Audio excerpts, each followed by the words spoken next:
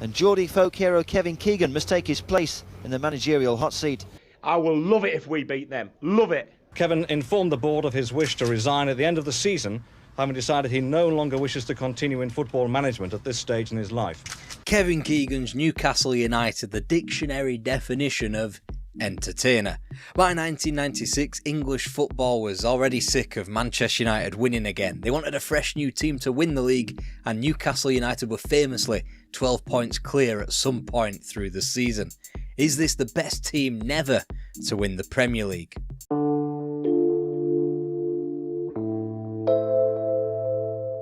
And it's Mickey Quinn who's going to take it. Mickey Quinn on his debut and he scores! Quinn's there. Oh, Quinn scored! Quinn's there with a shot. Oh, it's in! Gallagher with a shot. He scores! It's really playing well. Quinn racing through. Quinn shoots. He scored! Oh, my word! Newcastle United were back where they began the decade, Div 2, and back with a bang. Nonetheless, there were no Keegans, Waddles, Gazzers and Beardsleys. This was a new Newcastle now. But that doesn't mean there wasn't cult legends to fill the void. For one, Mickey Quinn, who netted just the 4 goals on his debut. 4 none, Jeremy. 4. It wouldn't be all plain sailing, and it was only a 6-game winning streak in the springtime that catapulted Newcastle into the automatic places on goal difference. Their failure to return to the top flight the first time of asking couldn't have been any crueler. First in limp draws to teams like Plymouth and Swindon Town, before Middlesbrough stuck 4 beyond the tune on the final day. And for the Newcastle United fan of a nervous disposition, look away now. That's a good ball for Hours. Hours has done well. Gates! Yes! Gates. Gabbiadini gets it back. Yes! That's the goal that will send Sunderland into the final. Quite the time to lose to the fiercest rivals for the first time in 11 seasons. So as Sunderland swanned up to the First Division, Newcastle remained in the thick of the second flight, suffering the ignominies of results like a 5-4 loss at Filbert Street in December, home defeats to rabble like Hull City, Bristol Rovers and Charlton Athletic.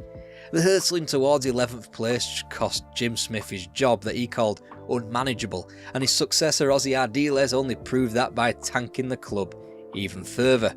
A February 1992 5-2 defeat away to Oxford United a week after their FA Cup elimination to Bournemouth left the Magpies in the relegation zone. There were a band of youngsters coming through, from Steve Watson to another Steve, Howie. But this was a club teetering on the brink of the 3rd Division and financial disaster. They could not rely on the youth of tomorrow to take them out of the bind of today. But their saviour had already arrived, and he went by the name of Sir John Hall. His first big decision, and would prove to be his most popular. The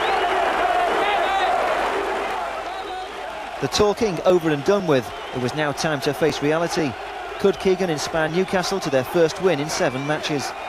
Then a team that had won 1 in 14 won immediately thereafter, 3-0 at home to Bristol City. More wins soon dripped through at Port Vale, at Cambridge at home to Swindon, the elite of the 2nd Division of their day.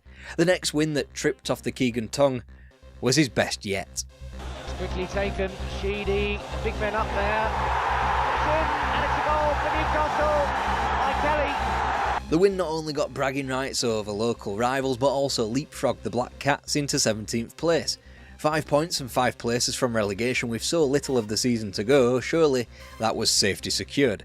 Then Wolves stuck 6 past them, Tranmere, Ipswich and Millwall all scabbed wins from the Magpies, and then Derby put 4 more beyond them.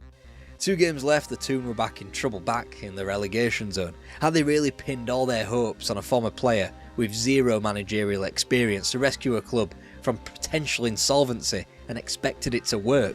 To Mickey Quinn, and then runs on to the return. The United striker stayed cool and slotted home his 22nd goal of the season. Defended well until Leicester's last throw of the dice. The ball was never really cleared, and skipper Steve Walsh bulleted his header past right. From Wright's long clearance, a misunderstanding between Walsh and his keeper meant despair for Leicester as the ball rolled into the empty net. But it did work. From a man who quickly appeared broken by the weight of St James Park in the spring, he was busy being deified by the summer. And that's because the Toon kept winning and winning and winning and winning. Forced wide, knocks it through for Clark. And it's an own goal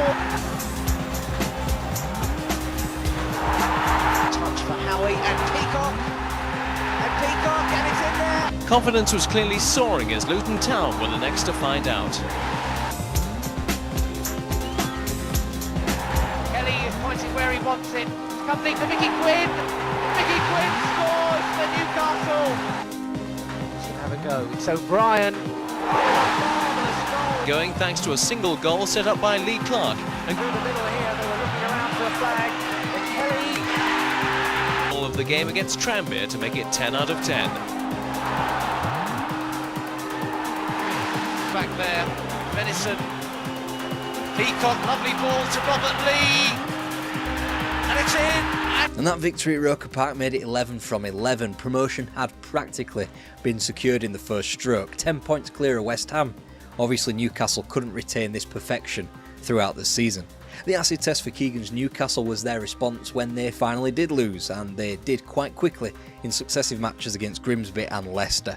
The tune were different now though. They had now teamed the exuberant new youth of Rob Lee and Andy Cole with experience in John Beresford, Paul Bracewell and Kevin Sheedy. And despite a run of 5 draws and defeat from January and February of '93, the gap to the playoffs remained a pretty impenetrable 12 points. It almost gave Newcastle the confidence to entertain once again.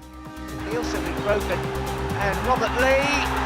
And is he going to go in? That is a sensational goal from Robert Lee. Sellers is on a run ahead of him. It's out for David Kelly. And Sellers kept going. And it's 6 now. And Robinson. And Kelly. It's 6. They were entering the top flight of English football once more, but now it was a whole new ball game.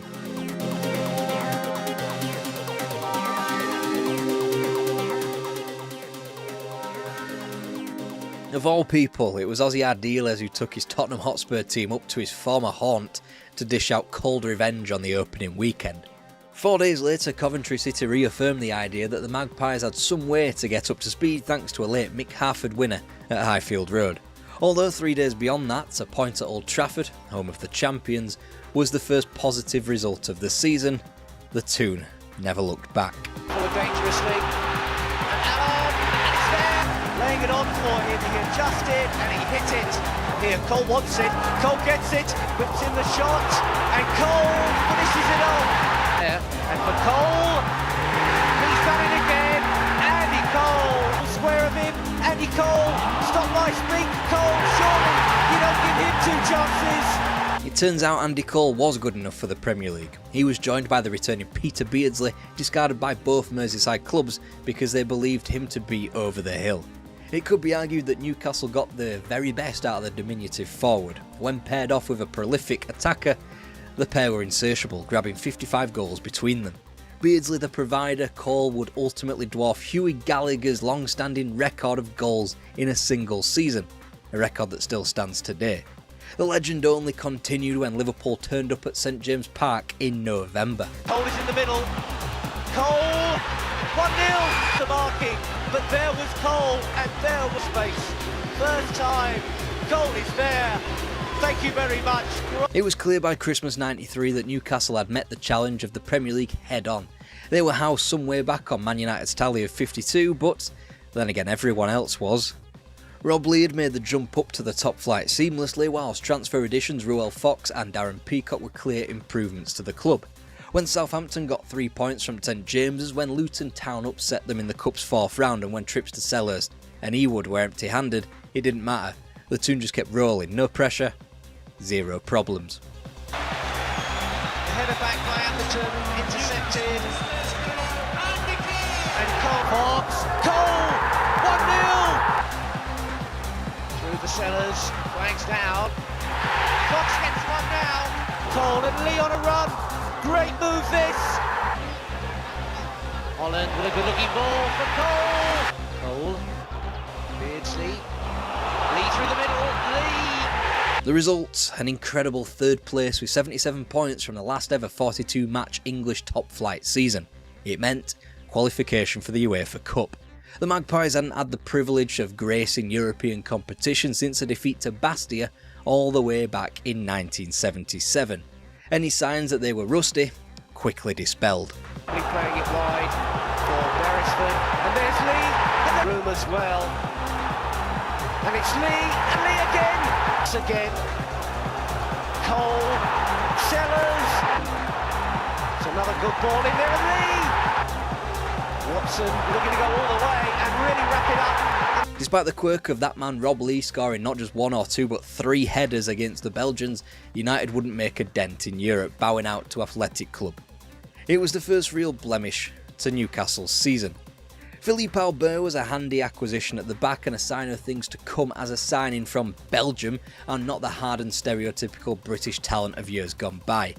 With him, they'd put away teams like Chelsea and Arsenal, go toe-to-toe with some of the league's best in Liverpool and Blackburn and in Premier League turns. Had only gone down away to Old Trafford, again home of the champions.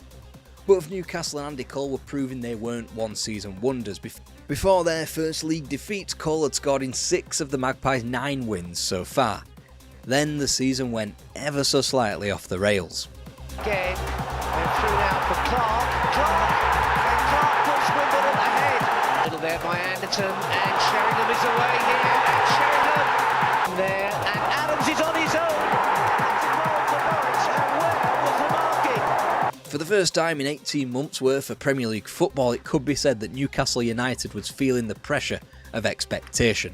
Much worse than any run of form came in January. Andy Cole was sold with Keith Gillespie packaged up to come to St James Park as part of the deal, with a view to Paul Kitson replacing Cole's goals.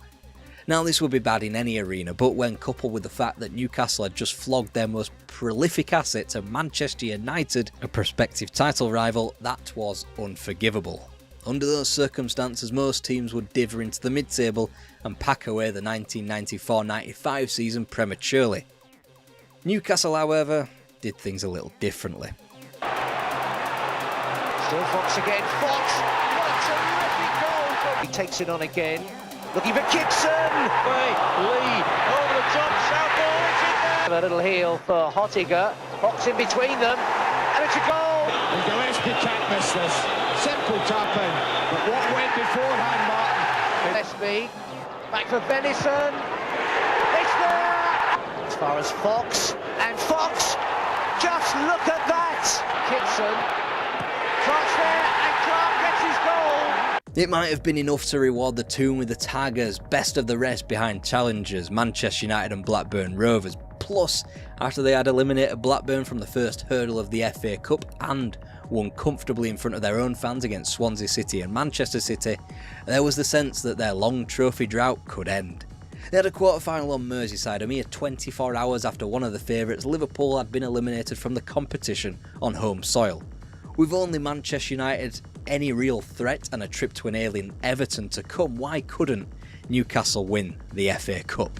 Right up into that box, Ferguson getting up there, and Watson, and Cernicek couldn't reach it, and around here, Cernicek came for it, didn't get it, and Watson was straight in there. Limpar. Here's Cliff. McCarthy! They've got the second goal! But Yeboah's solo effort meant the end of United's 15-month unbeaten run in the Premiership. The only thing left to savour from a sideways step of a season was a certain pinch of schadenfreude, which was reserved for the final day when a certain Andy Cole couldn't hit a banjo with a cow's arse up at Upton Park. It meant Manchester United finally surrendered the Premier League trophy, with Newcastle all the way back in 6th, despite a respectable 72 points. Kevin Keegan's entertainers were to take the season away from Europe, a disappointment but also a measure of how far they had come. And they weren't done yet.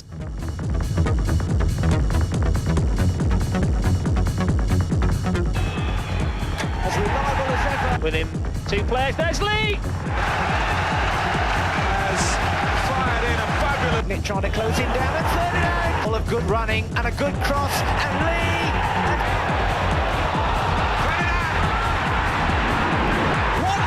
Another great cross, and it's Gillespie. Keeps his cross in. Links it in there. Now Gillespie tries the shot, and Ferdinand. There's a chance. Could it be the first goal of the day? And Ferdinand's up there, and Lukic, and Beardsley. Newcastle United weren't about to lie down at the first sign of trouble in the Premier League. They had gone big in the first months of the season, supplemented with going big in the transfer market that summer. Les Ferdinand was the replacement the Magpies had craved towards the back end of the prior campaign, and he would fill the Andy Cole void sufficiently. Then David Ginola arrived to much fanfare, another continental signing. He would get fans marvelling at his genius down the left almost immediately. Of course, there has to be the unglamorous but important acquisitions. In the summer, that was Warren Barton and Shaka Hislop. Come the winter, David Batty's addition from Leeds was a third vital acquisition. With the advent, Newcastle had not only surged to a seemingly unimpeachable position at the top of the league, but they'd puffed their chest out and got a 1-0 win at Anfield in the League Cup. It was hard not to make a case for the Toon just simply winning everything in this kind of form. Then a defeat at Stamford Bridge in the second week of December. Fine, it wasn't their first loss of the season anyway. Then the real main event after Christmas, a trip to Old Trafford to face the team that had so far governed the new Premier League. At exactly the halfway mark in the campaign, Newcastle led Manchester United by 10 whole points. Even a draw would likely be enough to all but put the title to bed already. It's Giggs to Cole! And Keane has got it. Roy Keane for Manchester. It shouldn't have been terminal, and wasn't yet. Newcastle United holding a 7-point advantage at the top of the English football pyramid, and it was New Year. Nobody had seen the like of it. But then their confidence and momentum was chipped away slowly but surely. Arsenal eliminated them from the quarter-finals of the League Cup. 7 days later, it was Chelsea's turn to end cup dreams via penalties in a third-round FA Cup replay.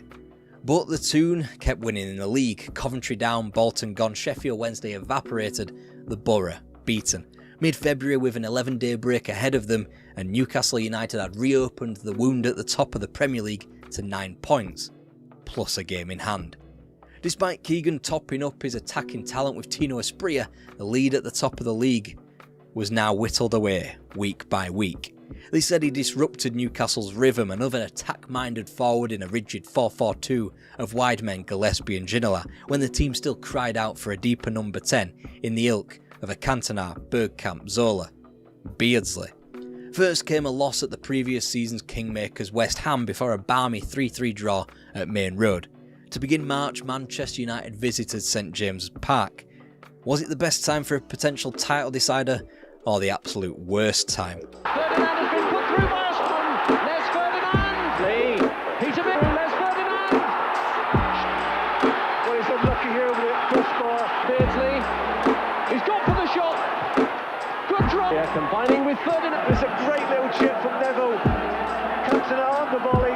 History might tell you that Newcastle collapsed from here, but they didn't. West Ham were beaten 3-0 2 weeks later. Newcastle still held a 3-point advantage, they still had a game in hand, and they wouldn't have to meet Alex Ferguson's team again.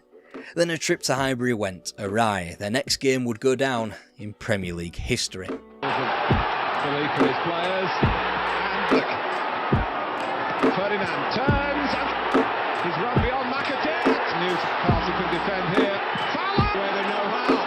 With brilliant attacking play of their own. It's a wicked ball coming out. Rush. Barnes. Still John Barnes. Collymore closing in.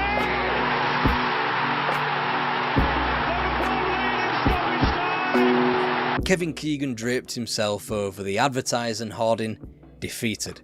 At that point, Newcastle's fate still in their own hands. Despite not occupying top spot in the league, 3 points behind with a game in hand, they could still win the title. Most neutrals believed they should win the title. Again, they rebuffed potential claims of a collapse, QPR beaten 2-1. 2 days later, they took the lead against a former Premier League champion in Blackburn Rovers. Then the less advertised but probably more brutal goals that the entertainers would concede.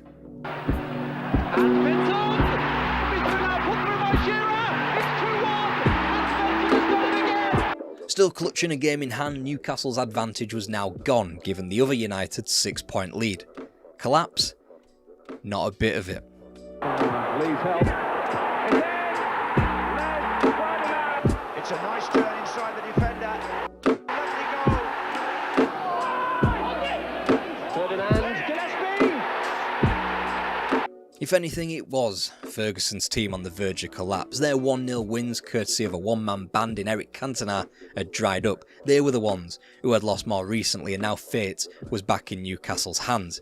We were in the final week of the season. Newcastle had their game in hand to come away at Nottingham Forest. Win that and the points would be deadlocked going into the final day. and Manchester United would have to go to Middlesbrough and get something, and oh yeah, there is the Newcastle United collapse. We're still fighting for this title, and he's got to go to Middlesbrough and get something. And I'll tell you, honestly, I will love it if we beat them. Love it. This is worrying for Newcastle. One goes for goal. That's a good turn and an even better finish, and Spurs have taken the lead. They say history is written by the winners. If Newcastle would have beaten them, that quote-unquote rant would have been immortalised as a rousing speech that won Newcastle the title. Instead, it became a method to poke fun at an emotional manager that had fallen into the web of Alex Ferguson's quote-unquote mind games. History will tell you the United from Newcastle were the happy-go-lucky entertainers, the United from Manchester the battle-hardened winners, and yet it was Ferguson's team that scored more goals, and the difference in goals conceded, just 2. The gap was 4 points, the title won by Manchester United 6 points against their closest rivals. The question was, could Newcastle go again? And Pierce is in the middle, and it's the equaliser. Men forward here, Ferdinand's making a run against his old club. Fairly deep. Ferdinand got a touch and that's in as well. And Shearer, goal. Just the 4 or 5 in the middle, and across. That certainly suggested so, but we've not got to the main event yet. We've not got to the match that arguably encapsulates the Kevin Keegan era at St James's Park, despite it taking place a season after their closest brush with glory. No, that came when Manchester United returned into the Toon's crosshairs. The clubs were destined to battle for the title again, and by the time Keegan welcomed Ferguson to St James's Park on October the 20th, they led them by a point, and a win would take them top of the table. Shearer going up well, Peacock! The goal is given. What a magnificent strike. Shearer, well, how does he work the ball in from there? That is game set match. And it started and finished Mason. And there is the most famous clash between the two, and it was carnage in respect to Ferguson's team, utter and pure bloodshed. The Toon had won the first battle on the pitch against the Red Devils, but it wasn't the first victory over their rivals that season. No, that was the acquisition of Alan Shearer for a world record £15 million.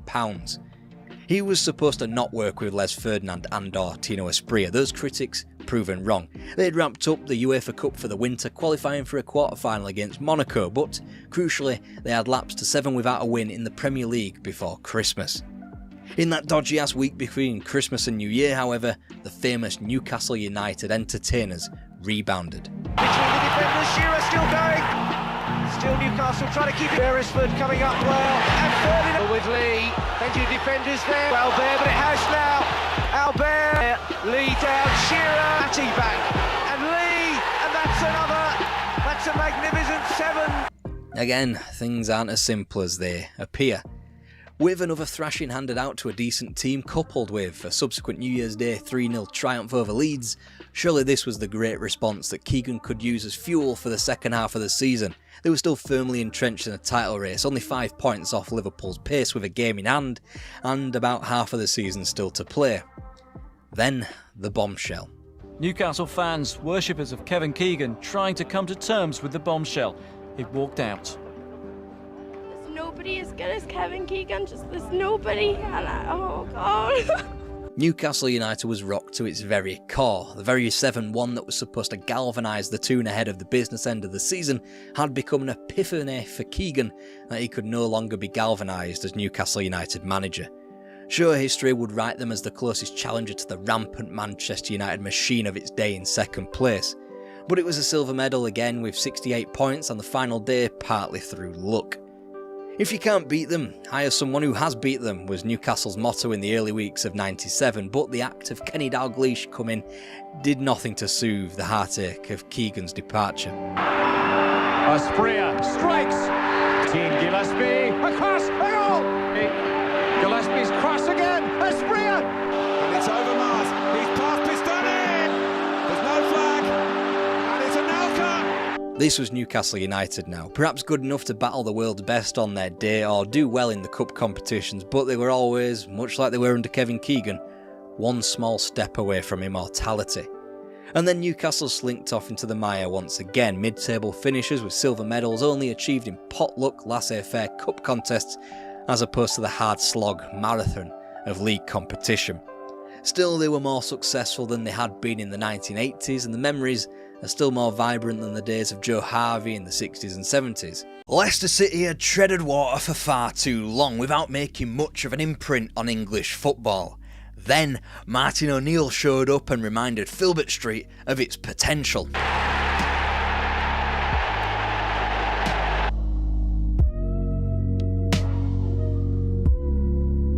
Leicester City had believed they had found the right man for the job in David Pleat in late 1987, but all he could do was keep them with their heads afloat in the bottom half of the second division. It wasn't good enough, so in the last season before the Premier League was founded, he was sacked and in came Gordon Lee to steady the ship. Quite frankly, the Foxes could be grateful for the restructuring of the Football League into the Premier League because it meant that their eventual resting place of 22nd didn't mean relegation into the third tier. That's just how bad that things had got.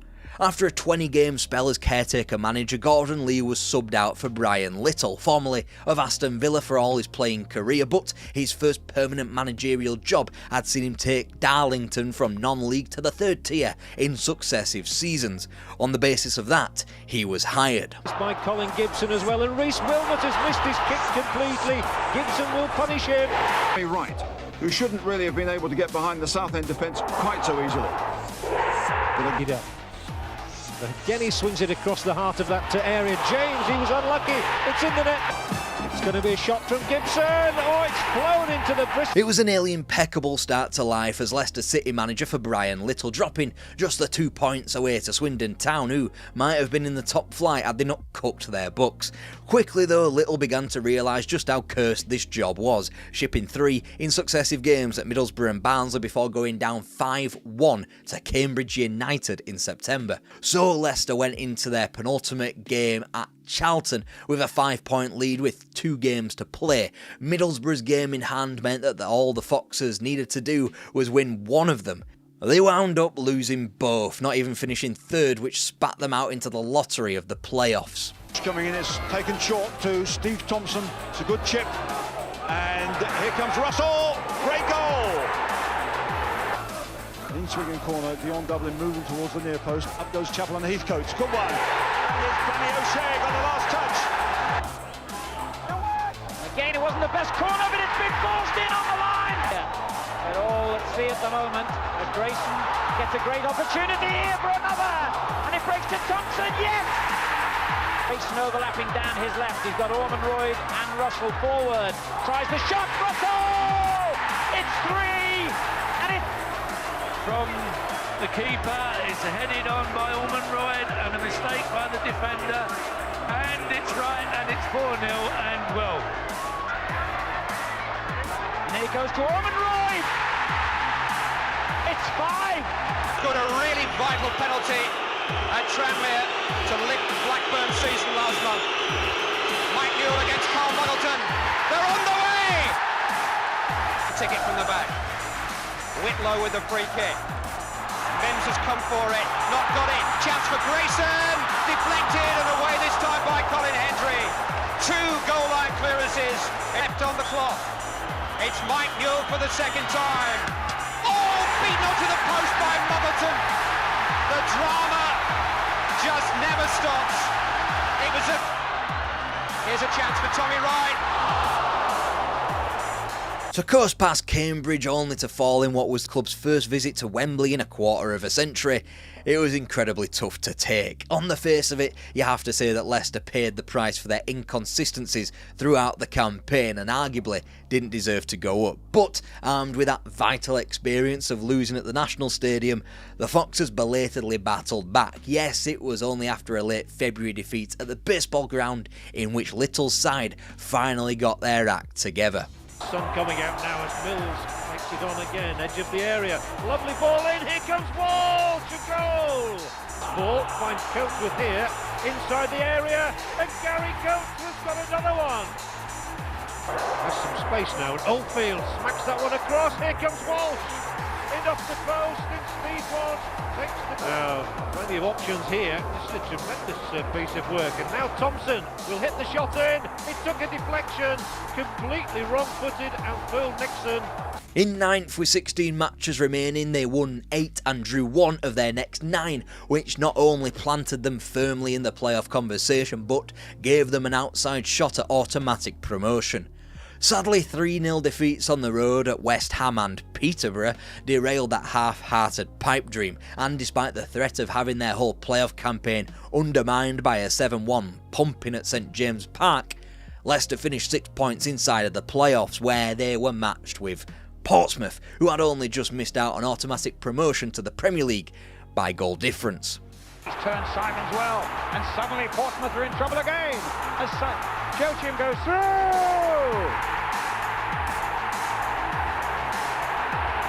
Now what sort of cross can Daniel put in here? It's a good long one there towards McLaughlin. Chip in there by Thompson. And Oldfield, and it's gone in, and Leicester. Here's Thompson, Joachim alongside him, still with Thompson. It's a great goal. Oh, that's a good shot, a wonderful goal.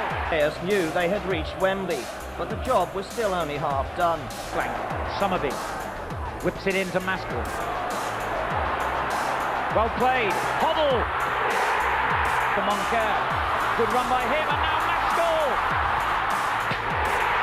They're ahead of him though. Moncur plays it back in again, and no offside! And Taylor has scored! Philpott's cross is an excellent one. Walsh is there! And Joachim Hill! And he curls it beautifully over to the far post. Philpott turning it back in again. Walsh goes up to the keeper, and it's in! Now, he's got Joachim, and looks for Thompson! And Thompson! Knocks it long for White, and White steals in and goes down, and it's a penalty. I do feel that Kevin Paul should be more alert to that ball played through. From the spot for Swindon. He scored! You tell me, you're the experts. Supporting Leicester City in this time must have been quite the emotional rollercoaster. To return to Wembley 12 months after the last heartache, to go 3-0 down almost instantly to a team that was probably not as good as you, only to pull level and have the rug swept from under you by a penalty decision. It was difficult to see how any team would have the resolve to go again. But go again they quite clearly did, as they climbed to the top of Division 1 with a January win over Charlton. Now the league was obviously quite tight, as 2 wins separated the top 10, so the Foxes' subsequent inconsistencies had Brian Little descending from hero to zero. An April the 26th win at Fratton Park kept them just about in the playoffs, as the toils of a tough season took its toll on the division. Ending the campaign with 3 1-1 draws was enough for 4th and the playoffs once again.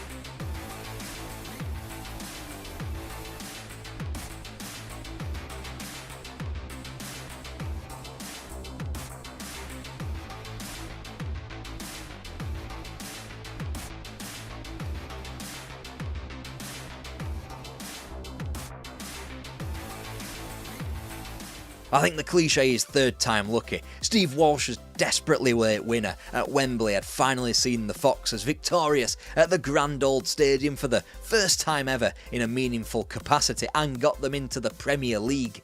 This in a time right on the precipice before the rampant riches and an improved influx of talent flooded the game. It was a perfect time to jump aboard what was a runaway train. Possession. Fox. Oh, and Elliott is free, coming in from the left.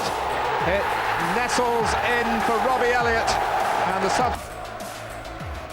Vinnie Jones preparing to launch one of those missiles he calls a throw-in. He does get such distance on these long throws. It goes Harford, it's 1-1. Is struggling. No surprise then when Chelsea got a third early in the second half. Peacock's pass releasing Spencer to score his second of the game. In theory, yes. In practice, not quite so much. Brian Little had earned just 2 wins from his opening 14 Premier League games, and after slipping up again at home to mid-table Manchester City, they were in danger of dropping to the foot of the league.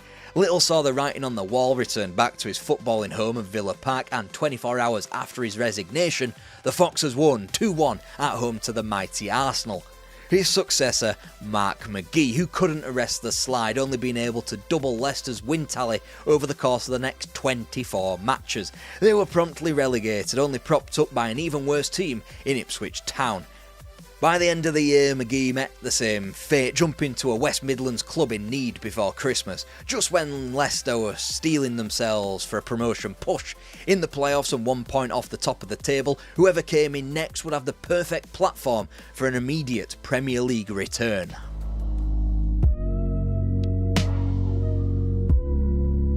Full effort by Giorgio Kinkladze. Leicester unable to resist the magic of the midfield maestro and unable to cope with the Premiership side's all-round attacking strength on this occasion. Alexander, final ball in, it's not a bad one. Poole didn't quite get hold of it, it's 1-0. The scorer, Tony Thorpe, his second goal of the season. Despite an opening goal after 28 minutes from Ewan Roberts. No, you're right, it isn't the football you imagine when you think of Martin O'Neill and Leicester City, is it? Scrabbling around looking for wins that never arrived at places like Grimsby, Millwall and Stoke, hardly the bastions of footballing utopias. Still, the first win O'Neill did manage to carve out was the sweetest possible one, away at the traitorous Mark McGee's Wolves. It was a result which left Leicester clinging on to a spot in the playoffs only on goal difference. The platform still remained there for a manager who had started his managerial life at Wycombe, looked to have earned his big break at Norwich, only for boardroom shenanigans to generate him a false start. The more the season wore on, the more Leicester grew into it. And then book him later, or send him off. Claridge is through, chance to make it 2-0, he has! Oh, shoot for Heskey. Heskey's in, left foot, drills it across, Claridge scores! 2-1 it is, 61 minutes!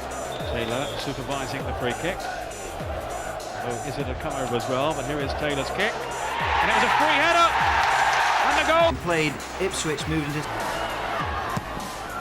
Does well to get that one in. And it's gone in! And it's it! By April 13th, in a draw at Tranmere, Leicester were on the outside looking in. It appeared as though the Foxes had missed their chance at the immediate return. Then they pushed themselves over the line. Oldham, Huddersfield, Birmingham all beaten at Filbert Street before a crucial 1-0 triumph at Watford leapfrogged them over Ipswich and into the top 6. There can be no doubt about it that O'Neill's manoeuvres in the transfer market had crept the club over the line. Neil Lennon had been purchased for midfield from Crewe. Joining him in the middle was Chelsea loanee Muzzy Izzet. Steve Claridge up front, though, would only grow more crucial as the playoffs kicked into gear. I've got the best scoring record away from home in the division. It's they who go on the attack first, with Heskey trying to get into a shooting position here, and getting the ball across the park. Parker has scored! Houghton. It's a good-looking ball through, and it's in! A glorious ball, set him clear. That could be a penalty, it is! The kick. And a level! That could be... 4 straight second-tier campaigns, 4 straight playoff campaigns and 4 straight Wembley visits, and now with this latest win, they had evened the scores up at 2-2, taking themselves back into the Premier League at the first time of asking. Just imagine what Martin O'Neill could do with a pre-season. He didn't wait long on the transfer front. Casey Keller coming in to be the club's number 1 from Millwall. Izzet's loan turned permanent, and Ian Marshall, recruited from Ipswich before lower league talent in Steve Guppy and Matt Elliott, followed midway through the campaign. This time there wouldn't be such a pushover in the top flight. Ball. Now then, can Claridge get in there? In comes the cross, Heskey's there! Down to show his pace, Lennon tearing into the centre, Claridge is there! And Leicester, who fitted very snugly into this match at White Hart Lane, have scored the first goal, but Steve... Got to the ball, here's Lennon. Chance here maybe for Leicester City, they got bodies up, Lennon going all the way. He's in, it's a goal! Yes! Heskey the scorer! Martin got...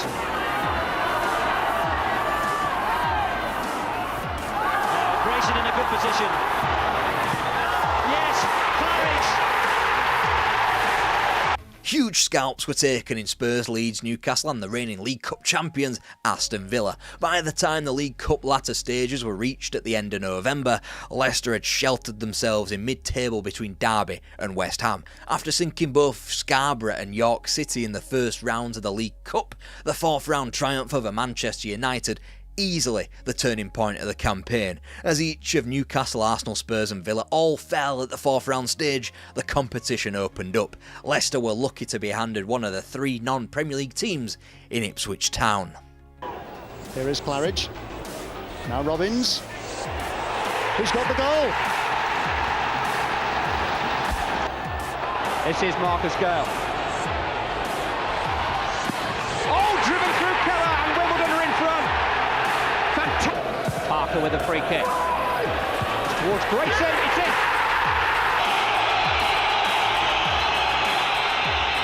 The final whistle has gone. It's Leicester City and Martin O'Neill who go to Wembley.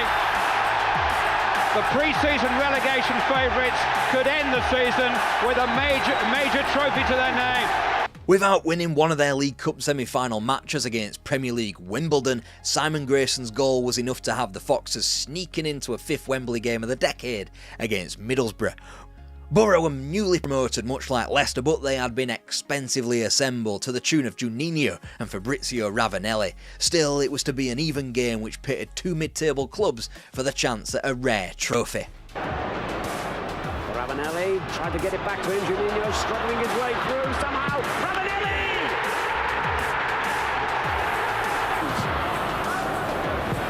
He'll do well to make his cross, and Walsh is there again and heads it back. Heskey! Claridge! It's in, is it? It is! He's tied in the kick-ins, but just got that air about him. But here he is, and he's done it! Three successive draws after 90 minutes in the competition have taken Leicester up to Hillsborough, a venue not befitting a cup coronation and the last ever replayed major final in English football history.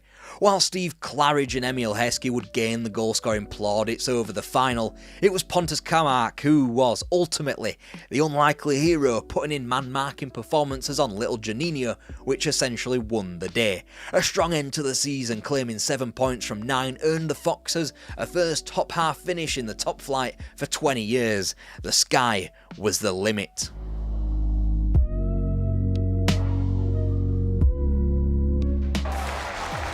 Here's Guppy, courtesy of Heskey.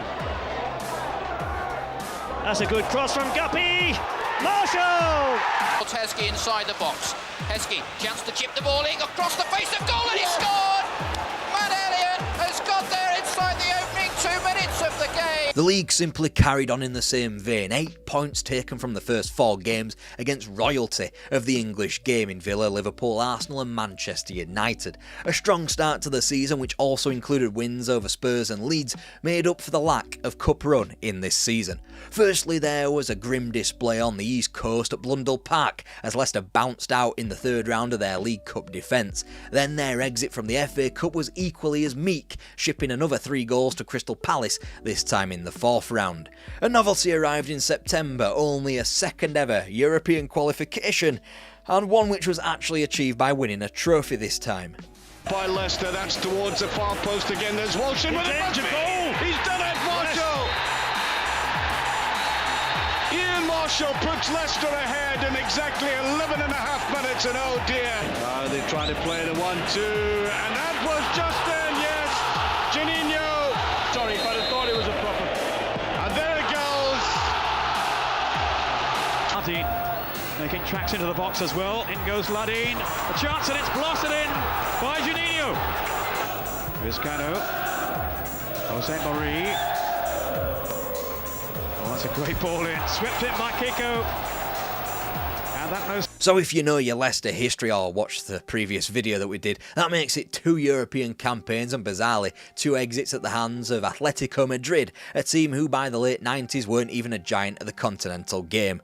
Still, by every other metric in the league, Leicester had shown themselves to have improved. They finished with 6 more points, they won 1 more game, scored more, conceded less, and had a goal differential that ranked as the best outside of the top 5. It was only the position that lagged 1 behind because of a better quality of division.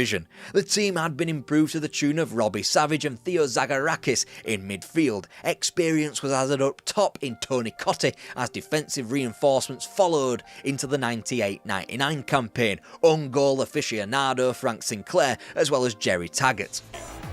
Lovely piece of control. He's got 3 Leeds men round him. It's a great run from Heskey. It's a lovely finish, and it's Tony Cottee. 76 minutes. Impey. It's going to go all the way through to Ian Marshall, who has surely won it for Leicester in injury time. The position in the table was another 10th place. If you're keeping track at home, that's 3 top-half finishers on the bounce. This is something that hadn't happened to the club since the 1920s. It just didn't happen to Leicester. If an opening day draw that ought to have been a win against eventual treble winners Manchester United was not good enough, then have the by now biannual triumphs over Leeds, Spurs and Liverpool. And whilst Coventry City did have the Foxes' number in the FA Cup, the same wouldn't be said for the League Cup. And he's picked out Heskey, and they are coasting into the next round. And then again, is it? Chance for Mazzy, is it? And Cottee, it's number 2. Martin. Parker with the kick. Parker with the goal. 3-4 in the box now, Leicester. It's Lennon. And Cottee with a brilliant goal to Savage. Turned forward by Lennon. It's a great ball. It's a goal. He's done it again. If Wembley was a second home for the Merseyside clubs in the 80s and Manchester United frequented the grand old ground lot in the 90s, Leicester weren't that far off themselves. Once Chesterfield were put out of the League Cup, the Foxes were made to work for their Wembley showing. It was all top flight right the way through, and even when it wasn't, Sunderland in the semi-finals, they would go on to post 105 points in the second tier anyway, so were clearly of Premier League quality. Again, Leicester weren't supposed to be doing this, so no wonder that Martin O'Neill was a man in high demand. Everton and Leeds had chased and chased him, but at the 11th hour he made his decision known after a desperate campaign in October against Spurs to make him stay. Spurs, ironically enough, the team waiting for him and Leicester at Wembley. They could have one, if not both players, in trouble. Well, Savage will get a booking, I think, maybe for his tackle, but it's what the referee saw. Yellow for Savage and red for Edinburgh. Good ball there for Everson, and he's got the pace to get in ahead of Walsh and keep going. And Keller, and it's a goal! Would you believe it? In stoppage time! It was by now a rare blot in the Wembley copybook for Leicester City and Martin O'Neill as Spurs swept to the Alan Hardacre trophy in the last minute. It was a team that didn't need much, if any, money spending on it, as Tim Flowers came in as another goalkeeping option inexpensively. Now, usually in modern football, which you can say it is now thanks to the year starting with a 2, a team usually has a peak of 3 or 4 years. This was O'Neill's 4th. Again though, they improved. Without necessarily getting their just rewards, at the Riverside Stadium everything came together. The side narrowly beaten by West Ham.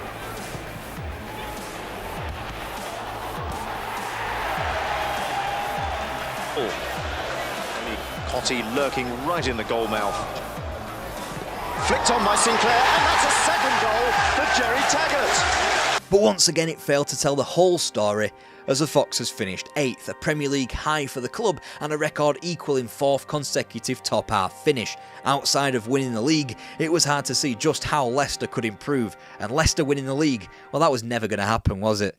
Once again, it was typical that it was the League Cup that enhanced City's season, and in Emile Heskey's final days, his record £11 million transfer to Liverpool would only be completed after the final. So it's Oakes against Digby. Corey slides it in the corner. Pops up everywhere, Mazzy, is it? Good ball into Heskey!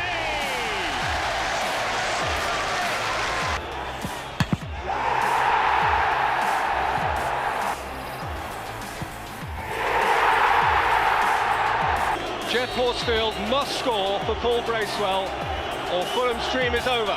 Horsfield! Oh, Beckside saves! Savage again. Only Elliott in the box for Leicester, but he has a real presence. Oh! It's a super goal! Stop Paul Durkett's watch. We've played 3 minutes of stoppage time, and it's Wembley again for Leicester City. Heskey is on the near post. There's Elliott! Crossbar in! Batting edge trap here. Can they find one here? Good climbing by Jones. It's Kelly! Oh, there's the answer. David Kelly! Channel Rovers. Guppy now with a corner. It's Elliott! And they're back in front.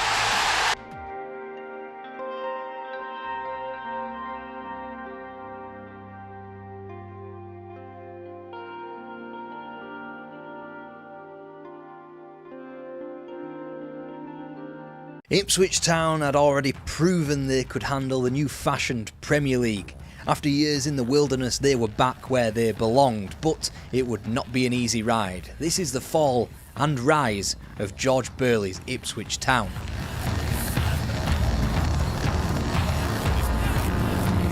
For the longest time, it appeared as though the inaugural Premier League season would see Ipswich Town cast to the Ramsey and Robson heights within the top 4 or 5. In the end, a dwindling second half of the season cast the club back as background characters. In a fresh new league with fresh new money, Town smashed their transfer record twice in the summer of 1993, first bringing in Ian Marshall from Oldham before Celtic's Stuart Slater was added to the ranks.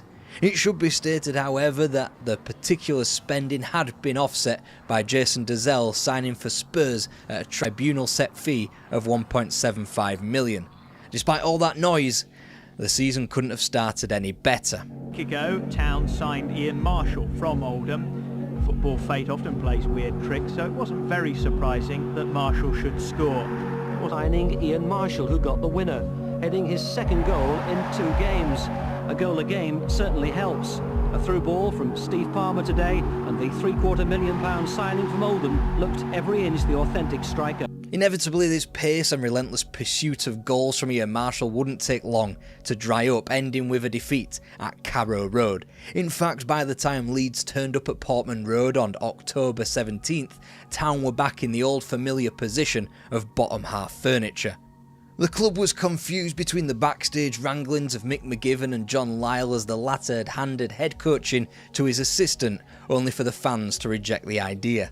The strange old season only got weirder as Town ended 1993 8 unbeaten without playing incredibly well, drawing 5 of those games and climbing up to a presumably safe 12th. Well, they did manage to take all 3 points off of Norwich on December the 18th. But with the changing of calendars from 93 to 94, Ipswich's form took a turn, an unbeaten 8 seamlessly drifting into a winless 7, 3 of which were goalless. As Newcastle United were the league's entertainers, Ipswich were at the opposite end of that scale. They were keeping themselves to themselves, 10 points above the drop, 10 points from the ludicrous idea of Europe. Then shit hit the fan. There's no offside here. Could it be a hat-trick for Wright? It is!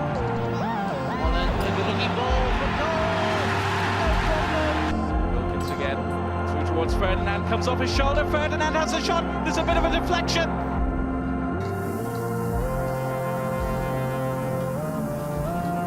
It had taken 2 months for Ipswich to officially become embroiled in a relegation dogfight. Those behind them had games in hand, and after their most recent escapade, Town had negative momentum. By the time they played again, only a point and 2 places separated Ipswich from a Football League return. Their next fixture couldn't have been more badly placed. Town welcomed Manchester United, who needed a win to claim the title for a second season running. Of course they did, but with a struggle.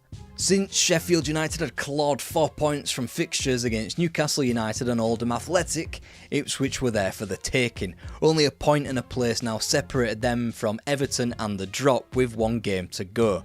With Swindon long consigned to relegation, they would be joined in Division 1 by 2 of 5 teams above them. Ipswich simply needed to better the result of anybody around them. Thankfully, their opponents had nothing to play for, even if they were second placed Blackburn Rovers. 90 goalless and nerve-shredding minutes passed the club by as fans evolved to have radios pinned to their ears for any news from Stamford Bridge, Goodison Park or Upton Park.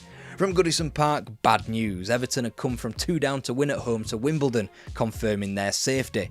From Upton Park, goal machine Matt Le Tissier netted twice in a captivating 3-3 draw to book themselves in for another season. And finally to Stamford Bridge, where Sheffield United led twice, but had been pegged back twice, which would have been enough to relegate Ipswich until Mark Stein popped up with a 90th minute winner. Ipswich lived to tell the tale, but they wouldn't for long. Roy Keane, well struck, hordes of red shirts arriving. Cole, it's his second post. Cole's in there, box. Oh, it's in. Forrest, it's in the air. Hughes has one defence for Clare. Hughes has saved it, Cole, and United have taken it quickly. Ince is in there. Here's Cole, he's back to goal. It feels harsh to boil down a season to one afternoon in a campaign where relegation had long seemed an inevitability. That inevitability, that loss of will to survive in the season, began on March the 4th with a still record Premier League defeat at Old Trafford. It had been a hellaciously bad campaign, despite John Lyall reverting to head coach, despite a retooling of his coaching team, and despite the club's first £1 million transfer, Steve Sedgley.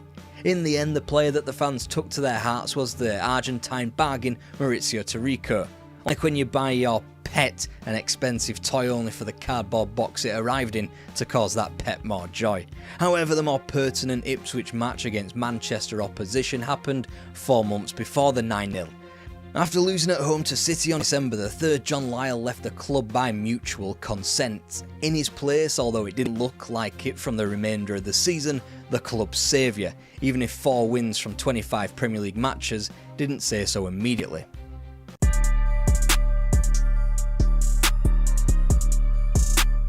Yes, it was time for George Burley. He was saved from Colchester United 6 months into a 2-year contract. He got right to work, blooding in youngsters such as Adam Tanner, whilst Alex Mathy, Chris Swales and Lee Chapman were acquired in time for the 95-96 season. Sadly, a glut of injuries and the selling of Chris Kawamia, Eddie Hughes and Phil Whelan to balance the books rooted Ipswich to the last ever 22nd place in the Premier League. They'd be hoping to be more akin to the class that were relegated in '93, who had all been promoted back to the top flight by the time Ipswich dipped back in to the Football League.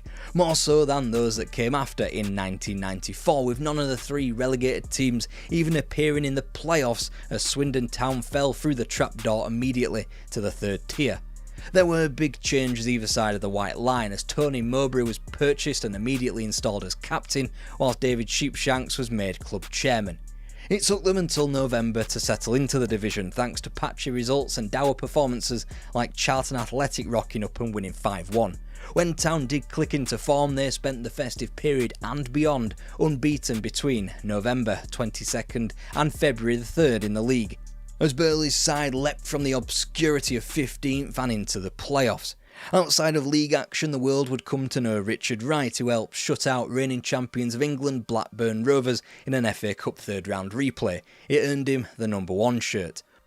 Ultimately, there were just 1 too many defeats on the back 9 of the season, as Ipswich sunk in Tranmere and Southend, ending the campaign with a goalless draw at home to Millwall, falling 2 short of the playoffs. 96-97 was here, and the term second season syndrome hadn't been invented yet, but it was quite clear that a malaise hung in the Portman Road air. For one, results just weren't good or consistent enough, as teams as lowly as Oxford United, Huddersfield Town, Tranmere Rovers and some pokey unit called Norwich City all stuck 3 beyond Town before Christmas. Then there was the upheaval linked to the selling of Ian Marshall and Klaus Thompson for a combined £2 million, only to replace them with a youth prospect by the name of James Scowcroft, a series of loan deals, TalkSport's very own Jason Cundy, and young local lad named Kieran Dyer. You could cut the season in 2 before and after an early cup exit against Nottingham Forest. As they bombed out of the cup, Ipswich laid equidistant between playoff hope and relegation doom. They went into 1997 having lost a third of their games. They wouldn't lose again until the middle of March, subjecting teams like West Brom, Oldham and Swindon to enormous thrashings in advance of a hotly anticipated East Anglian derby. Ipswich were back in the playoffs, just about, but a Norwich win would leapfrog them above Town. It's past the Argentine, Maurizio Tirico. Ipswich into a lead. But Paul Mason punished them, perhaps ending Norwich's promotion hopes. They weren't mathematically confirmed for the playoffs yet, but spiritually they were already there. 7 points from their last 3 games earned them home advantage in the semi-final second leg against Sheffield United. After Mick Stockwell had salvaged an away draw in the first leg in South Yorkshire, a win or a goalless draw was required, but since I'm obviously about to show you some footage of some goals now, a win was needed.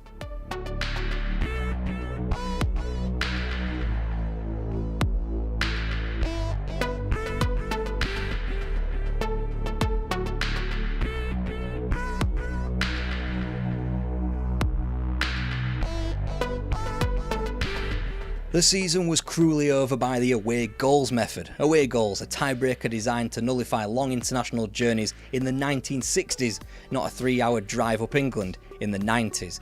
But it felt like only a matter of time before promotion was a reality. The 97-98 season saw enormous changes to the playing staff, as almost £2 million was recouped for Tony Vaughan and Steve Sedgley, and 5 names made their way in through the door. The most pertinent of which was Bournemouth's Matt Holland, as well as Mark Venus from Wolves. Operating on a different level of experience, a correct balance was struck, not that it felt like it at the time.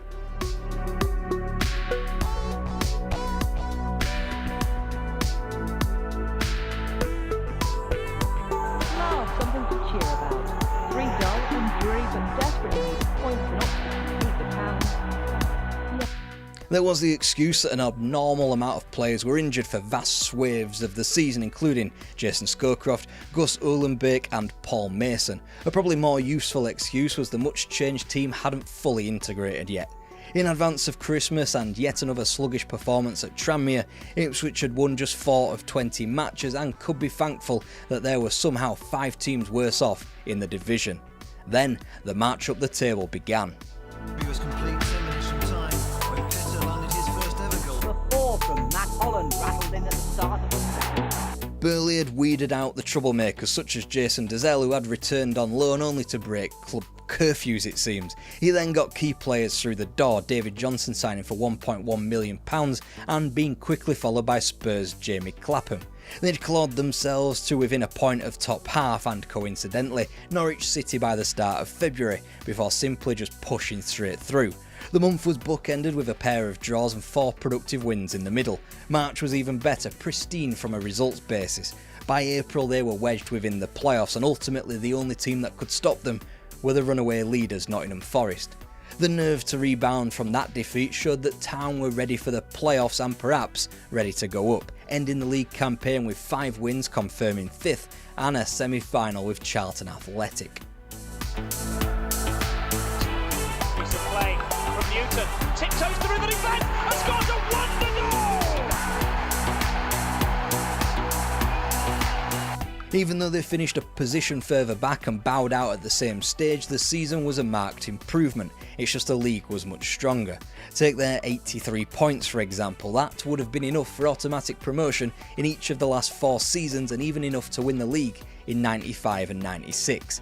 And that was surely the next step, right? Well, an Ipswich Town game didn't see a goal for the first 3 matches, and Burley's side wouldn't find a goal or a win until match 5 of the new season when they plundered Port Vale for 3 points. It was once again all change as Brian Hamilton and Stuart Houston entered the coaching staff, and a glut of injuries took Burley into the loan market to bring back names like Jim Magilton. Thankfully, by the time the sale of Maurizio Taricco sparked fan outrage, Ipswich had corrected themselves in the league. Went for the same ball, leaving David Johnson the simplest of tasks. Didn't really matter because a couple of minutes after that, they did take the lead. By Christmas, Ipswich were firmly entrenched in a promotion battle, having gleaned 45 points from 24 matches. Sunderland were already zooming towards their rightful promotion, so Town were left to scrap it out with the likes of Bradford City, Norwich City, Watford, Birmingham City and Bolton Wanderers. When Ipswich smashed Swindon 6-0 in the midst of a winning run, commanding a 3-point lead over surprise package Bradford with 6 to play, there was a sense that momentum belonged to Town. But even after a wobble of 1 win from 4 had the club ejected from the top 2, fate remained in their hands. A trip to Birmingham City could cure Town's ills and sneak them back into the top 2 in advance of the final day. Who's spreading panic in the Ipswich defence? He did all the hard work. Paul Furlong was on hand to turn in the cross. That win guarantees Birmingham finish in the top 4 and get a place in the playoffs. Even a point would have dredged Town back into the automatics. Instead, they were left to scrap for the playoffs for the 3rd season running. For the pessimist, it could be seen as a curse. For the optimist, 3rd time lucky was the cry. Their opponents were Bolton Wanderers, a team Ipswich had finished 10 points ahead of, but also a team that had Town's number in the league that year. Scowcroft is found. It's Matt Holland. And he pulls it back for Gudjonsson. Wonderful save for Bob Taylor. Scowcroft again. Kieran Dyer. Oh, it's in. Johansson's corner. It's gone all the way through. Preston! Oh, it's in! Vilnius sends it in. Dyer's looping header. Oh, yes! That's a lovely ball through to Gudjonsson. Taylor is in the middle. It's 3-3. Holland. And Holland. Oh, it's in! And Bergson sends it out of play. It's all over. Bolton are at Wembley. After a 1-0 loss in Bolton, the 4-3 home win was yet another away goals defeat in the playoffs. The pessimists were right, the playoffs, they were a curse.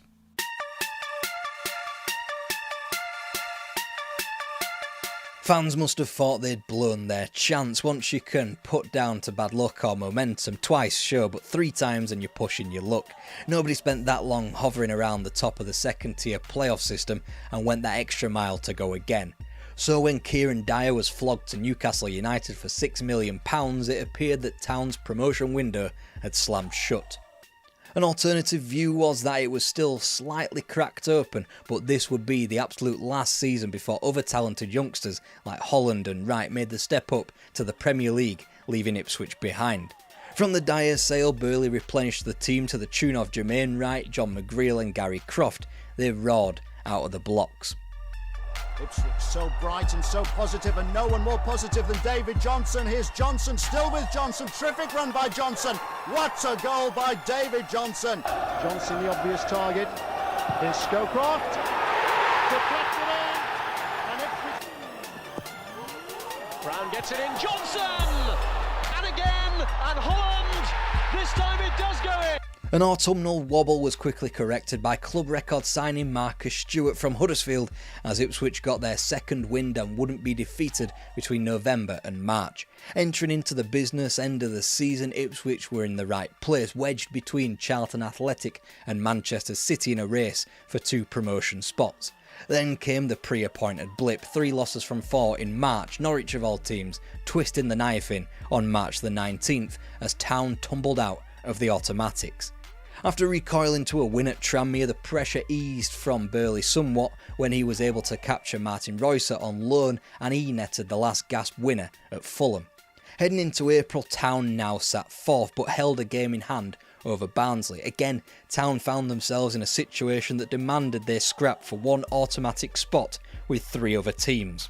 They could have done without a draw at West Brom or the loss at Loftus Road, but after a win on home turf against Crystal Palace, they salvaged an outside chance at automatic promotion on the penultimate weekend at the Valley.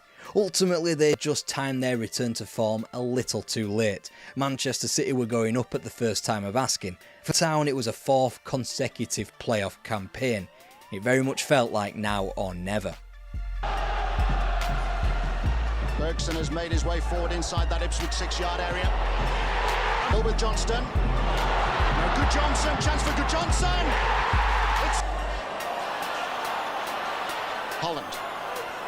Stewart. Oh, magnificent strike. Flag to stay down. Rooster is onside. Stewart, a chance to level it. Marcus Stewart. Surely Stewart. Fantastic. Johansson's cross, a real test for Richard Wright. And the goalkeeper stumbled. And here's Holdsworth. He's got to match his breath. It's Magilton. And this time Jaskalainen has saved it. Magilton away. Magilton, terrific run. Fantastic goal. Now there's danger signs here. In a game by Venus. Mowbray with a header on. Magilton. What a fantastic equaliser. to put Ipswich ahead for the first time tonight. And he succeeded! Just another chance to wrap it all up for Ipswich Town. Yes! Ignatz! Oh, it's got in off the back of the goalkeeper! Oh, it's in! Keep his nerve as White stands tall and saves it! It could be through here. And Naylor has scored! Form of Clapham. Stewart! 3-1! Get Barnsley back into it. And he does! There is onside and he's been put through by Naylor. This could finish it! And he has! The Flying Dutchman in stoppage time! Thankfully it was now, fourth time lucky, and after 5 years away, Ipswich Town were Premier League bound. In the age of the Premier League, 8 teams had gone up via the playoffs and 6 of those had immediately been relegated. The 2 that survived, however, Blackburn in 92 and Leicester in 96, finished in the top half, so which one was it to be? Either way, the club's first act upon promotion was to officially acknowledge a new nickname. Now we can call them the Tractor Boys. Let's crack on. He looks like a striker. Bramble is 9.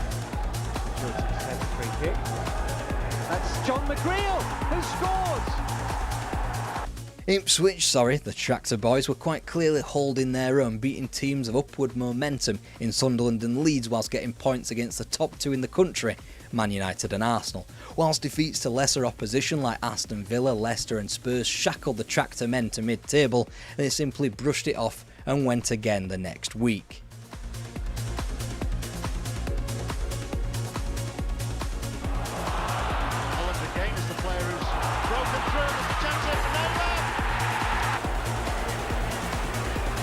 Holland.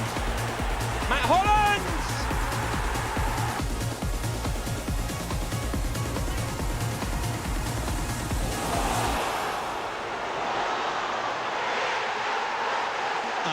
So much so that by the time they sunk Southampton at Portman Road on December the 16th, the Tractor people, were in 3rd place in a Champions League spot and just 6 points behind a team that had won the treble less than 18 months ago, the dictionary definition of dreamland.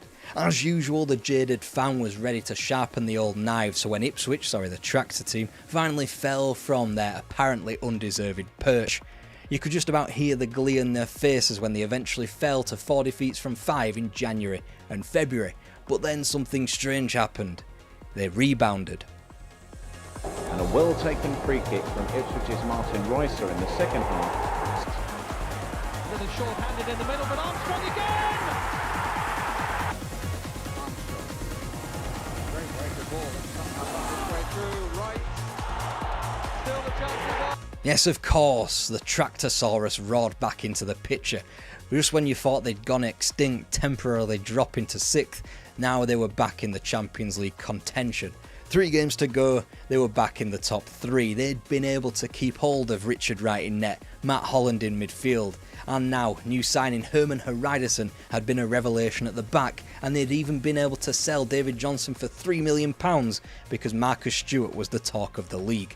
In battling teams like Leeds, Liverpool and Chelsea for the 3rd and final Champions League spot, Ipswich were handed 3 games to go and claim that incredible prize, and 2 of them were against their newly fellow promoted teams. The other, on the final day at Pride Park, was against a team that would have very little to play for, safe in the bottom half of the table. Preston had put Charlton a goal up, and although Reusser equalised for Ipswich to make it 1-1 at half-time, Burley says they were made to pay for defensive errors. Rufus got Charlton's winner.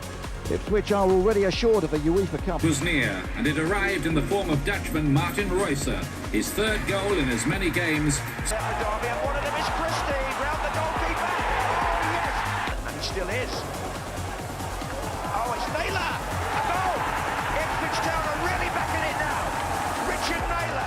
Ultimately, it wasn't to be, as Ipswich wound up in 5th. Still an incredible achievement and couldn't be more in the snap your hand off territory if Town fans had been offered that position in August. Only Blackburn in 93, Newcastle in 94 and Nottingham Forest in 95 had been promoted from the Premier League and finished higher than Ipswich's performance in 2001, and nobody would do so again. Gillingham will stay in Division 2. Oh, he has missed it! Manchester City are up!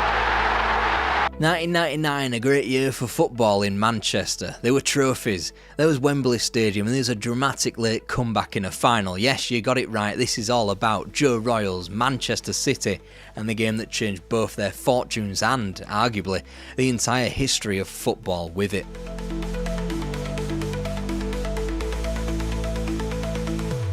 Since we left you in 1983, City underwent a yo-yo cycle, bouncing between Divisions 1 and 2 with perfect synchronicity that went promotion or relegation, breathed for a season before back to the promotion or relegation. In this time, City chewed up and spat out managers like Billy McNeil and Jimmy Frizzell before Mel Matchin and Howard Kendall attempted the club's latest stabilisation. And it did look as though Kendall was about to dredge City out of their funk until Everton tugged on his heartstrings and lured him back to Merseyside. It was only when Peter Reid turned up that Main Road could just calm down a bit, and in time too for the advent of the Premier League. Reid even managed to yank City to a higher finish than United one year in 1991, but after a third straight year of top half football in the top flight, he was bizarrely sacked 4 games after signing a contract extension. By the 1995-96 season, what with its horrific start and its final day confusion amid a 2-2 draw against Liverpool, City were back in the Football League. This time there would be no comeback. They had their breather of a season, yes, placing 14th after Alan Ball resigned moments into the campaign. Steve Coppell took 6 games to go, nah, I'm resigning on medical grounds, before stable winter form under Frank Clark kept City safe. There would be no second breather of a season, much like in the 80s, only this time it didn't end in promotion. The sheen had worn off Frank Clark at Main Road by the February of 1998, when he was brutally sacked after 5 winless matches. He left the club wedged between Ports, Vale and Muff, deep into the relegation zone. Enter Joe Royal, a man who knew the area, knew the club and, crucially, had experience of resurrecting a dead football club in Oldham Athletic to magical effects.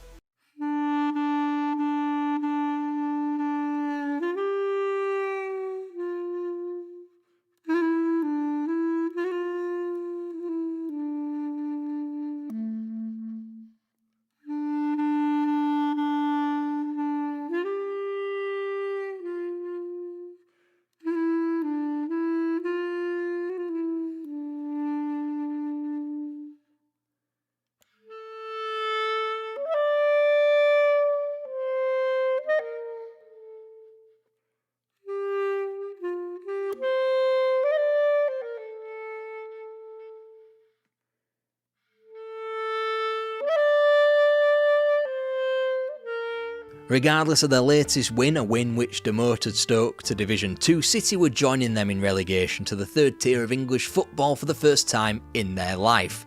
They were hardly blowing teams away.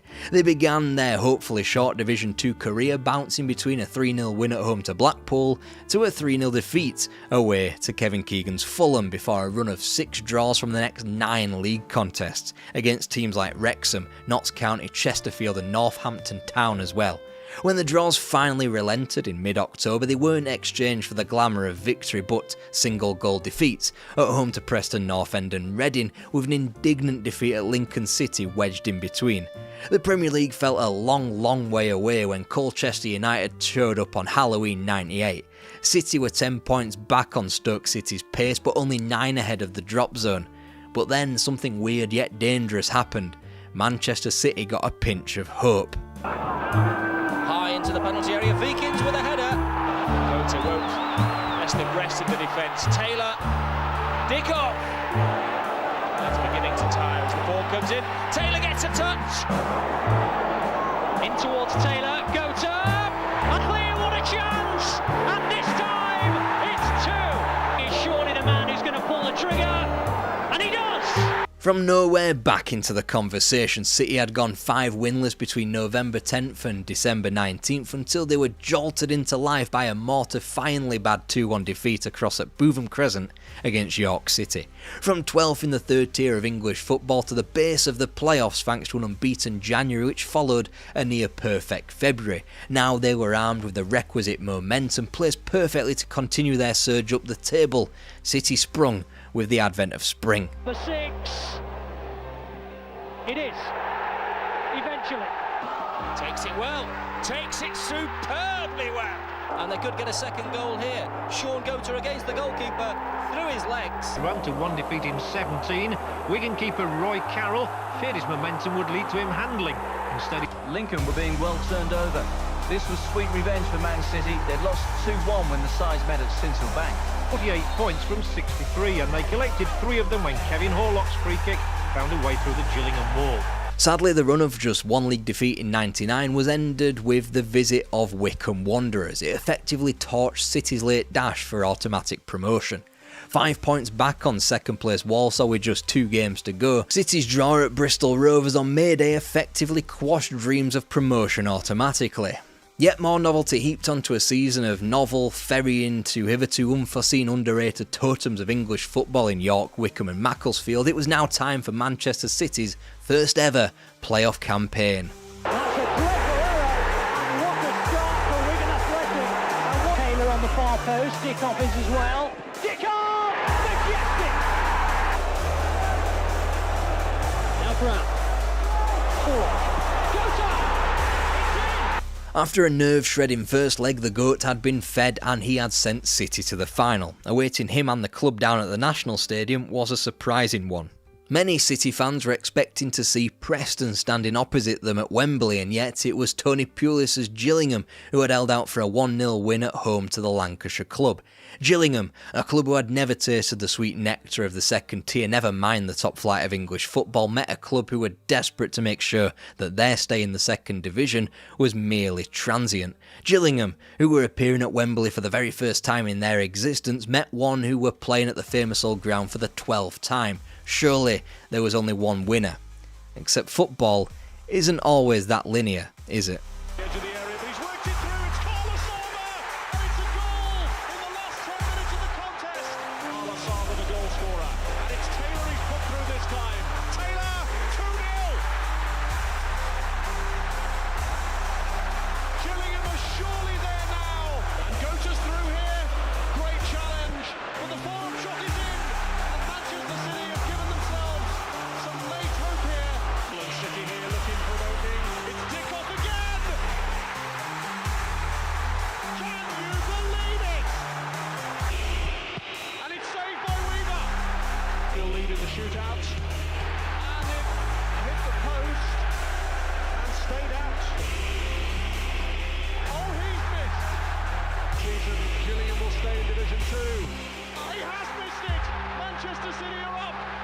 May 1999, a month for Mancunian football comebacks. Now the blue half of the city was back in the second tier of English football. They still had a lot more ground to make up on their red neighbours.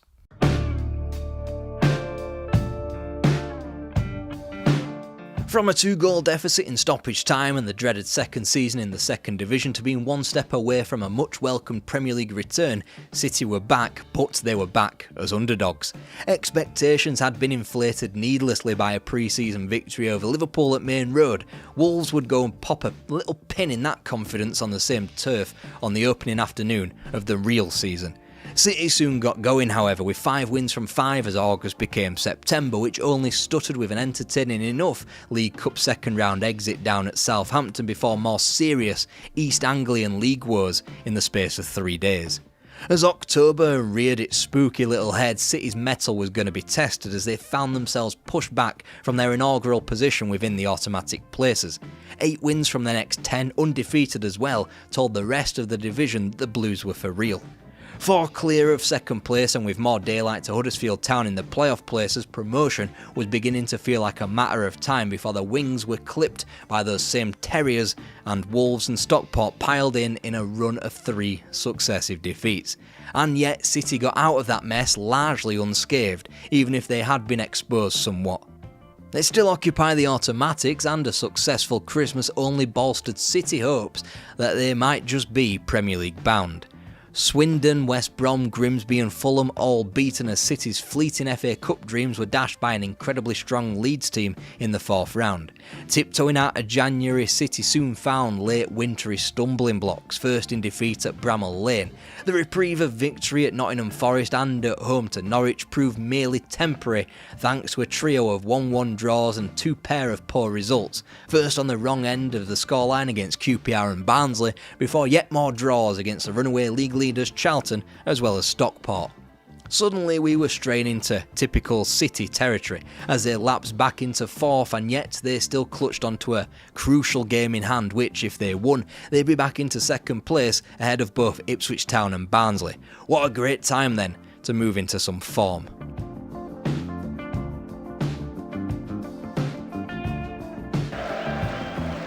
Warnock's the taker, Johnson was in there, and Taylor! A March 25th win over West Brom kept them up to speed with the pace of Ipswich Town in 2nd and ahead of fellow promotion rivals Barnsley.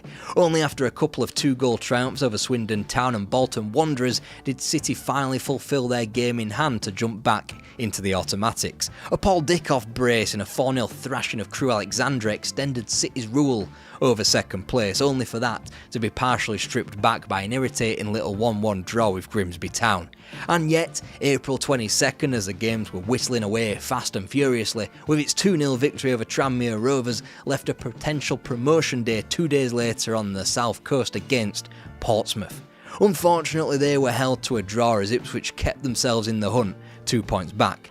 Later that week, City fans poured onto the pitch, having dispatched Birmingham City 1-0 in their penultimate game. They had gaped the chasm up to 5 points clear of Ipswich, except they had yet to play. They would make the journey to Charlton Athletic the following day. Suddenly the season sharpened into focus. If Ipswich didn't win in the capital, City were Premier League again. If Ipswich did get those 3 points away to champions Charlton, City would have to go away to a strong Blackburn side and get something. As they did that, Ipswich would face the relegation-threatened Walsall. Fate was in City's hands, but it was by no means going to be straightforward. Ipswich are finishing strongly. Jim Magilton's free kick gave them a 1-0 lead at half-time. Magilton picked out David Johnson with about half an hour to play. And they soon killed off the game. Magilton, provider again. And Martin Reusser with their third made sure it goes down to the final weekend. Just sitting there, it's a good flick from Ashley Ward, but what about the finish? This really well. You can't let the ball bounce like that. There's no talking, and the ball's momentum takes it into the net. Kelly stranded, no talking, or in this din of celebrating. But Blackburn now beginning to fold. Dickoff again's causing problems in there, but when it falls to the left foot, what he deserves. Fantastic endeavour. The quality finish with the right foot. Finally, City were back in the big time, in time for a new millennium, in time for the great growth of English football and the Premier League as the greatest sporting brand in the whole world.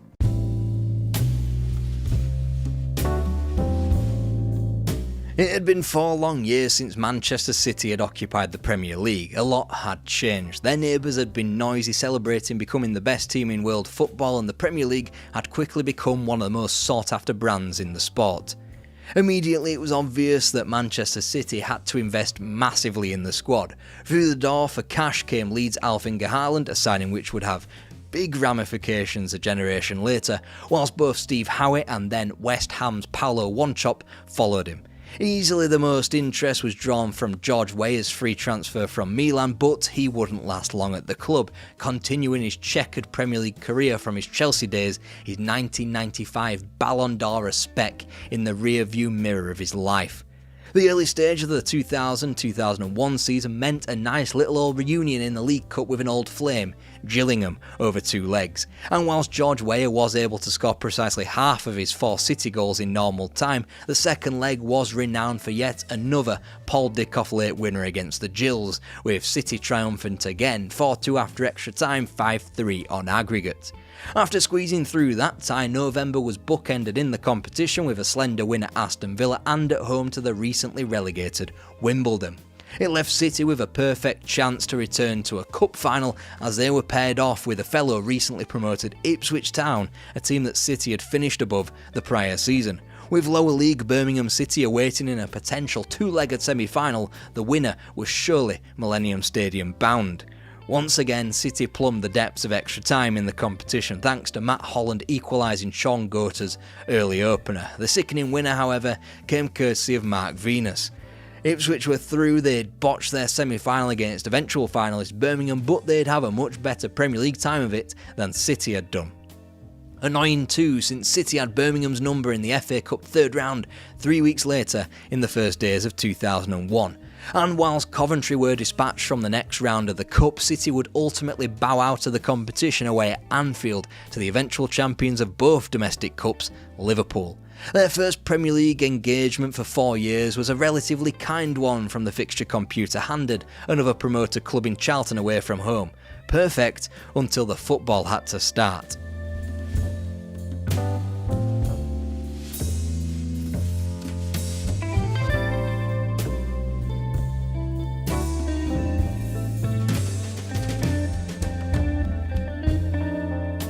A dream game on paper when the fixtures were published, a nightmare game on the grass when the season had to be played. City soon slunk into an inconsistent groove where they were clearly good enough to spring a surprise on Leeds United's best ever Premier League team at the beginning of September, and they clearly had a good enough base level when they recorded a pair of October triumphs against Bradford and Southampton. But they could just as easily chuck in a poor home display, as the August defeat at Main Road against Coventry City showed. But with 4 wins from 10 in their back pocket, City were housed within the top half of the table as October crept to a close. The more the season went on, however, the more City were ground down into a reality of a relegation battle. They had ground to make up in the Premiership. They've got this season.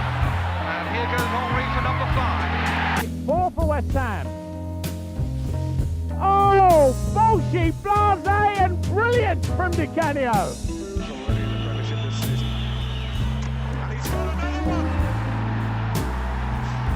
They were now in the thick of it, with seasoned Premier League teams beneath them in Derby, Coventry and Middlesbrough. Backs against the wall, City spectacularly hit back with a 5-0 thrashing of Everton. Maybe it was the big clubs of October, November and December turning up that had City spiralling down the table after all. Then again, City's form wouldn't turn that corner when the fixture list grew kinder into 2001.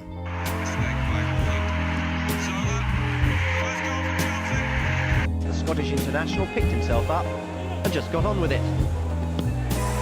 Jensen chasing after that one. Oh, what a goal! An unbelievable strike! In the dying seconds, Keane struck again to produce a scoreline that flattered Leeds. 10 whole league matches came and went without a single victory. Derby even came back around a second time as the pair shared 2 draws that did nothing for either relegation-strewn team. Surprisingly, City were quite gritty on the road, only losing up at the Stadium of Light to the still surprise package of Sunderland, whilst also carving out draws at Villa Park, Highfield Road and the Riverside Stadium. Unfortunately, their form back at home never lived up to the hype. Whilst Leeds' 4-0 triumph in Manchester and Liverpool's point there were understandable, less so was a slender defeat against a poor Spurs team and especially Charlton sticking another 4 goals beyond them. Now, City were in trouble. Besides Bradford City, who were quite clearly doomed to demotion, a 4-point gap was a comparative chasm to Middlesbrough, with only they and Derby realistically catchable with only 11 matches to play. They needed a hero to turn the tide, they needed a GOAT. Indeed, it was Sean Goater who got the second half winner at St James Park, securing a much needed 3 points and a first win on the road since they won at the Dell. And speaking of Southampton, they were next to Main Road with incredibly winnable fixtures against Bradford, Villa and Everton to come. The build up to Easter was incredibly crucial.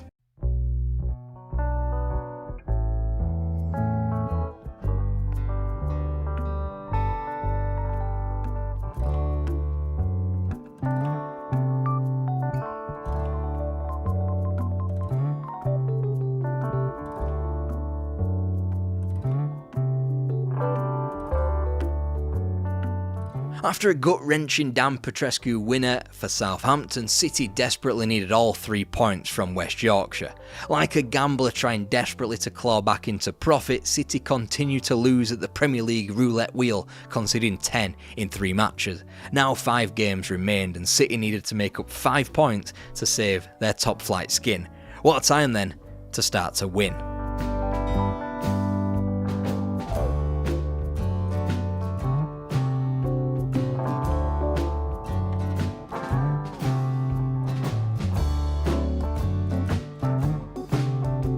All that work to still be 4 points behind Derby and Borough, with only West Ham reachable beyond them. City's win over the Hammers unbelievably had the Blues in their first home win in the league in 2001.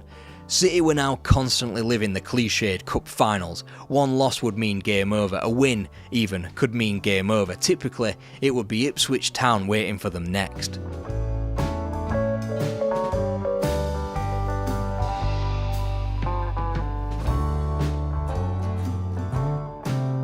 Of course it was them to deliver the final cruel blow. Whilst Manchester City would be forced to prepare for the Football League once more, Ipswich Town had a chance to qualify for the fucking Champions League going into the final day. It hadn't taken long, but Manchester City were back where they started. That's all over, Martin. It's the greatest game for Everton. They stay up by the skin of their teeth. The 90s were a strange decade. It must have been even stranger to be an Everton fan. You've just won the title twice in 3 years, honours in Europe as well, some of the best players in the business and one of the best managers too, and now you find yourself struggling to stay in the top flight. This is Everton and their great escapes of the 90s.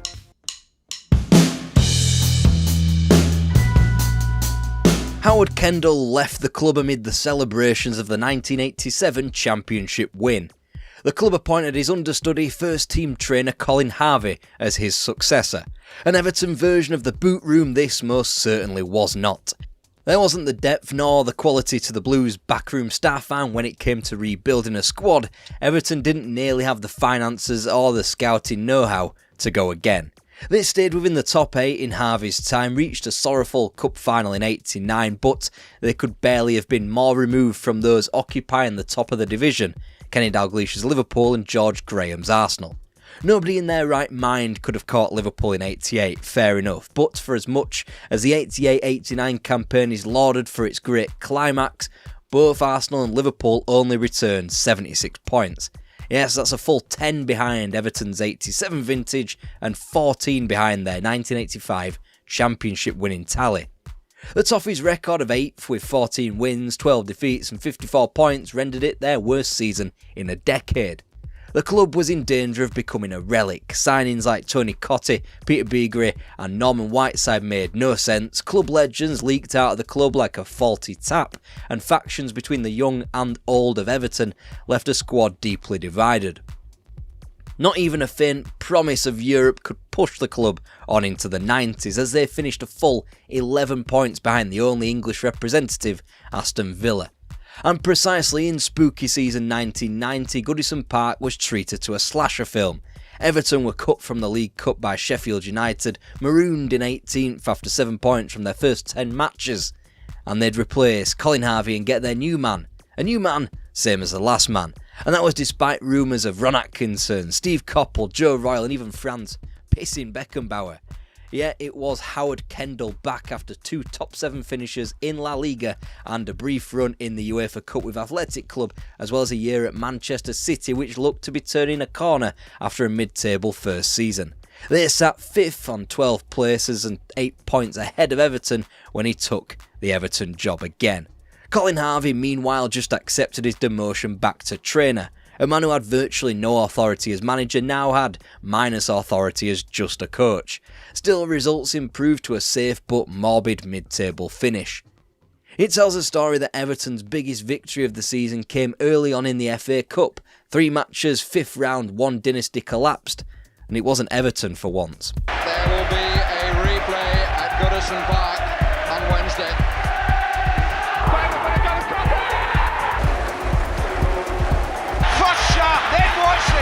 A wonderful save from Bruce Grobbelaar. And who is it that comes in? It's Steve Watson again. Befitting Everton of the time, the victory meant absolutely nothing. West Ham eliminated them in the subsequent round.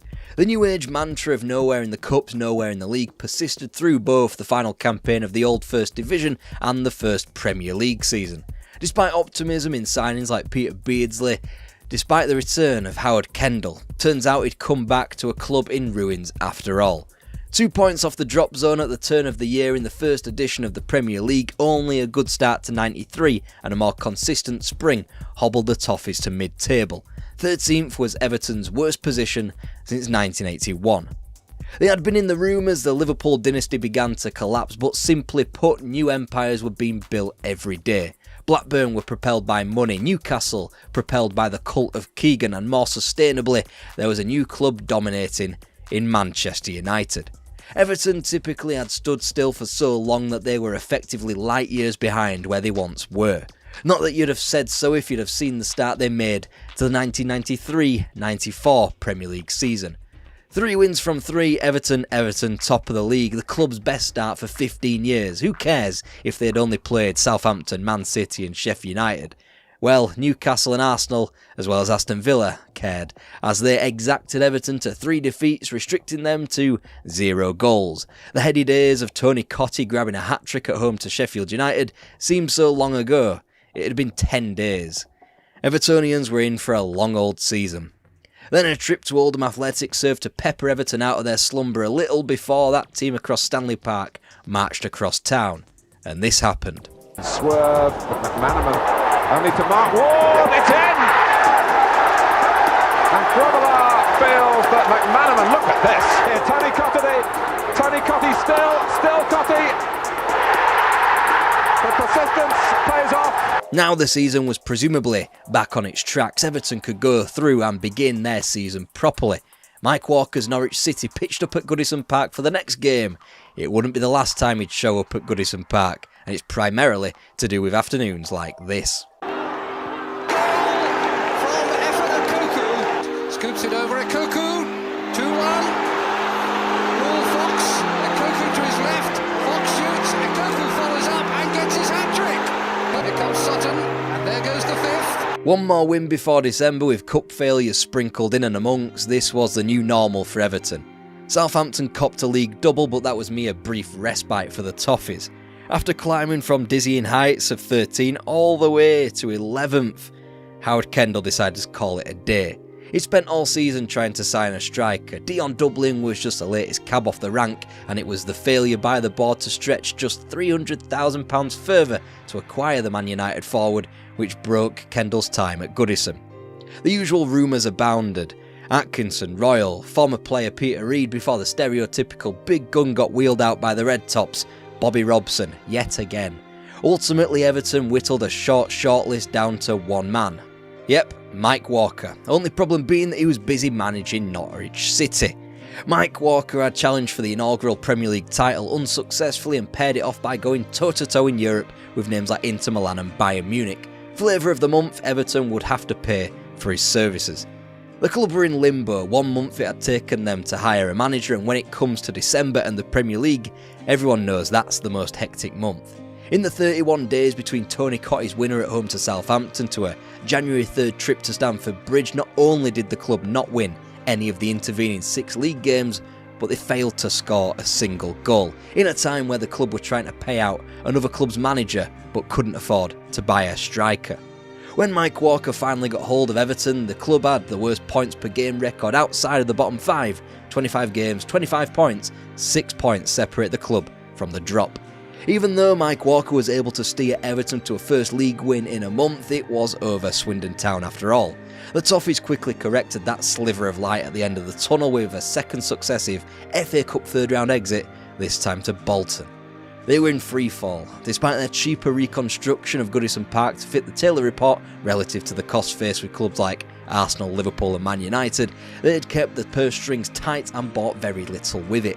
Anders Limpau was supposed to bring excitement, but didn't. Graham Stewart didn't set pulses racing, and whatever the club thought they were achieving by signing Southend's Brett Angle for £500,000 didn't occur.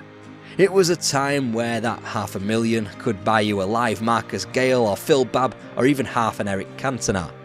They were hardly helped with the club passing from one vessel to another in elongated fashion following the death of John Moores in September '93.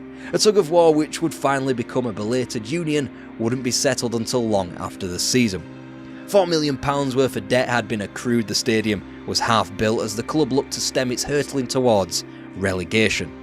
An uptick in form was very much welcomed at the start of '94 as Everton toiled through the sludge with wins over Chelsea and Oldham, with draws against Ipswich and Arsenal packed in between. Only problem with those decent 8 points from 4 games, all of them took place at home. Not necessarily a problem in of itself, but given that 8 of their remaining 12 matches would be on the road, it was.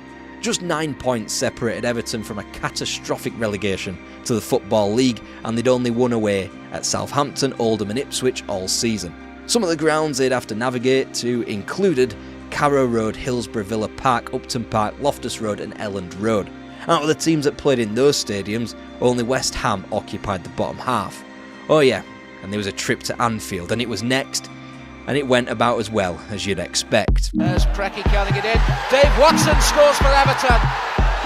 Down at the other end, there's Rush. Ian Rush scores for Liverpool straight away. Plays the ball through to Fowler. Fowler is onside. It's Fowler against Southall. And Fowler has scored for Liverpool. Then Mike Walker had to return to Carrow Road for his new club's next match, and that also went as you'd expect. And now the club really were in freefall. Spurs beat them, Wednesday beat them, Blackburn beat them, and after a brief return to 3 points at Upton Park, both QPR and Leeds beat them. 8 matches, 1 victory and 1 goal scorer. Everton went into the final day in an incredible amount of trouble. The only thing going their way, the multitude of teams in the great relegation dogfight of 1994. Surely, all of them couldn't win. Every team up to Southampton could still get sucked into the Football League. Southampton, Sheffield United and Ipswich Town all needed to better Everton's result. Whilst the former were paired off with teams in the bottom half in the capital, the Saints with West Ham and the Blades with Chelsea, Ipswich had to go to second place Blackburn. Meanwhile, Everton needed a win and had to hope that one of those 3 teams above them dropped points. They hosted Wimbledon. If they did their job, Oldham's result at Norwich City wouldn't matter. Fate had shined down on the Toffees. They were the only team with home advantage, but each team had an opponent with nothing to play for. The Toffees priced favourably at 11-10 to go down, third favourites behind Oldham and Ipswich, but it started disastrously. Clark on the near. Limpar just got a touch to that. No penalty! Handball! Down to Southall. Oh, he very, very nearly made it. Unsworth, 2 together, and Ablett. Clark gets the congratulations on the Wimbledon players. It didn't matter one bit that both Southampton and Oldham had fallen behind. As long as Everton were behind, they were going down to Division 1. Penalty. And he has. And that goal was a kickstarter that the Toffees needed, even if the other teams weren't playing ball. Sheffield United had gone ahead at Stamford Bridge, and Southampton had not only tied the Hammers up by half-time, but 7 minutes into the second half they were leading. They appeared safe, and even though Ipswich were holding off second place Blackburn to a goalless half-time scoreline, they were the ones poised to fall if Everton could summon another 2 goals.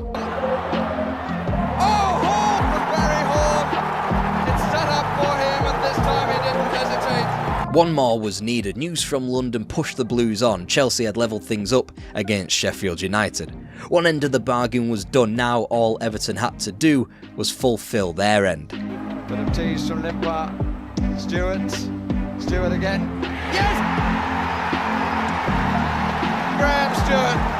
Ipswich Town were down until they weren't, thanks to a Mark Stein goal in the last minute at Stamford Bridge. That didn't matter to Evertonians. Somehow they had not only escaped the drop zone, but found themselves top of the bottom 6 on 44 points. The blue half of Merseyside could breathe a huge sigh of relief for the summer.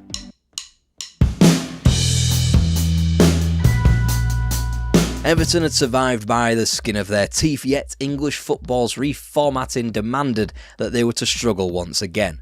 The Premier League was to be trimmed down from 22 to 20 teams, meaning that 4 outfits would go down from the top flight. Investment could be found both on and off the pitch. The Park End had been rebuilt for £4 million, whilst the summer saw Daniel Amokachi and Vinny Samways signed and Tony Cottee swapped for defender David Burrows. Only the biggest optimist could be excited for the new season. 4 points and no victories from their first 12 league games and a limp elimination from the League Cup by EFL's Portsmouth left Mike Walker on the chopping block. Belatedly, after a goalless draw at Carrow Road, the manager was sacked, quickly replaced by Joe Royle. Formerly a frontman at Goodison Park, Royle both understood the club and had experience in improving what was now an underdog. His managerial career began in 1982 at Boundary Park with an Oldham Athletic that hadn't graced the top flight since 1923. Not only did he return them to the top tier, he kept them there and took them to Wembley for the 1990 League Cup final, whilst getting to within 90 minutes of an FA Cup final not once but twice. Royal would grab hold of Everton, toughening them up, quickening them up both in and out of possession, and instilled a philosophy that would become known as the Dogs of War. They were named after the combative three-man midfield of Barry Horn, John Ebrell and Joe Parkinson, but could quite easily be stretched to new loan signing Duncan Ferguson, who had slowly but surely captured the imagination of the Gladys Street end. Andy Hinchcliffe was transformed into an English international, and as Limpar was finally showing his creative streak, and Paul Rideout enjoyed his greatest season for the Blues. Royal's first game had been the biggest of the season, the home Merseyside derby in the Premier League, one hell of an acid test. Hinchcliffe's corner. Just Ferguson has put Everton in front here. Ferguson goes up, there's a crazy deflection, it might fall for Rideout. He scored! That's two! A solid foundation of 11 points from his first 5 matches before Christmas led Everton out of the drop zone in January. Despite the epitome of inconsistency in the league, it was enough to be safe well in advance of the final day. Plus, the season had been buoyed by a cup run bolstered by a sticky victory away at Bristol City in the 4th round. Norwich City were next, a team that handed Everton a few spankings in the past and a team who the Toffees had pinched their previous manager off. What happened next sparked the remainder of the season. Great angle ball, Stewart, good first touch, he must score, he does. And that completes the route. Aims for the head of Ferguson, nods it down, Watson's in there, Hottiger in trouble, and Watson has scored! Cernicek couldn't keep it out. I don't think Limpar really saw him. He plays Amlatin on the left, Amakachi's in the middle, surely number 4, yes! Jackson into the area, he's unselfish, Stewart strikes the bar, Rideout scores! Took it brilliantly well. Everton were FA Cup champions. They went big in the transfer market to sign players like Craig Shaw, Andrei Kanchelskis, and finished 6th whilst acquitting themselves decently enough in Europe. Joe Royal was doing what he had done to Oldham. Everton now a team transformed. They continued to be ambitious, acquiring Gary Speed, Nick Barmby, whilst also planning for their goalkeeping future with Paul Gerrard. Challenging for Europe again as 96 became 97, a trip to the Riverside derailed everything. 6 league games were lost on the spin. Not only had Everton been dumped out of the League Cup by York City, but they'd also gone down in the FA Cup to lower league opposition in Bradford City before winding up in 15th place. An injury crisis with Dave Watson, Craig Shaw and Andy Hinchcliffe at the heart of it, poor returns in the transfer market from players like Mark Hottiger, Terry Phelan and Klaus Thompson, combined with a downturn in form for big players like Limpar and Kanchelskis, it all meant a return to the Everton doldrums. That March, Joe Royal had been sacked, or resigned, depending on who you listen to. It all fell in a similar vein to how they lost Howard Kendall the second time around, as Royal smarted over the failure by the club to purchase Torre-Andre Flo for just £1.2 million. With Dave Watson tiding the team over until the summer, Goodison Park needed a new manager.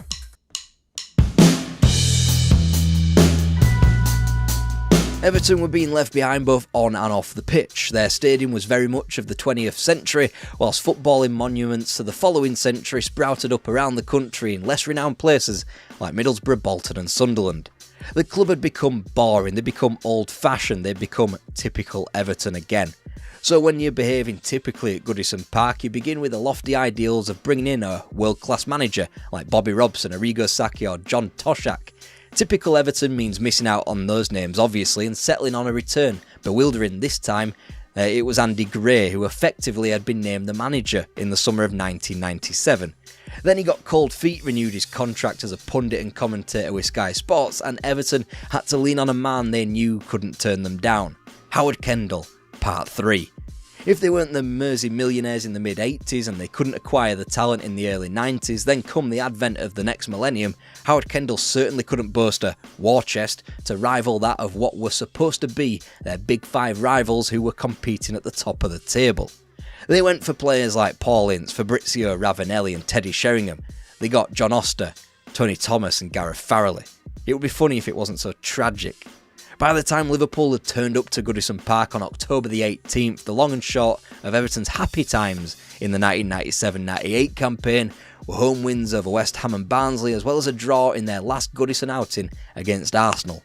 But the cliche goes that the form book goes out of the window when a derby match comes along. Archie right in front of James, who towers above him. Oh, no goal from Ruddock! Entries through, he's turned inside, goes for the shot, scores! It's Everton 2, Liverpool 0. So after that, why was the mood around the club so dire? Why would the Toffees not win again until Christmas week? 4 days prior to that glory over Liverpool, the beginning of the end of Howard Kendall's third tenure played out in a League Cup elimination at Highfield Road. Not for the elimination itself or of the ludicrously bad performance and 4-1 defeat to Coventry City, a team far more stable than they in the Premier League, but for the old school nature of Howard Kendall's public dressing down of his players. Ashamed by the loss, the manager held court with his players digging them out on the Coventry turf post-match. For a sport that had moved on, Kendall's old school nature had rubbed plenty of players the wrong way, which included Gary Speed, who couldn't wait to depart for Newcastle afterwards. Either side of that departure, Andrew Hinchcliffe left for Sheffield Wednesday, and the distinguished Evertonian career of Neville Southall was ended ignominiously in March. Therefore, Kendall had to harness players who were younger and more pliable, enter names like Michael Ball, Richard Dunn and Danny Cadamatri. And whilst Kendall's plundering of his former club Sheffield United didn't pull up much trees in Mitch Ward and Carl Tyler's November acquisitions, Don Hutchison's signing in February came after an improvement to Everton's fortunes.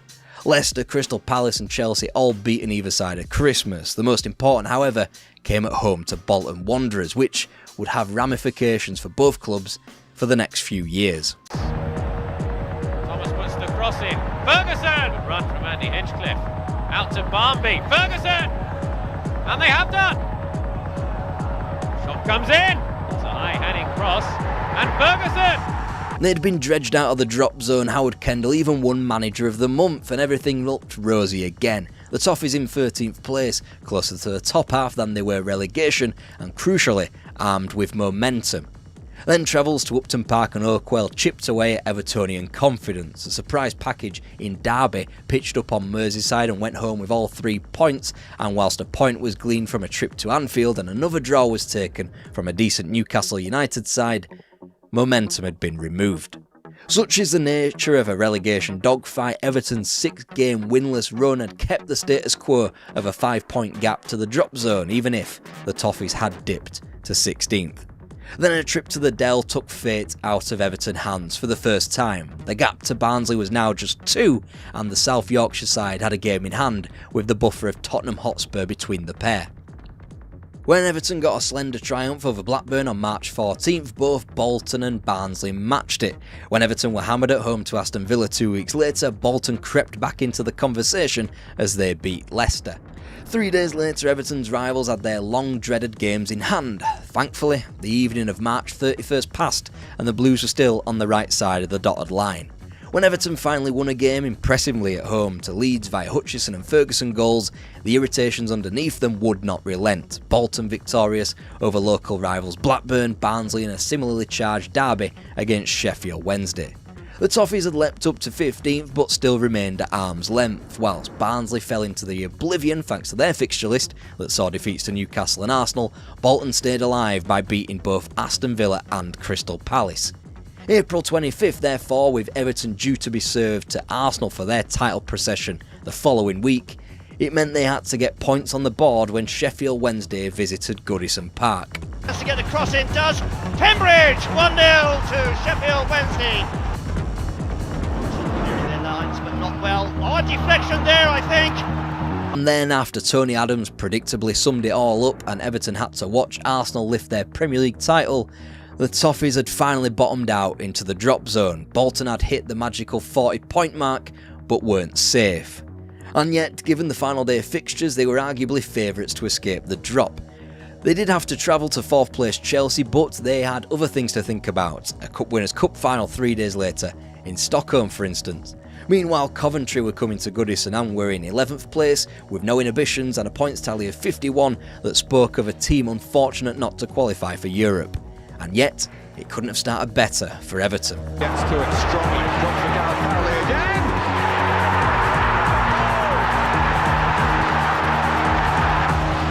Barmby takes on the responsibility. Commentary feel that justice has been done. Little ball coming in towards Gallagher. To breach the deadlock. Up one at Ellen Road. 1-0 here. Up goes Dion Dublin. Goodison Park waited with bated breath. A goal in the white of Bolton Down in London, or for the visitors at Goodison, would send the Toffees down. Then news from Stamford Bridge. Jody Morris had scored and Everton were safe with a final whistle at home. Safe for now, but far, far from stable.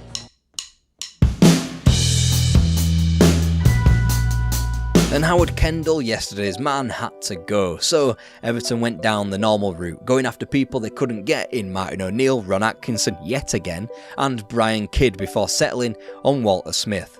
A man who had lifted 7 Scottish League titles with Rangers and a litany of cups to boot. In a normal landscape, he might have been sought after by the best of the absolute best clubs, but up north, Smith's Rangers ran almost unopposed against the Celtic side on a financial road to ruin, hence why Everton were able to capture him in the first place. What he delivered to Goodison was a sense of life, at first, when names like Marco Materazzi, Olivier Decourt and John Collins came to the club, and David Unsworth returned.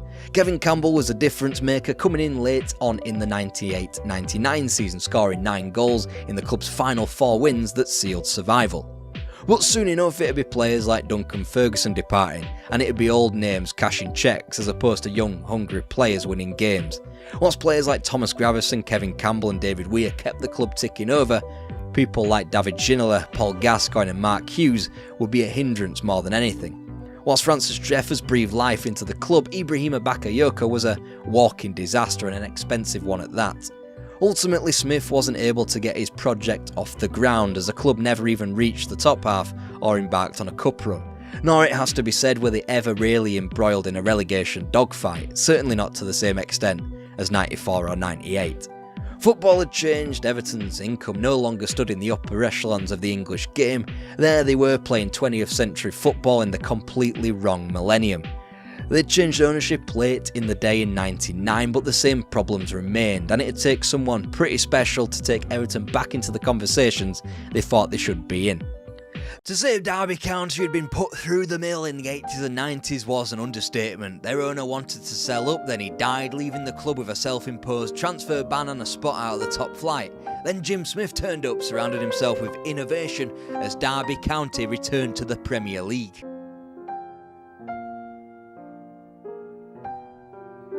Before we start today, I got another book recommendation for you because it's important to read, guys. Here's Ryan Hill's book on Jim Smith's Derby County, a book I used for the majority of research in this video. Fantastic insight into what was a great club in a revolutionary time.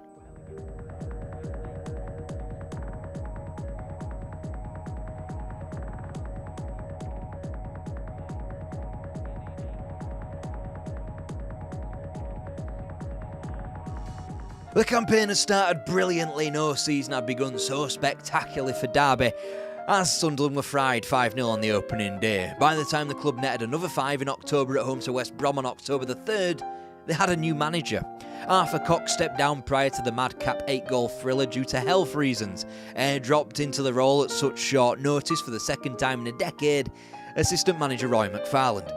In the final weeks of 93, the new manager was able to stabilise the club into 10th place at the turn of the year, ready to pounce for the playoffs. After all, it would be the only chance the Rams would get at serious knockout competition after being eliminated by Premier League opposition in both cups, Oldham Athletic in the FA Cup and Spurs in the League Cup. In the second half of the season in league competition, the club's league victories were less than prolific, but in the same measure, Derby become a lot harder to beat, and a penultimate day win at home to Oxford effectively sealed their place in the playoffs. The flag stays down, Johnson goes after it into the area, tries to shot it, tried to cross, and Gabbiadini's put it in! Sprinting away, there may not be anyone to catch him here, into the box and into the net! 2-0 to...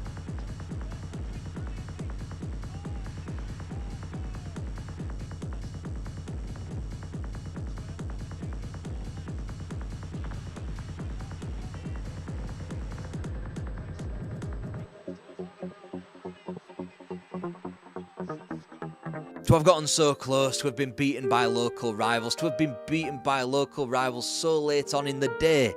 It couldn't have gone much worse for Derby County on May 30th, 1994 at Wembley.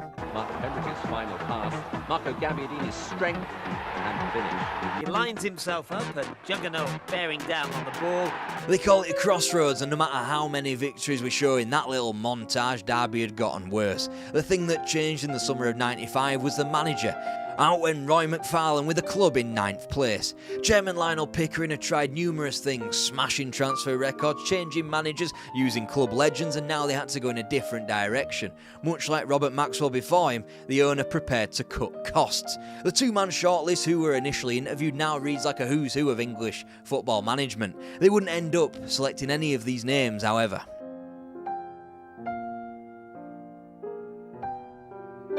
When Jim Smith was eventually announced, you'd almost hear the shrug of the shoulders at the baseball ground. After a distinguished managerial career that had taken him to Oxford, QPR, Newcastle and Portsmouth, he looked all set to head down a path via the LMA for a life after management.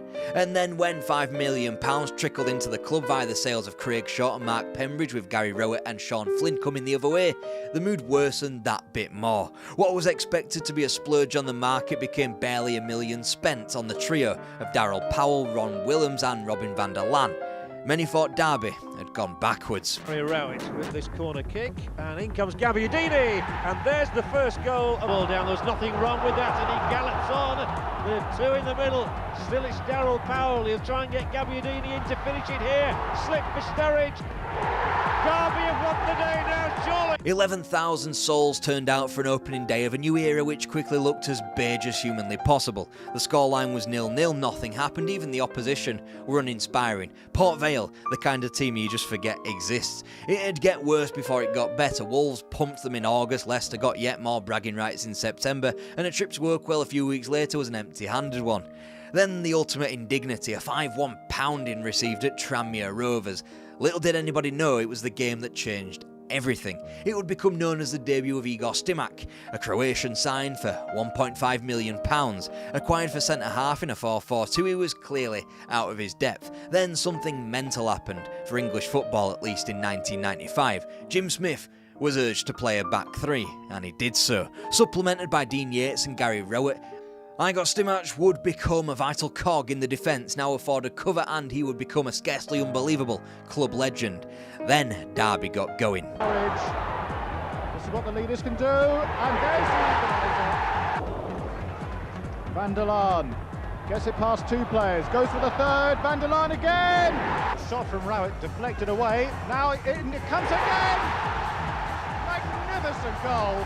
Top of the league by the turn of the year, Derby wouldn't lose a single league fixture between a loss at Prenton Park and a 3-0 defeat at Sunderland on March the 9th. By now, the Premier League was an inevitability. A 20-game unbeaten league run was now something that not even Brian Clough could boast at the baseball ground. The whole club had been turned on its head. A big slice of that credit belongs to the new assistant manager, Steve McLaren. He was the one coaching the lads during the week. He had been the one pushing the change to the back three. Among other innovations, most famously through the club's adoption of Prozone, the club effectively had a head start on the remainder of the division. And then you include Dean Sturridge, who had been brought back from the brink of going to little old Torquay United in the summer of '95. He'd been changed into a 20-goal-a-season striker at the club.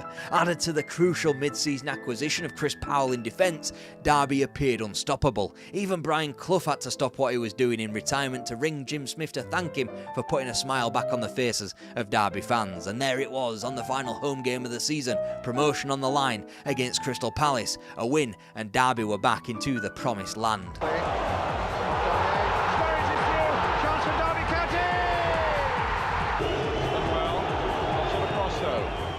a bad one. Kenny Brown! It's 1-1. Terrific left foot finish. There's the corner. Good one. Down and in by Van der Laan. Derby were up, but they were determined not to just make up the numbers, so they recruited heavily, but smartly, that summer.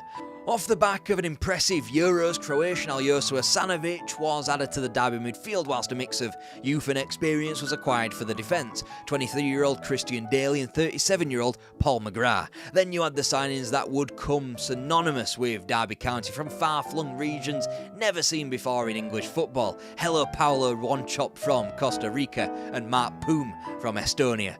Away from the pitch, Derby had made some serious acquisitions, Prozone being the most famous, graduating from what was initially a couple dozen massage chairs to serious statistical analysis. Then in came sports psychologist Bill Bezic, who would assist players and coaches alike mentally for what was going to be a tougher campaign ahead. The club even adopted a dedicated chef, which was unheard of in a time where the English were used to grunting egg and chips when they were hungry. Derby and Chris Powell in particular can even be credited with inventing the pre-match huddle. There was no end to the innovation. Then you sprinkle in the unseen faces of Steve Round and Eric Steele as coaches and Billy McEwen as reserve team manager, and you had a Derby County successful like they hadn't been since Brian Clough walked the same halls. 3-2 down. Forward Sturridge with a chance here. 3-3. Chris Powell onto that rather loose clearance. And Darryl Powell plays it back to him. Chance here. It's in, is it? The linesman has flagged it is a goal.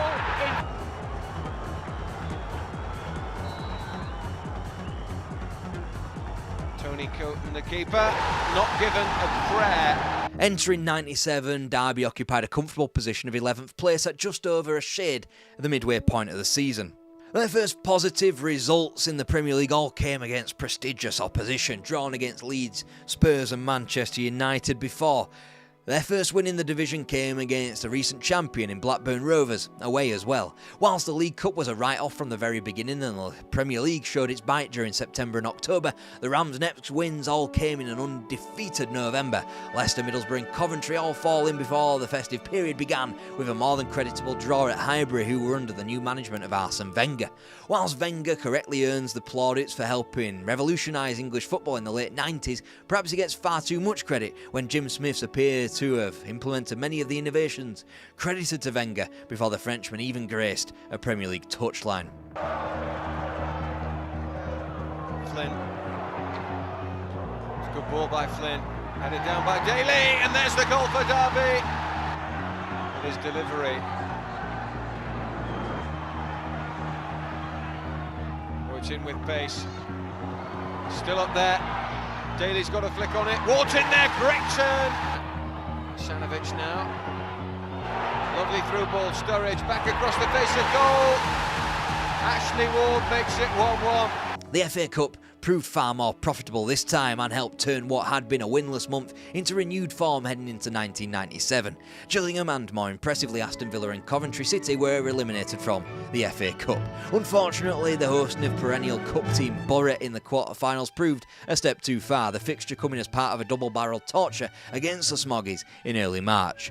Whilst Derby ended the month with a win at home to Spursies in fears of a relegation battle as the club sat in 14th place, 4 points above the drop, their next match would be far more remembered, and it just about changed the fortunes of a certain young centre-forward. As Derby County relied on Dean Sturridge and Ashley Ward provided most of the goals up front during the 96-97 season, little did the league know that they had Paulo Wanchop waiting in the wings. His display at Old Trafford announced them to the Premier League and, by proxy, given the exposure the competition now had, the world.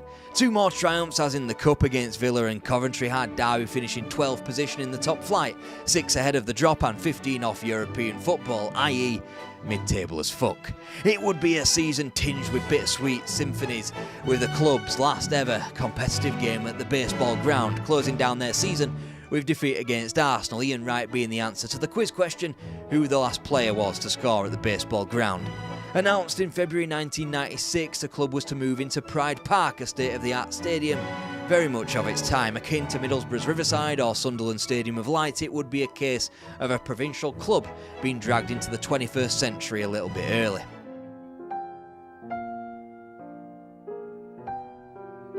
History of individuals and groups connected with Derby County. Burton rises. Radio's there. Radio. Derby back in front.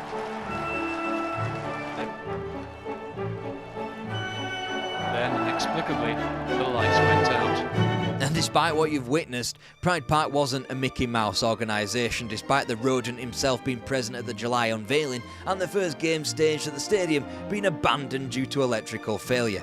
Either way, it was an inauspicious start to a campaign quickly rectified by 4 wins in 5 league games, once losing trips to Ewood Park and White Hart Lane were packed away.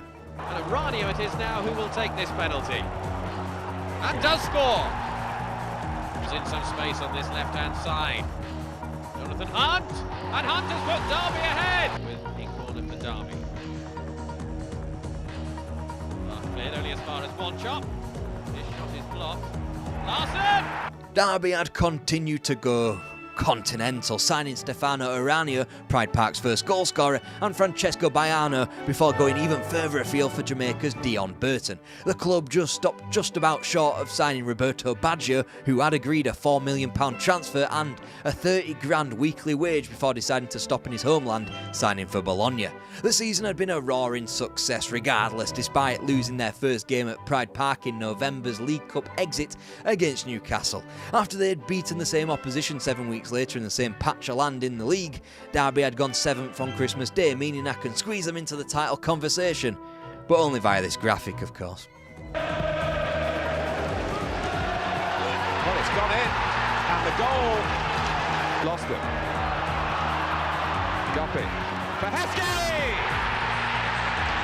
The second half of the season was always going to be a struggle to live up to what had been a great start to life at Pride Park, as Derby bounced out of the FA Cup at the 4th round in Coventry before succumbing to their first home league defeat against Villa.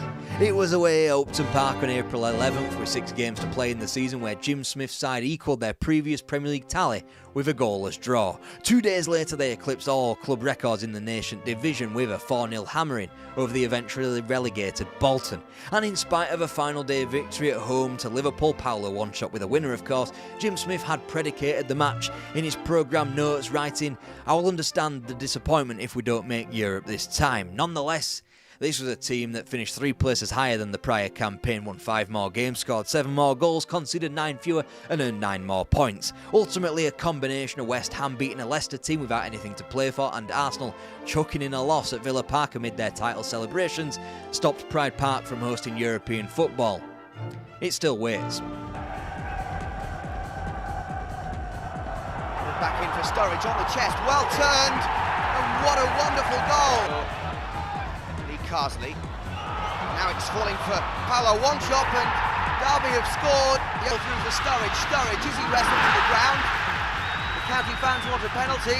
They might not need one because Snore has scored. One shot waiting for the cross. Daryl Powell's arriving as well. Here's Delat, and there's one shot! Derby County wouldn't be beaten until the end of September, but then again they faced none of the big boys until an unforgiving October, which saw consecutive fixtures against Newcastle, Man United, Leeds, Liverpool in the league, Arsenal in the League Cup, with the added spice of a local derby at the City Ground to follow. After that spin cycle, the fact that Derby were housed in 8th place, almost equidistant between the title and relegation, was nothing short of miraculous. And that's before we mention the tumultuous summer of bidding goodbye to club stalwarts in Robin van der Laan and Dean Yates, before what still rankles as a nonsensical decision to sell Chris Powell for quote-unquote financial reasons, before replacing him with an unproven £3.5 million signing in Horatio Spaghetti Carbonari. Then there was Igor Stimac, never able to get a run in the team due to a back injury, as the attacking quartet of Sturridge, Burton, One-Chop and Baiano could never really find a run of goals. Sturridge gets the ball through from One-Chop. Sturridge! Yes, that's a wonderful... Headed away only momentarily by Wednesday. Can Harper keep it in? Yes, he can. Pry with a header! Aranio. Might fall for Baiano. An in-swinger from Lars Bohinen. There's the header from Dion Burton. One shot with the ball through, might fall for Sturridge. And yet despite all of this, despite Derby's position of 6th place with 9 matches left on the clock, having just completed the double over Liverpool, little did we know that Derby as we knew it was over. And it's at this stage where you're probably saying, don't talk bollocks, mate, as Rory Delap's 200 grand acquisition from Carlisle was viewed as a long-term replacement for Lee Carsley, who was sold to Blackburn. And then you've got the positives of a burgeoning youth team containing Chris Riggott and Malcolm Christie. And there's also taking the double champions Arsenal to an 89th minute winner in an FA Cup quarter-final. If anything, Derby were only improving season on season, but the die had long been cast when Steve McLaren exchanged the assistant manager's role at Pride Park for the one at Old Trafford. It had been a few months since Brian Kidd left the Old Trafford post, restarting management at Blackburn. McLaren would go on to be the next evolution in Manchester, spreading the virtues of Prozone and taking Bill Beswick with him for a club readying to win itself the treble. Without him, the club made several errors, starting with his replacement, Ray Harford. Derby exchanged youthful innovation for a beige middle age. Then Mikael Beck was signed for the front line, who was also a complete disaster.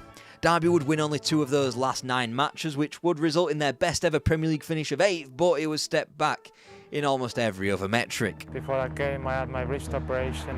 Well controlled in the end by Fuertes. Chelsea at full stretch here. And Dion. Balls here to Christie. Off the goalkeeper. Oh, that's splendid. Kincladze. Burley's got a real eye for goal. There it is. For a hat-trick of penalties.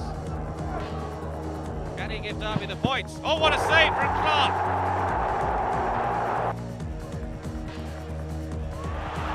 Powell puts it home. Downward trend continued into the next millennium, beginning with the surprising sales of Igor Stimac and Paolo Wanchop to West Ham United. The former never truly replaced, and Branko Strupar did his level best to replace the latter, but never truly filled his boots. Then there was the utter disaster of Esteban Fuertes, who was signed for 2.3 million and only weeks later was refused re-entry into Britain because his Italian passport had been forged. It was a minor miracle that Derby were able to spin a profit, palming him off on loans weeks later. Jim Smith had attempted to acquire names like Ida Goodjohnson and Colin Hendry, but found himself with Björn Otter Bragsad and an undercooked George Kincladze. It was only a slight improvement in league form in the second half of the campaign that dredged them out of the drop zone and into 16th. There's danger here. Oh, and Carl Cole was in the middle. I think at the time the gaffer came out and seen out his individual sheets. And, it's very strange to look back and think, how it was mistakes by ourselves as well, our defending. It was only getting worse as Derby failed to win a league game until the November 18th visit of a similarly looking doomed Bradford City. And whilst Malcolm Christie was beginning to make an impact, the signing of Danny Higginbottom would take time to settle into the team. Again, it would need another second half of the season improvement to save Derby from the clutches of relegation. Beat by 4 goals. Yeah, it was. Before the game, we were looking at that as an absolutely must-win game, and going into it, we were very. They've gone towards Strupar. Go, Christie. All up at his back. Still Christie. Oh yes! It was only that last match, the penultimate game of the season, in which Derby was saved from the drop, and thanks largely to a Manchester United team with their eyes already on holidays as champions, as to why they survived. Jim Smith had brought in club legend Colin Todd as his latest assistant from the manager's post at Swindon Town. Whilst it significantly improved the club's results and their defensive structures were bolstered thanks to Taribo West, Todd proved the straw which broke Jim Smith's back. At Pride Park, of course. That summer fast-tracked the beginning of the end of Derby County as a Premier League mainstay. With the exchanging of Italians, Pride Park saw the end of Stefano Eranio and were introduced to a has-been, Fabrizio Ravanelli, on a monumentally inflated £38,000 a week wage. Derby could have recuperated some of that money back by selling off an informed Malcolm Christie for nearly £10 million. Instead, Jim Smith remained resolute in his young talent, and he'd eventually be sold 12 months later for under £1 million. He wasn't the only youngster leaving the club. Derby flogged the beating heart of their midfield in one fell swoop as both Seth Johnson and Rory Delap left the club. With that, Derby's fate was sealed. Good open, the chance for Clement. A very good cross. There's Boxic. Mosto. Could have been number 5.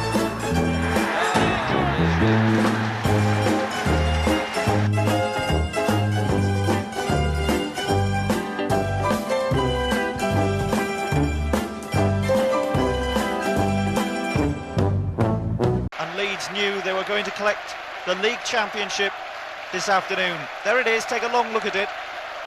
Leeds United were back in the minds of English football supporters up and down the country once again, and it's because of one man, Howard Wilkinson. After a decade in the doldrums, he was the man that changed Leeds United forever.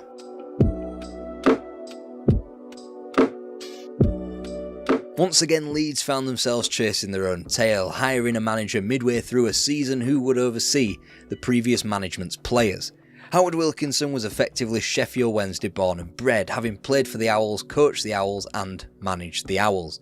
He gave them sanctuary with a high of 5th in the First Division and a spot in the FA Cup semi-final in '86, and sanctuary is what Owls are supposed to like.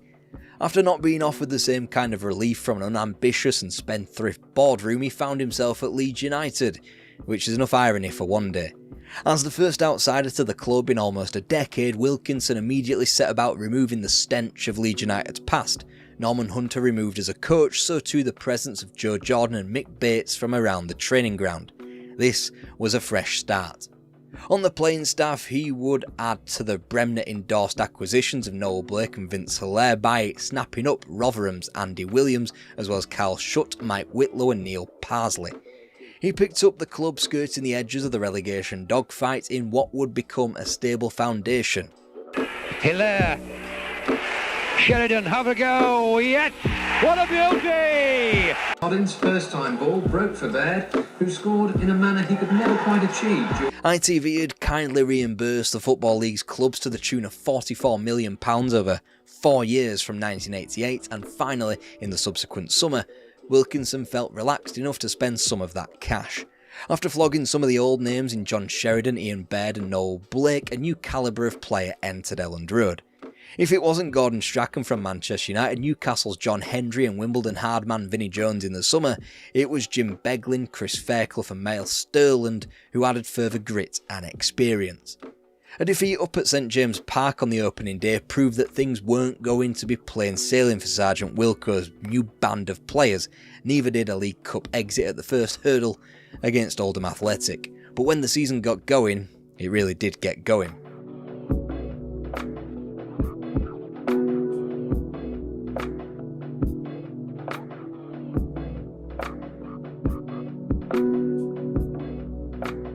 Everything about the club felt fresh. 15 matches had transpired between the opening day aberration in the North East to Leeds' next league defeat on Remembrance Day at Filbert Street.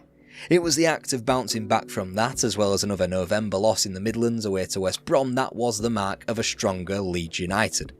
By Christmas, promotion seemed a formality as they led Sunderland by 9 with almost half the campaign played. With the prospect of First Division football at Elland Road for the first time in 8 years, players were now queuing round the block to turn out for the club. The most impactful, Lee Chapman. Leeds United could no longer be stopped. Regularity as way to Barnsley on New Year's Eve, at Swindon in February, as well as at Watford and Wolves in March, the tension ratcheted up a bit. Then the Peacocks were held by both Bradford and Plymouth before Oldham stuck their oar in yet again. It left the club flailing about, trying to catch hold of anything. A win from anywhere would do. Thankfully, Sheffield United obliged with a 4-0 win, but the relief was merely temporary. First, a trip to the south coast, and Brighton only returned a point before a Yorkshire rival pitched up at Elland Road and did this.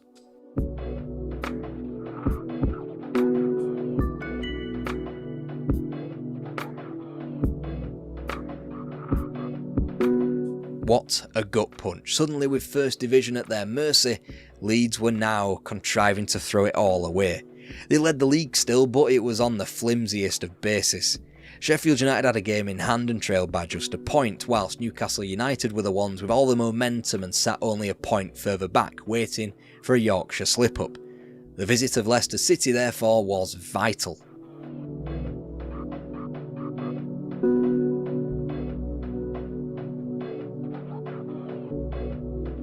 On an afternoon where promotion could have been sealed, both Sheffield United and Newcastle United followed Leeds' incredibly tense queue and also won.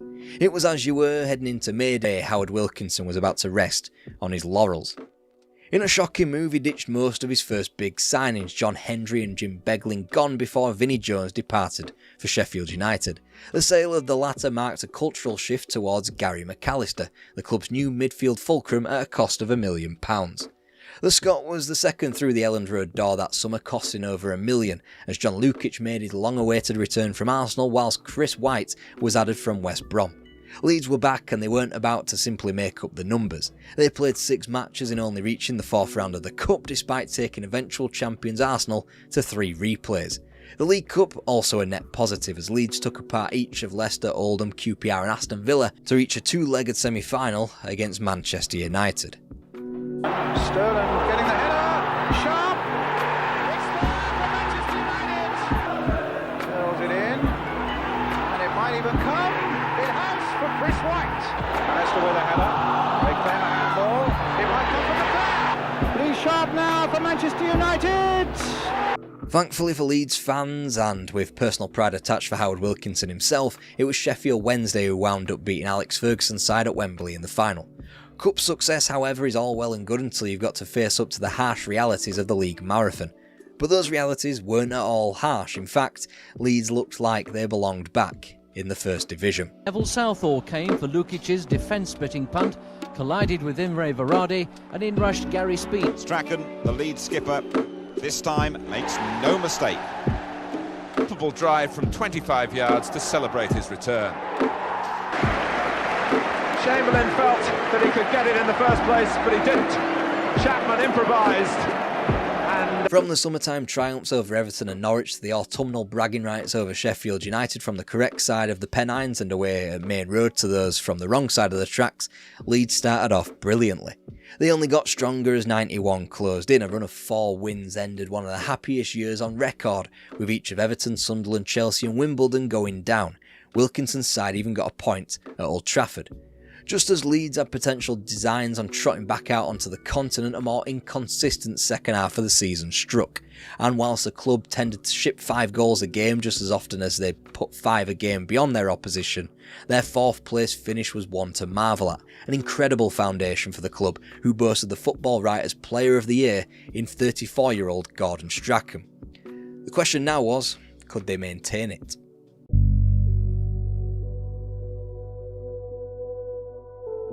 Howard Wilkinson was driven by his personal past of not standing still in football management. It had cost him at Hillsborough in a previous life, and he was quick to step on the throat of English football that gaped open vulnerably for him. Tony Dorigo was the 3rd player to enter Wilkinson's Leeds for over £1 million, and he was quickly joined in that bracket by Rod Wallace. If that wasn't ambitious enough, Steve Hodge made it 3 top-class signings from 3. To say that ambition was represented in Leeds' start to the campaign was an understatement. Secured all 3 points with a solitary goal. Cross, it's bounced away to Speed. Oh, that's with his right foot. That's a great goal from Gary Speed. Not really. It's out to Dorigo. Half volley. Oh, that's a wide to Speed. Chip. There's Carl Schutt, and Carl Schutt scored now. Grobler did his best. Dorigo's in there. So too Hodge. And with that loss at Crystal Palace, Leeds United were finally beaten in league competition. In any competition, if we're honest with ourselves. The fact that they'd only be beaten in the remainder of 91 in something called the fucking Zenith Data Systems Cup tells you all you need to know about how the Whites rebounded. What's this one gone? The far post, there's Wallace, and Ron Wallace has scored his first goal. Block him off, Chapman's there, and so's Wallace, and Ron Wallace. Leeds United were not messing around. They were top of English football's top division for the first time since April 1974, and they were holding their own against the best the land had to offer. Against each of their title rivals, Leeds walked away with something. In the early days, it was a trio of draws against Wilkinson's former Flames Sheffield Wednesday, as well as at Old Trafford and at home to Arsenal. Then came a famous win at home to Liverpool on September the 21st, before a point was gotten out of Tottenham, and all 3 over famous names like Aston Villa and Everton to end the year. This was only replicated in the League Cup, where Leeds found themselves in a New Year's quarter-final with Manchester United. In fact, the return of the FA Cup granted them the same opposition, both matches falling a week apart, both at Elland Road. After dispatching Everton comprehensively in the 4th round of the League Cup, there was now the feeling that Leeds could do just about anything. Giggs onto Kanchelskis, onside, he's slipping past Lukic, and Manchester United are in front. Hughes up, the early ball might find him, Speed getting back, Hughes! You see, Manchester United have been on a long journey of their own from the second division malaise and back into the big time. They were favourites to win the league title for the first time in a long while. After eliminating them from 2 competitions in basically the same movement, Leeds, as a young first division team, could be forgiven for falling away. And whilst they would surrender only their second league defeat of the season shortly thereafter away at Oldham, the truth of the matter could be found between the 2 cup exits when Leeds were faced with title rivals Sheffield Wednesday in the league. And Chapman is Dorigo. That breaking away, here he is. And there's a goal. Gary Speed won't get it. Chapman will. Sterling to Wallace. Whitlow. Wallace. Rodney Wallace. That was the real Leeds United. And whilst Lee Chapman's absences did trigger a tense few weeks and more regular dropped points, Howard Wilkinson always had a trick up his sleeve, and in the first months of '92 he went by the name of Eric Cantona. To call it a gamble would be underplaying Cantona's entire professional existence. He was a man ostensibly banned from French football who was being touted around England by his national team coach, the legendary Michel Platini, because of his incredible potential. If only he could find a strict environment where he could flourish. The robust Leeds United of spring 1992 was supposed to be that place. Wallace with a real chance. He's got it. Ron Wallace on his return. On Saturday, he scores from the spot again. And Chapman side-footed it home. And after that week of football, we knew decidedly less about Leeds than ever before. Whilst they were spectacular at White Hart Lane and at home to Wimbledon, they were pulverised by QPR 4-1. Leeds had a 2-point advantage at the top of the league, but only because Manchester United had played 3 games fewer. And whilst they hadn't been beaten since New Year's Day, they had felt the same wrath Leeds had just felt. After all, it was QPR who had inflicted the last defeat on Alex Ferguson's side by that same 4-1 scoreline 2 months prior. Before Leeds had a chance to play again in the league, the Red Devils had 2 opportunities to take control of the title. They missed both, losing at Nottingham Forest before being held at home to Wimbledon. When Leeds got a point at Highbury and the pair both played out goalless encounters on March 28th to opponents from the capital, it was obvious that nerves were being shredded either side of the Pennines. The gap remained at 2, and in one of Man United's 2 games in hand on the final day of March, they finally assumed control with a 3-1 win at Carrow Road. Leeds had chance to return to the top of the top flight on April the 4th with a visit to Man United's city rivals at Main Road.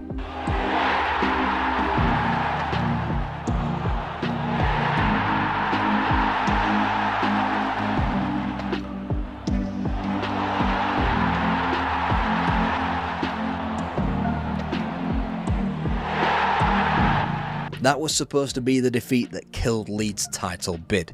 As Howard Wilkinson planned to revert to the team from the first half of the season, ditching Cantona for a duo of Wallace and Chapman, Manchester City also got a point out of United. Then the pair traded home wins. First it was Leeds who thrashed Chelsea, then Manchester United who snuck all 3 points out of Southampton in front of the Stretford end. Suddenly Easter was upon us, and it only seemed fitting that in the final ever First Division season that the holiday would impinge itself on another title challenger.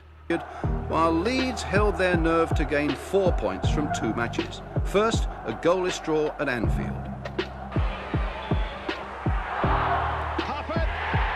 Second game, Leeds edged out Coventry City, who were battling for their own Premier League lives. Won't! Oh, Schmeichel's lost it! And Manchester United are a goal behind. Alistair will get it clear. Brown! Oh, he scored! 1 point gain from a potential 9, Manchester United had shat the bed in the most spectacular way imaginable. With 2 matches remaining, Leeds were now the ones in the driving seat, and April 26th was one for local rivalries and an afternoon which could potentially crown Leeds United champions of England once again. The Yorkshire club went first, travelling to Bramall Lane for a midday kick-off before Alex Ferguson's side were posted out to Anfield later that afternoon. Leeds can't get it clear. Corp! He does do so. There's Wallace. Speed now against Gale and Wallace. It's in. Vital. There's McAllister's free kick. Newsom! Oh, it's 2-1. Another one of those Gannon corners again. It's back in off Chapman. The even stature winner. Cantona's racing on. Gale in there. He's needed up. He's headed it over. It's gone in. Agony at Anfield. Manchester United lose 2-0 to bitter rivals Liverpool last April and blow the title. That result confirms Leeds as champions.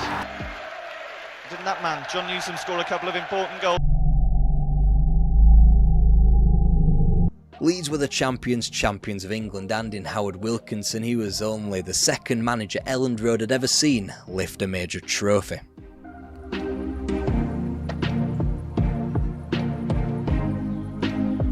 Acceptable at home without a win on the road all season, Leeds United marked the birth of the Premier League by being one of English football's worst ever champions. Just when everything seemed right with the club for the first time in ages, financially they were grand thanks to Admiral chucking £10 million at them. Overdrafts were being underwritten by the board and the formation of the Premier League promised an even more boatload of cash. A new East Stand sprouted up, promising yet more returns. And even though hindsight will tell you that Eric Cantona's sale to Manchester United kickstarted the disastrous middle portion of the 90s, he hadn't particularly been all that at Elland Road. Hat-tricks aside, of course, in the opening weeks of the 92-93 season, first in the Charity Shield, then in the Premier League, there was simply nothing to suggest that he would go on to be the kingpin for such a dominant machine as Manchester United over the next 5 years. As such, Leeds barred themselves from competing at the very top of the Premier League in its inaugural years. Therefore, they had to rely on the cup competitions, and what better way to show that than in the European Cup? No, wait, the Champions League, which is what they were calling Europe's top competition these days.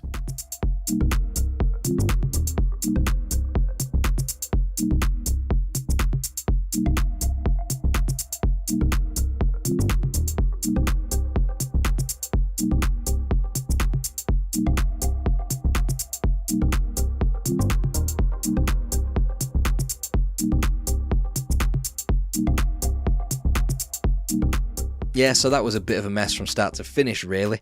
After the Stuttgart debacle, Leeds were conveniently handed a 3-0 walkover, which tied up the aggregate scoreline thanks to the German side exceeding their foreigner limit. The Camp Nou, all 7,400 of them, was the scene of Leeds' progression to the second round, to Rangers, where their journey was swiftly ended. Effectively, what was a £2.75 million exchange as Brian Deane came in and David Batty went out should have plunged Leeds into more chaos, especially when considering David Rocastle's time in Yorkshire was dogged by injury. However, they improved in the 93-94 season. They even began to win on the road again, starting on September the 11th with Southampton. And come the end of the campaign, they were dreaming of Europe once again. 1-2 with speed again, now up wide on the left. Lovely move by Leeds. Dorigo now, Dorigo cross. Oh, there's the header. Wallace has made a great run here. Wallace! Oh, what a goal! One solitary point was the difference between the blinding lights of Europe and yet another season as just another team in the middle of the Premier League. When Howard Wilkinson wasn't peppering the Steel City to bring in names from United's John Pemberton to Wednesday's Carlton Palmer and Nigel Worthington, he scoured South Africa for talent, most notably Lucas Radebe, then Philemon Masinga. For the lead skipper, here's McAllister again. Oh, that's beautifully done. Gary McAllister. It was an improvement of 3 points, remaining in 5th, but this time Leeds United would be back in Europe. And to play in Europe, you need a European edge, so Leeds scoured the European market for some European footballers. Parma's Thomas Brolin was probably more renowned than Frankfurt's Tony Yeboah, but after the 95-96 season there was one obvious name that Leeds fans took into their hearts.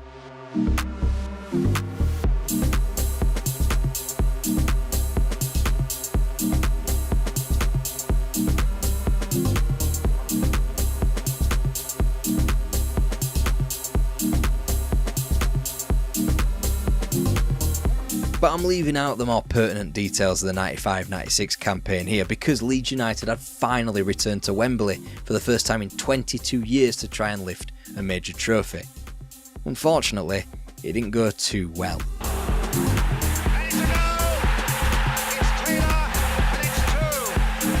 It felt like the end of an era, and despite Howard Wilkinson's 10-year plan to dredge up the quality of the entire club from the grassroots of youth right to the very top of the club's financials, reputation and infrastructure, he was gone later that year. It was his work after all that got Leeds into a position where they could win a trophy, the 93 FA Youth Cup. It was Wilkinson's work that helped open up the Thorpe Arch training base, someone else would have the fruit of his Elland Road labour. Less crucially to on-pitch matters and more so for the future of the club, one of Wilkinson's great Elland Road dealings was the acquisition of David O'Leary on a free from Arsenal in 1993. Before then, however, they would have to suffer through the George Graham days. Graham Souness had taken Liverpool job at the worst possible moment. Rangers were on course for 3 titles in a row. This is how Walter Smith picked up the Ibrox revolution and just about made Rangers the best Scottish team ever.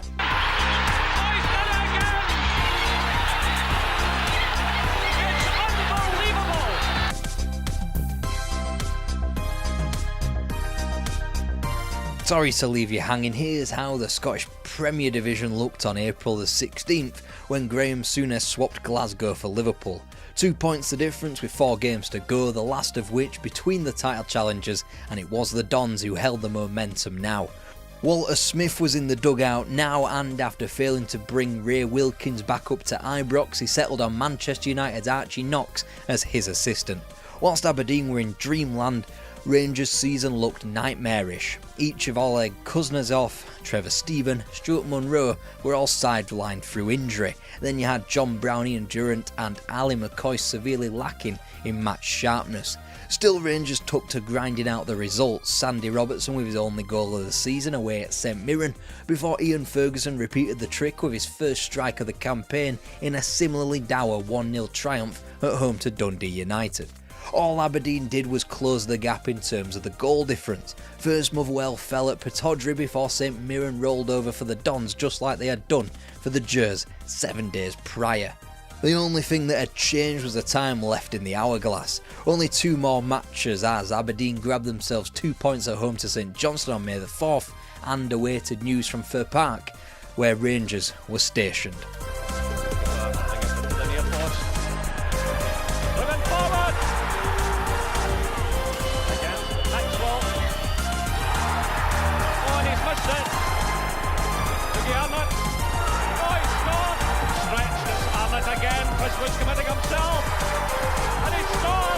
The Motherwell onslaught meant that the difference was now goals scored.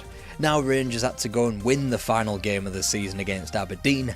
The whole dynamic had shifted. In advance of the trip to Ibrox, Aberdeen had dropped a single point from 12 matches using an aggressive 4-3-3. They blinked, switching to a 4-4-2 in order to manage the game.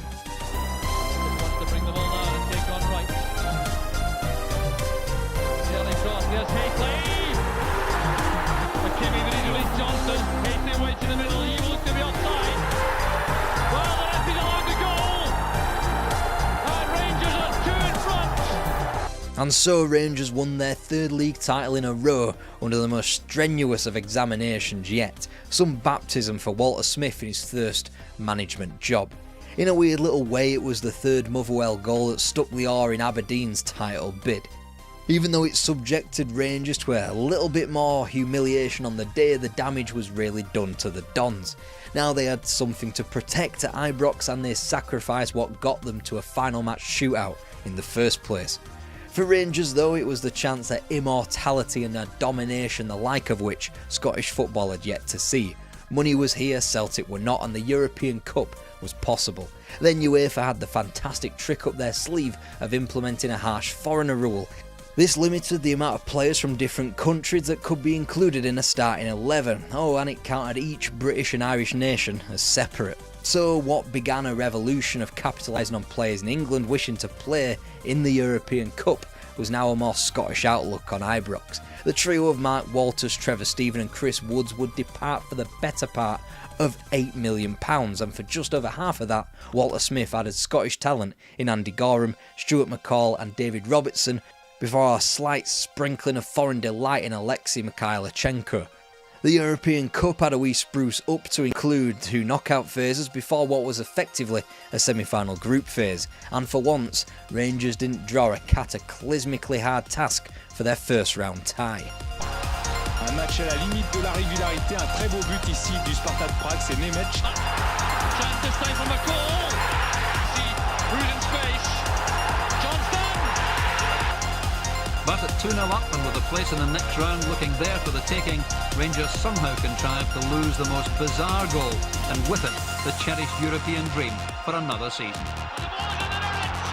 That game marks the second time Andy Gorham had been blamed for a cup exit, and he'd only been at the club for a couple of months.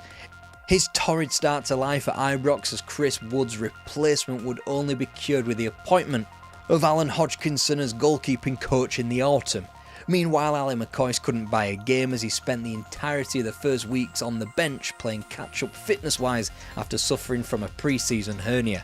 Liam Brady was the new man in the Celtic hot seat, not that it made much of a difference, as Rangers unlocked them at the end of August in their own backyard thanks to a Mark Hateley double, the man who was helping keep McCoist out of the 11, but he would soon come to develop a fruitful partnership with the forward. Coisty got his first goal of the season away in a League Cup quarter-final win at Tynecastle before Rangers' only goal in a draw at Dundee United 10 days later. Then he went on a tear, he really did. 2 at Airdrie in a 4-0 win, 2 more at home to Hibs in another victory, another 2 in Perth in a 3-2 triumph over St Johnstone, the first in a 2-0 win over Hearts. He took the weekend off from the score sheet at home to Falkirk before he even found the net in dropping points at Tannadice and at home to Celtic before smashing in 4 goals in 3 comfortable November victories over Dunfermline, Airdrieonians and Hibs. Smith struck at the perfect time in the transfer market, putting even more of a pep in Rangers' step. When acquiring Dale Gordon from Norwich City, the league was soon a formality and more would follow. Right on half-time whistle, cross to Hateley, here's McCoist!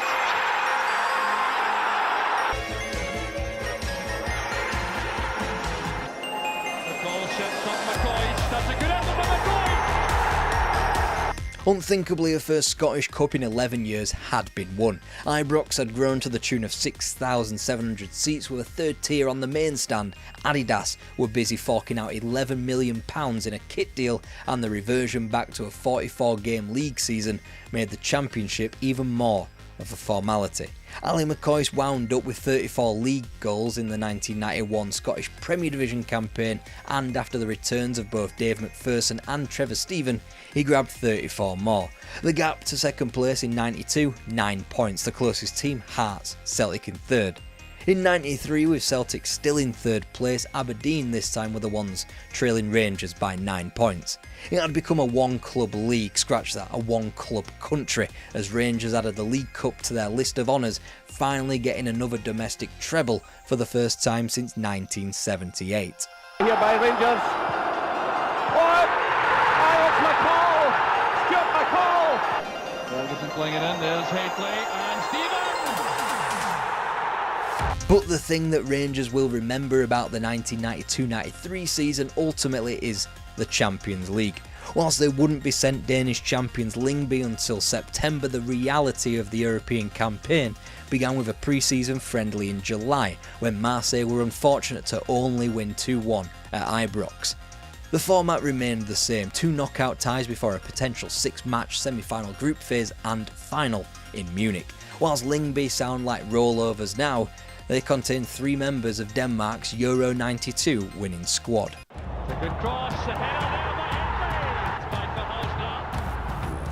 It's a brilliant finish from Verhulster. Rangers comfortably through, Durant starring on the European stage. But in the end they were no match. The draw for the next round had press either side of Hadrian's Wall salivating and speculating. Howard Wilkinson's Leeds United versus Walter Smith's Rangers. The Battle of Britain.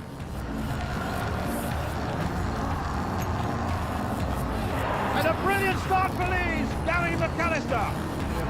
Well, up for Lukic. Oh, he's fisted it into his own net.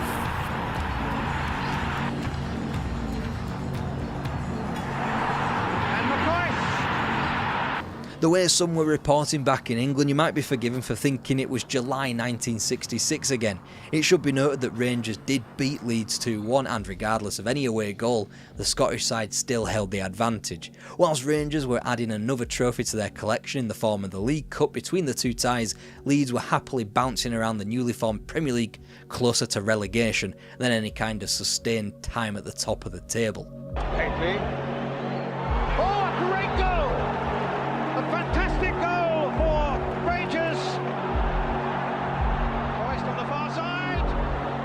It's a super goal, and Rangers now have thoroughly killed off this European Cup tie. There had been only one winner. Rangers party hard into the night, at one point joined by former player and current Manchester United manager Alex Ferguson. They were taken back to Manchester, continuing those celebrations, boozing until 6 AM despite the fact that an Old Firm derby was 48 hours away. Naturally they won that game too and the season rumbled on, and so Rangers went into an 8-team group stage draw for the next round. Crucially, it was not seeded. Rangers did well to avoid the biggest sharks left in the draw, four-time champions Milan, as well as teams like PSV, Porto and Gothenburg, who had all collected European trophies in the past 5 years. Meanwhile, Rangers were the only team that had won anything of note in Europe from their group, but they did have to face the most upwardly mobile team in Europe, and they came first, Marseille. Waiting up alongside him, Kelly's gone into the middle, needs to be picked up, box in! 1-0. Little touch in, follows after this one, and it looks as though Rudy Valla will make it 2. Middle, McSwegan's in there too, will he come for McSwegan, there's his header, and he scores! This time Durant, finding McSwegan, a lovely ball play with the outside of the boot, Durant again, the cross comes in, and it's in there! Champions League game. Ian Ferguson scoring what proved to be the only goal of the match with the help of a deflection. After being battered for the better part of 75 minutes on their own patch, Rangers fired back, equalising Marseille's goals and into Bochum in front of 6,000 Rangers fans for a wintry clash against Russian opposition where Ian Ferguson found the winner. Rangers were clutching on to the 3 points Walter Smith aimed for after 2 games. The competition could now be put to bed until March, where a Belgian double-header awaited. When some hesitancy in the Rangers' defence allowed Dubinsky to crack home the opening goal. Peter Houstra hit home the equaliser. A point away in Belgium was disastrous, but given the manner of the late equaliser and the fact that Marseille too had been held by their matchday 3 opponents, it could have been a whole lot worse. Verstegen with a good ball to Durant. Yes! Van der Heyden knocks it forward, danger here. And it's gone in. That's straight into the back of McCall, but Nisbet whips it in. Oh my word! Mark Hateley, who had been badgered by a mysterious Frenchman on the telephone non-stop not to play in the Marseille games, had been sent off for what was at the time a soft offence. It would of course lead to a suspension for the Velodrome game on the 5th match day, from which Rangers needed both points to be in the driving seat ahead of the visit of CSKA Moscow. Boxic waiting in the middle. It's a terrific goal by Durant! 1-1! A draw where the big internal talking point was Marseille owner Bernard Tapie approaching the referee in his dressing room under the illusion of match fixing, despite his team leading at the break. Didn't work. That point all the way back in March and in Bruges was now the sickener that would live with Rangers players for the rest of their lives as they went into the final game needing a minor miracle. Still, they were still in the competition and even made slight favourites to qualify. Their remaining match with CSKA Moscow was to be their easiest in theory, and Marseille had to go to Belgium and get something. A potential Champions League final awaited for Rangers. Pushed away again, another brilliant save there by Blatnikov. But in spite of their best efforts, Rangers just could not get that breakthrough. Alen Boksic ensuring them their place against Milan in Munich. And with that, the dream was over. Marseille would win the group by a point, they'd win the trophy too, and be the only French champions of the European Cup until 2025. And yet it was all a bit shady. Marseille had been convicted of match fixing in their penultimate league fixture against Valenciennes, so they were fresh for the Champions League final. They were stripped of their title, demoted to the second tier and removed from Europe entirely. And despite protestations from Milan owner Silvio Berlusconi to allow Rangers to play a replayed final in their place, Marseille would get to cling on to their one and only European Cup. They would never come so close again, neither would Rangers.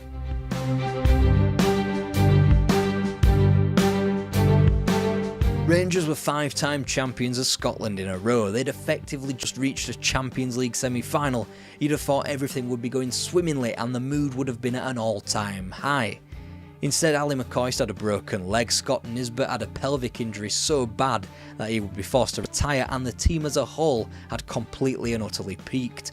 Luckily, Celtic hadn't yet hit rock bottom, so Rangers were, in theory at least, allowed unopposed runs at a full-scale domination of Scottish football that had never been seen before. Not that they could begin to imagine that in Europe.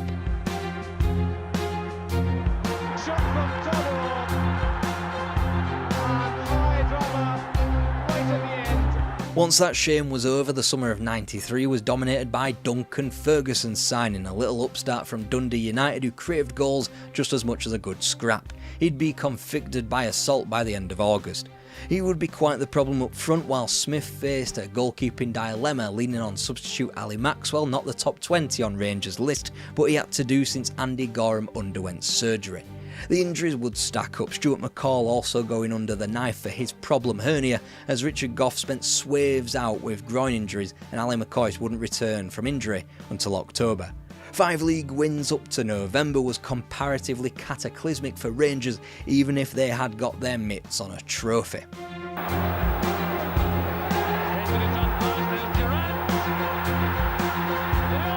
from Stevens.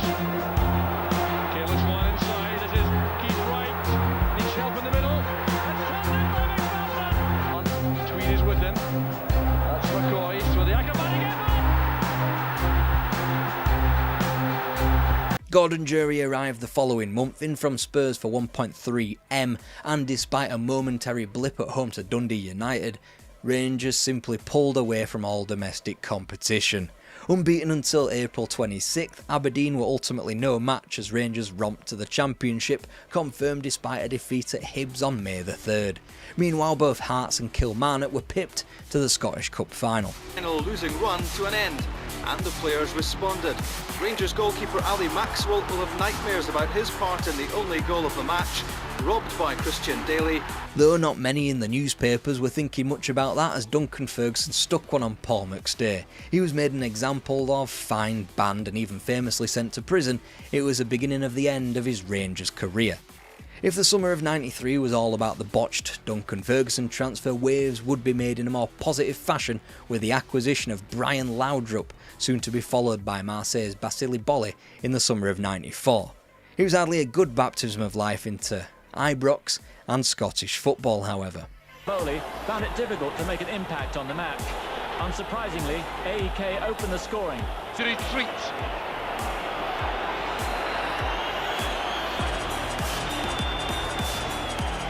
Collins takes it. He scored! Rangers thought they were in for an easy night, would reckon without Falkirk hitman Richard to death. His first half goal was out in Europe before the real competition started again. Rangers wouldn't even be able to rely on the gimme that was the League Cup, or the Coca-Cola Cup as it was now known, when Falkirk got their first win at Ibrox since 1926.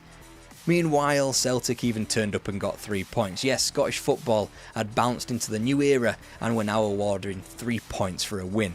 Basile Boli had already mentally checked out of Ibrox by the time AEK Athens came and eliminated Rangers from the Champions League. He criticised almost every aspect of the club, stating, "You just cannot go about winning such an important game when you are having a laugh in the dressing room half an hour before kick-off," in regard to their crucial qualifier. Andy Gorham worked his way back into the number 1 shirt, whilst Oleg Kuznetsov was belatedly given a free transfer to Maccabi Haifa. And when trips to Easter Road and Fir Park were pointless, there were many saying it was Walter Smith's biggest ever Ibrox crisis.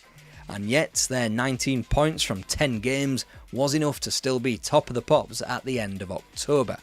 Quite possibly the worst time then to be heading to Parkhead in the league. Through now for Hitley! Oh, that is a magnificent goal by Mark Hitley! Good ball through again for Robertson. It's Hitley! Turn for Laudrup with tremendous pace. He's past the goalkeeper! It sparks a run of 14 games unbeaten as Laudrup got into the groove and Rangers led by a mental 15 points. Then again, their nearest challengers Hibs had won just 1 game on the road all season in the league.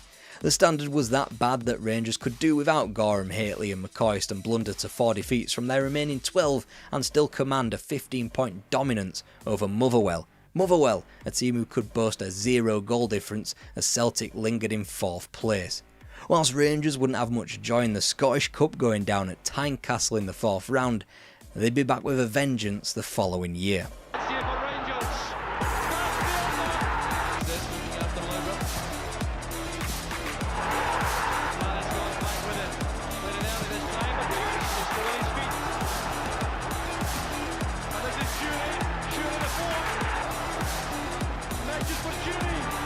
If 94 was the summer of Loudrup, the 1995-96 campaign was all about one man on the back pages just as much as they were on the front. That's right, Paul "Gazza" Gascoigne. David Murray promised a major transition. They'd gotten one as £12 million was forked out, a third of which was for Gazza, whilst Aberdeen's Stephen Wright at right wing back and the likes of Gordon Petrich and Oleg Salenko joined him thanks to the lifting of the much maligned foreigner rule, thanks in part to John Mark Bosman. Smith leaned back onto the 3-5-2 that Souness tried to implement after Italia 90, with a wealth of attacking talents which include the now record Rangers goalscorer Ali McCoist and now actual wing-backs to back that up. They were rampant domestically. Good one. Looking for Cleland. Great header! Here's Gascoigne now. Can he produce some magic? Still it's Gascoigne. Oh yes! The header which was touched over by Gordon. It's been very evenly balanced. Here's Gascoigne now, pushing forward, showing great determination. Oh, he's done it again! The penalty spot. That's the hat-trick in the championship. But it was far from a canter as Rangers appeared spooked by the crushing weight of number 9 in a row that loomed somewhere there in the distance. Ultimately they'd proved too much though, Gazza capping off another Rangers championship with one of his more famous displays at home to Aberdeen at the end of April. Aberdeen the only team to have stopped the club sweeping up back home in the semi-final of the Scottish Cup, as the League Cup was routinely won once again, this time by sticking 5 beyond Hearts. And in Europe, Rangers even managed to qualify themselves for the group phase, although the fact that they were given a kind draw in Cypriots and Athorsis Famagusta wasn't really saying much of anything really. Especially when they were handed 2 former European champions in Steaua and Juventus, as well as a front runner in Borussia Dortmund in the groups. Referee's quite happy now with the defensive wall. Lavanelli driving it through, and got him completely. And I think all of that frustration come out there. Here's Marotti, he's going to try another one. Oh, it's a marvellous strike.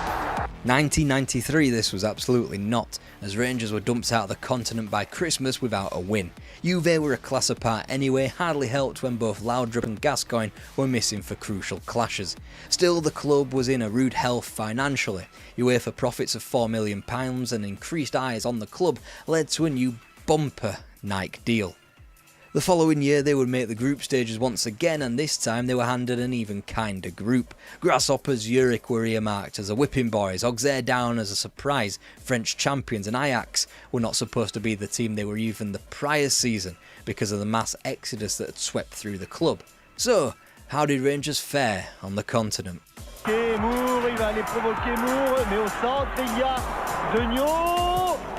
Oh, et but! Superbe but! En die maakt er 4-1 van. Quel beau but! Ah oui, quel beau centre! Superbe but! 5 goals across 6 matches and just the one victory spoke to another Rangers embarrassment. The squad had grown old together as they sat on the precipice of 9 championships in a row, edging towards the only prize that mattered now. In a way it was like a team in a rut just needing a result, not the performance. They had spent heavily again, bringing in through Jorg Alberts from Hamburg, Joachim Björklund from Vicenza and little-known Sebastian Rosenthal from Chile. They had missed who they really wanted though, Mario Jardel. Kenny Dalglish of all people was summoned as director of football before undergoing so many job changes he lasted mere weeks before going back to the Premier League by Newcastle United. In the end it was a campaign where Mark Hateley was required to come back up north in the March to coax Rangers over the line. Out early to Celtic in the Scottish Cup, slender winners in a madcap League Cup final against Hearts, Rangers finally delivered their long-awaited glory. And then his second goal in 3 minutes finally destroyed the Edinburgh side's dream. Celtic took control. Richard Gough was noticeably missing and Andy Gorham noticeably struggling. Brazilian giant coming through, the goalkeeper's off his line.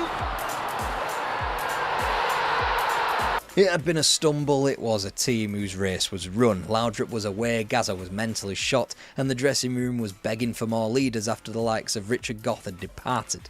And it could have been oh so differently.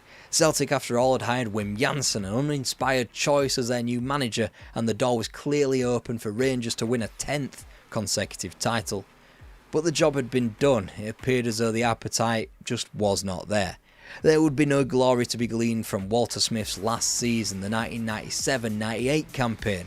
Losers at Hampden in the Scottish Cup final, out early in the League Cup, not making the Champions League groups again, and finally handing the title on a platter for a piss-poor Celtic side. Was it because of Marco Negri's eye exploding during a squash game that derailed their form and his insatiable appetite in front of goal? Was it Gaz's sale to Middlesbrough? Was it because Paul Lambert chose Celtic instead of Rangers? Or was it even due to the rescheduling of an Old Firm game because of Princess Diana's death? Either way, Rangers were trophyless for the first time in over a decade. They needed another revolution. Blackburn Rovers hadn't been relevant for a while now. They were approaching a quarter of a century outside the top flight and even mucked about in Division 3 for a bit. Then Jack Walker came along, then Kenny Dalglish came along. This is the unbelievable rise of Blackburn Rovers. It's finished here as well. Let me say it once again. Blackburn Rovers are the champions.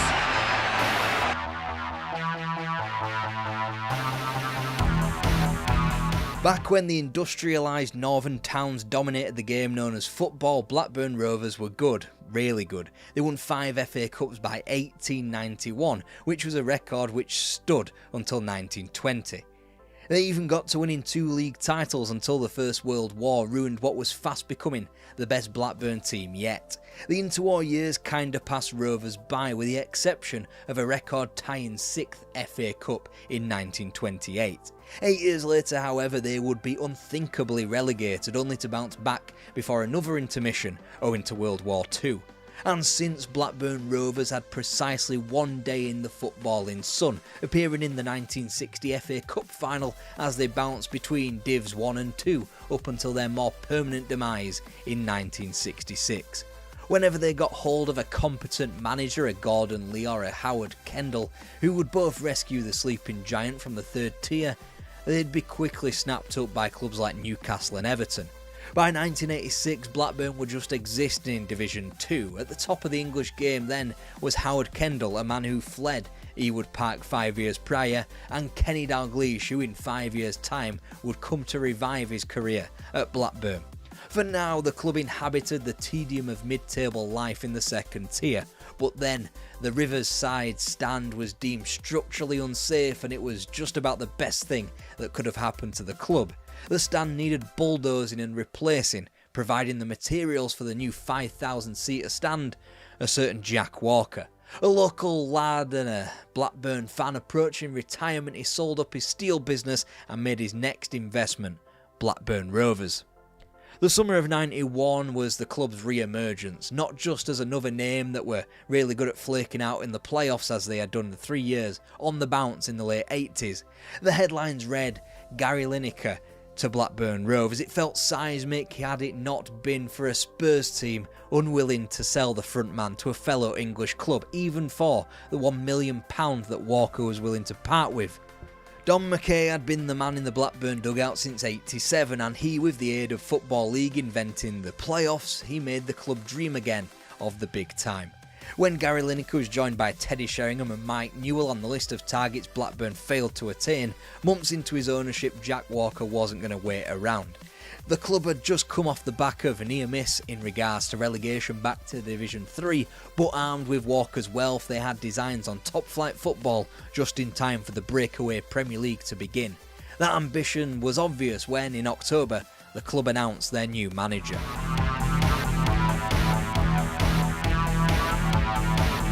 The respected, the proven and the trendy were all floated as ideas when a mix of Don Howe, Neil Warnock and Steve Coppell were named as a potential replacements. Even Franz Beckenbauer got a name check. Instead, Kenny Dalglish, after 8 much needed months away from the game, was hired. From here on in, Blackburn Rovers were changed forever. The former Liverpool ace received Blackburn in a healthy position. Tony Park's caretaker job had generated 17 points from 8 games as Rovers seemed primed to capitalise on slip-ups from promotion rivals. The first signing Dalglish made in an era famously known for a lot of incomings was his shrewdest yet. He brought Ray Harford along with him to become his assistant manager. Whilst Rovers fans will know what Hartford as a manager looks like now, in his role as assistant, the tactician to Dalglish's man manager, it was a match made in heaven. The Dalglish era started with what now would be classed as a regulation win, Swindon Town, but this was a Swindon managed by Glenn Hoddle and a team pushing right alongside them to be in the Premier League. Oh, Coleman and then White for the final tackle, separating these two sides. On a chance here, on great play by Hammond. Speedy's there. Corner though, to Swindon Town. Must be the last effort. Oh, and White got the header in. Down goes Mim. Alright, not the best start, but in the lead into Christmas, Blackburn would win 7 games and drop just 5 points. They'd meet some of Division 2's biggest sharks as well, from Newcastle and Middlesbrough to the recently relegated Charlton and Oxford. It all meant that on Christmas Day they stood top of the division on goal difference. Dalglish had already made waves on the transfer front, spending a record 400 grand on a 4th division, Alan Wright. Then Colin Hendry made his long-awaited run for 700 grand, and an improved bid belatedly dragged Mike Newell from Everton at a cost of 1.1M.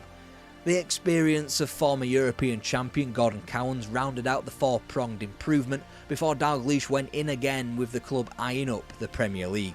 They jump back and urging the Rovers to produce one. And they have done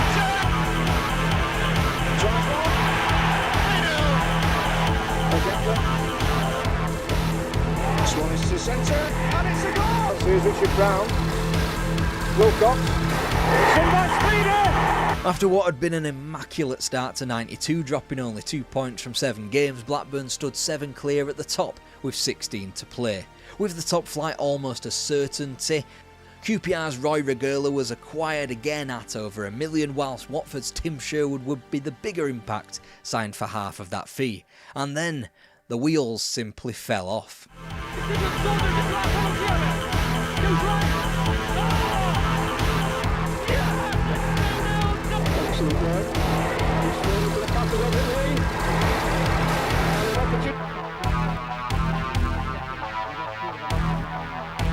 Here is Russell against Mims, and it's come off him.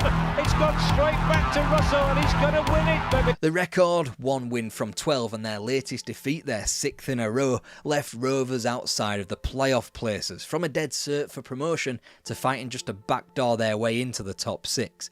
Mike Newell had broken his leg against Newcastle back in February, and his replacement was quickly signed. Shearer. No, not that one, Duncan Shearer. Whilst Shearer scored his first Blackburn goal against Barnsley in March 1992, he was nowhere near as prolific as his namesake. Thankfully, Newell returned in double quick time to help Blackburn to a draw at Tranmere on Easter Monday before scoring in an overdue win at home to Millwall. A point at home to Sunderland had clawed Rovers back into the top 6, ahead of a trip down to Plymouth. It was simple, a win and Blackburn were given a second chance at promotion. David Speedy's hat-trick confirmed it. The playoffs wouldn't be easy. Derby County, who had been passed from one sugar daddy to another, as they narrowly missed out on automatic promotion. Back it in, and it's a great goal! Oh, it's a second goal for Derby County! They've had so much ill fortune so far in this game. But a lot of people in the box here. Oh! This could be another one, and it is! Keep the pressure on, it breaks to Atkins here, and it's another chance for Speedy, and this time, Blackburn's third goal on Sunday. More than a goal. Henry was in there, it's awkward, it's in! Kevin Moran! Take back in! From a team that Blackburn had completed the double over consummately in the league that season to one that had achieved the exact same hex over Dalglish's side, Leicester City. Like Blackburn, they were a relic of the past, but one with more recent top-flight experience. However, this was their first playoff campaign. For Blackburn, the chance for 4th time lucky. In stoppage time, Newell takes in and a score! 26 long years had passed, an entire generation and a half without Blackburn Rovers at the top of English football, but now they were. Instantly they got to work, acquiring Middlesbrough's Stuart Ripley. Together with academy product Jason Wilcox, they'd create a perfect partnership on either wing. Between them, joining Mike Newell up front was the jewel in the Blackburn crown. A statement of intent if ever there was one at a British record fee. The real Shearer, Alan Shearer, signed from Southampton. Now Blackburn were really cooking. And thundering a 25-yard shot. Little flick on from Alan Shearer and smashed in a drive from 12 yards. Only sent the keeper the wrong way. A whole new ball game, they said, with teams of the past champions Leeds, Arsenal, Liverpool, Spurs and Everton quick to flounder under a new intense heat. Someone had to fill the void, and why not Blackburn Rovers? Shearer had scored 16, they'd pummelled the supposed pace setters Norwich 7-1 in October, completed the double over Arsenal, and on Boxing Day had defeated the reigning champions of the land, Leeds United. Halfway through the season there Blackburn were 3 points from the summit, only behind Norwich, who they knew they could beat. But it was exactly in that victory over Leeds where Rovers' limitations were. A 3-1 win and a brace from Shearer, as typical as it had become, but it was the fact that the front man did his cruciate that Blackburn's nascent run at the title was to be prematurely stopped. Coventry, these two goals by Hendry and Newell did nothing to compensate for the 5 that Coventry scored against us. Preston to convert his second. Time remaining, Gary Pallister crowned United scoring from this free kick. Immediately, the club wilted to 4 defeats from 6, just about the same time that the true title contenders of Man United and Aston Villa revealed themselves. By the time that Rovers did return to winning form in the spring, ending the campaign with 24 points from a possible 30, a fantastical championship was just about out of their reach. And cruelly so too was a first ever spot in Europe, thanks to England's easing back into the UEFA competitions after the Heysel disaster. Given that only 4 teams could qualify and Arsenal in 10th had won both cups, Blackburn's return of 4th and 71 points wasn't good enough. But this was a club that still trained in a local park and had to halt their training sessions whenever a funeral procession passed. It still stands as one of the better performances by a promoted Premier League club, but it was already clear that Blackburn weren't just settling for that.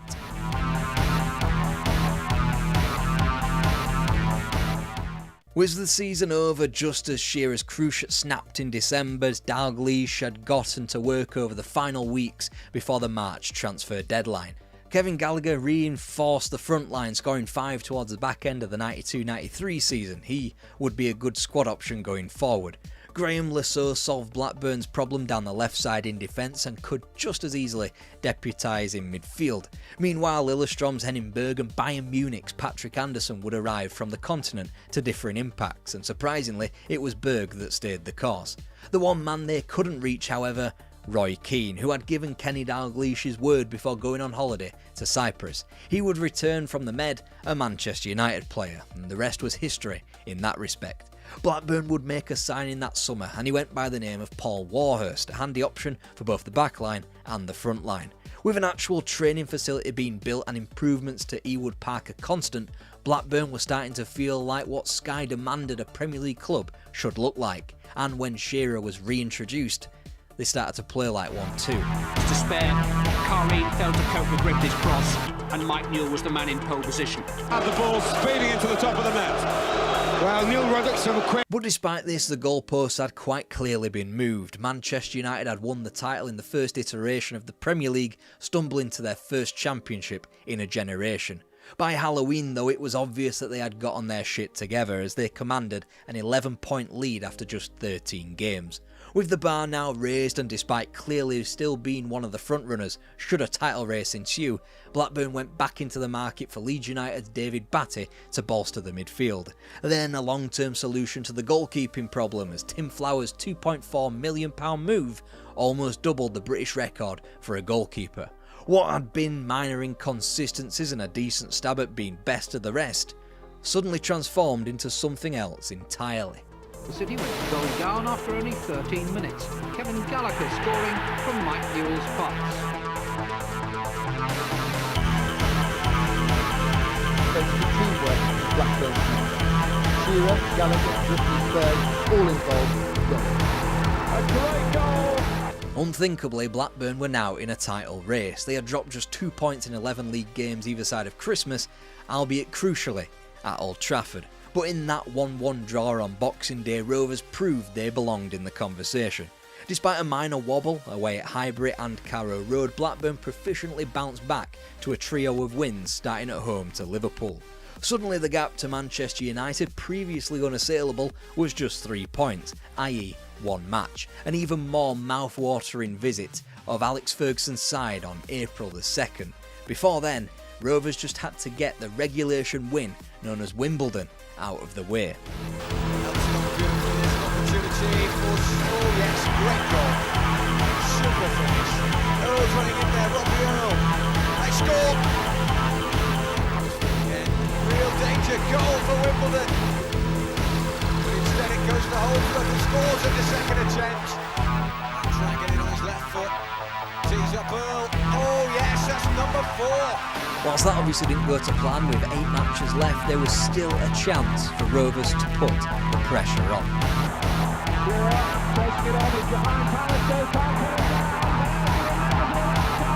The Blues flag was planted. A Shearer brace had returned the gap at the top to just 3 points, and with both Everton and Aston Villa falling in successive weekends, Blackburn proved they were for real. Then United felt the sting of a Wimbledon defeat on April the 16th. With the chance to draw level on points, Blackburn floundered to 1 point from 2 games as Manchester United won their next 4 to steam to the title. For the longest time, United had been intent on coasting to a victory lap, but Rovers had pulled them into the final straight, only to let them go past the checkered flag before they had done. Second place, Blackburn were granted a shot at the UEFA Cup and knew they had frightened the double winners back home. In England, they were almost there. On the continent, however... Through! Great chance here for Sonneberg, it's Sandell! He scored! It's the shock away goal! Just what the fuck is a Trelleborg anyway? Out in the first round of Europe, it was just another brick in the wall of English football's limitations upon the tiptoeing back into the continent after Heysel.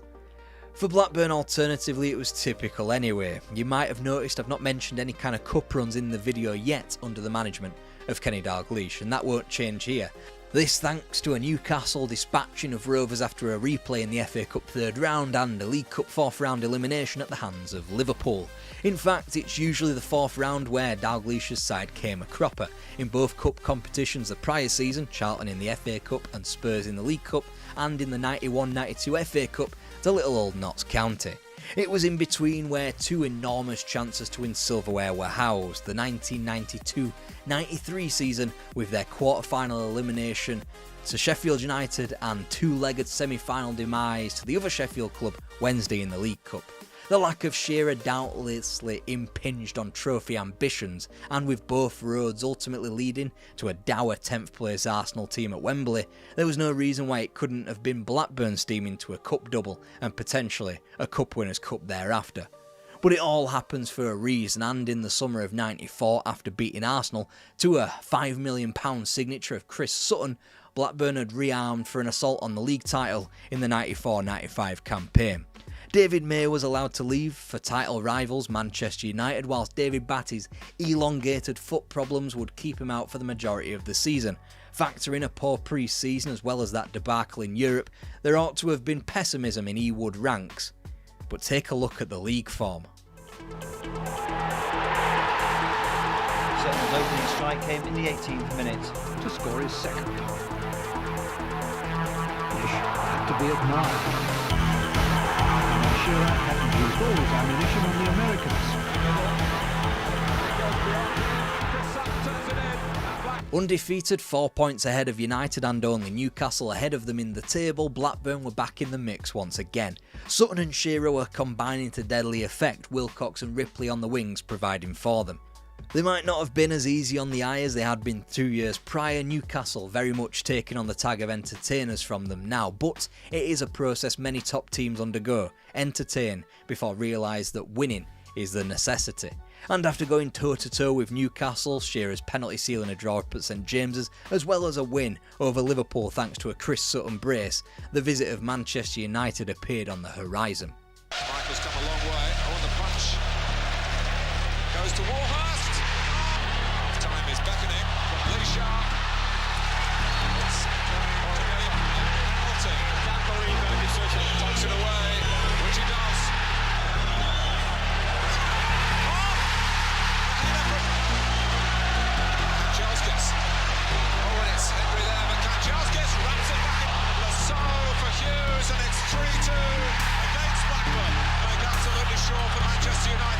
with him. Kanchelskis still and still. And you can probably pinpoint this as the night the sentiment of the once feel-good story of Manchester United being the top team in England again waned. Champions of the past 2 seasons, a result was ripped from Blackburn, not by Cantona, Hughes, Giggs or any other class of 92 star, but by the referee. It enraged Blackburn into a piece of form never seen before or since in the top flight.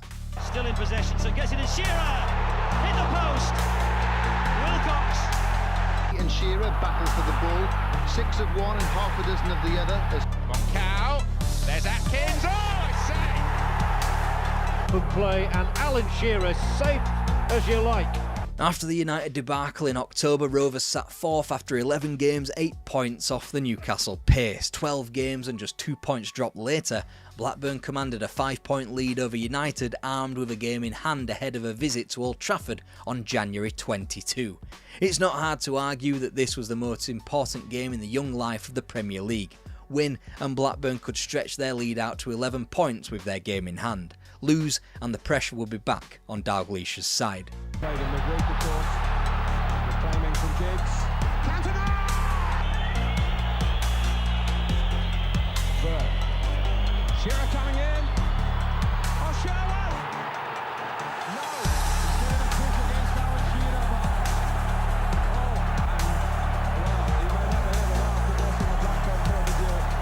Naturally, the match wasn't allowed to expire without some refereeing skullduggery transpiring.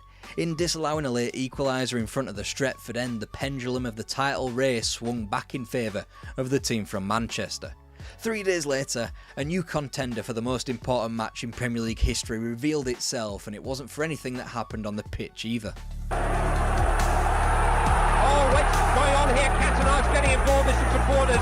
And with that kung fu cake, the Premier League had officially arrived. Before, it was just the old First Division with more television cameras, with Keys and Gray interloping. Now, it was the best league in the world.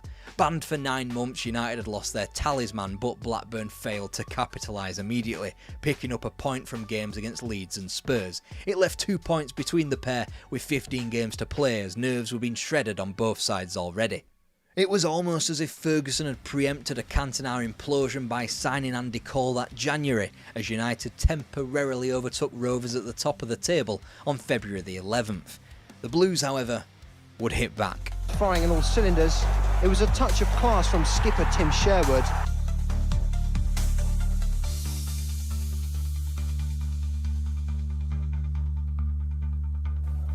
That's Sutton, and here's Shearer with a chance. Wow. Sherwood bursting from midfield to Cotnall to the... Real test of Blackburn's patience, this. Still no goals, 3/4 of the game gone. Sutton! 8 points ahead with 8 to play. There might not have been any needless 9-0s against Ipswich Town, but it was the form of champions, and Chris Sutton had just ended a 5-month goal drought. A season can spin on a dime though. Whilst a Cantona-less United took to winning narrowly on the road and via David May of all people against Sheffield Wednesday at Old Trafford on May the 7th, Blackburn was stung at Elland Road and at home to Man City, the last people who would want United to win the league. Ferguson hoped Blackburn would do a Devon Lock, presumably a horse racing reference, and they were on their way to doing exactly that. And as West Ham confirmed a 2-0 win over Rovers to end April, an enormous final week of the season was laid out in front of both teams. 2 games apiece, 2 points the difference, a home game followed by a final day on the road. Blackburn were handed Newcastle and Liverpool, 2 other teams that wouldn't want United to win the league, 2 of the hardest fixtures in the division, whilst United had to play a gimme at home to Southampton before a banana peel of a trip down to Upton Park. Still in play. The relief flooded out of Ewood Park with all the pressure transferred to Old Trafford 2 days later. A late Dennis Irwin penalty took things to the final day, where Blackburn would play in front of a bipolar Cop End in the knowledge they needed to win to claim the title. Ripley. Well, he's come for Alan Shearer. Goal for Blackburn Rovers.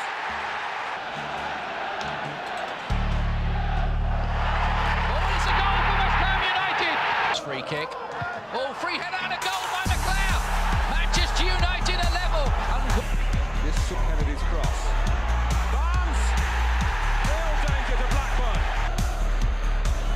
The jury's still out in the championship race. Oh my God! Blackburn Rovers were champions of England once again. They'd graduated from the happy-go-lucky promoter club, simply delighted to be dining at the top table again to playing like champions. Although it would be quickly realised as an anomaly, this Blackburn Rovers side were fully deserving of this championship. From the SAS up front to Wilcox and Ripley steaming down the wings, Sherwood and Hendry keeping things sturdy centrally, to the versatility of Graham Lasso playing left midfield in the final weeks of the campaign. Sadly, it was a predictable top of the mountain. As Manchester United welcomed back Eric Cantona with a second double in 3 seasons, Blackburn were busy fighting each other in a lame Champions League group stage elimination. Kenny Dalglish had long resolved to make the move upstairs to director of football, so Ray Harford was promoted in his stead to the manager's position. He wouldn't last long, just like Rovers' time at the top. They were quickly marooned as yet another Premier League club. When they needed to sign players like Paul Gascoigne, Zinedine Zidane and Christophe Dugarry, they instead acquired Matty Holmes and sold Alan Shearer. Dalglish followed Shearer to St James's Park, and he wouldn't achieve such highs as a football manager ever again.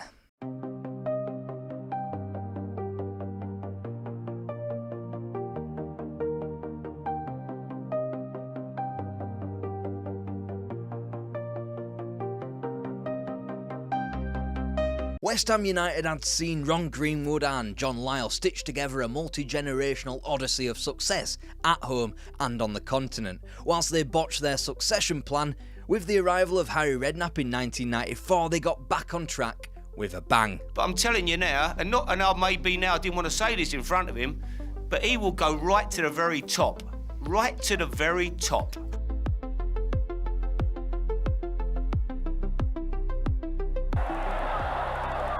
And Steve Hodge marking his debut. Curling one around the keeper. In their way for a moment, but they're keeping the ball. And they've scored! It was an age of Europe being barred for England. It was an age of West Ham standing still in the market, an age of sinking back down into the bottom half, and an age of cult heroes like Frank McAvenny going off the boil. For every astute signing of Liam Brady, there was a premature sale of Tony Cottee. For every cup run to a quarter-final or a semi-final, there was also a cup embarrassment waiting in the wings. And for those that did break the mould, a Julian Dix or a Paul Ince, they'd be sold on to richer and more powerful clubs soon enough if they hadn't been already. By 1989, West Ham's 9 lives were up, finally relegated and probably deserved to on the basis of bringing Frank McAvenny back to the club for upwards of 1.25 effing million. When Billy Bonds retired, John Lyall was keen to keep him at the club and reaffirm the club's loyalty to former players and staff members, ensuring the lineage continued. It appeared that with Lyall's time up and second division football returning, West Ham got desperate, shat the bed and strayed so wildly off the tracks that they landed on Swindon manager Lou Macari. Admittedly, in terms of his CV, there could be no arguing with what he had done to Swindon Town, taking them from the basement of the Football League to one good term away from top-flight football inside of 5 years. He would not face the same kind of success in East London. Charging forward again, the low cross again, and Cobner's there, and Cobner scored! Won by Irvine. Good cross from Irvine, and there's a chance here. Oh, that's not dangerous. Oh, Gale timed that perfectly. Still danger here though, Strachan scored! Whilst Macari's time at Upton Park could only be deemed a massive failure, he had been more than active in the market, attempting to update the club, bringing in Martin Allen, Jimmy Quinn, Colin Foster, Ian Bishop, Trevor Morley and, finally, Ludek Miklosko. His time was cut short in February 1990 by accusations of illegal payments from his time at Swindon, something which barred the club from promotion. Macari resigned with the club and impressively sat in 12th place. Mick McGivern had quit as assistant 24 hours before quite possibly the worst defeat in club history, away to Torquay in the Cup, but the club lineage was maintained through their next appointment. Welcome back Billy Bonds, the man who many would have selected to succeed John Lyall directly. He was hired. Better late than never. In the final 17 matches, the club had Bonds steered them to 10 wins and from 12th position to 7th, only 2 points beneath the playoff places. All looked right in the world again. Oh, good skills. Finds Allen, the dummy, Paris with a shot, and there it is! Bishop going through a Chancellor's shot.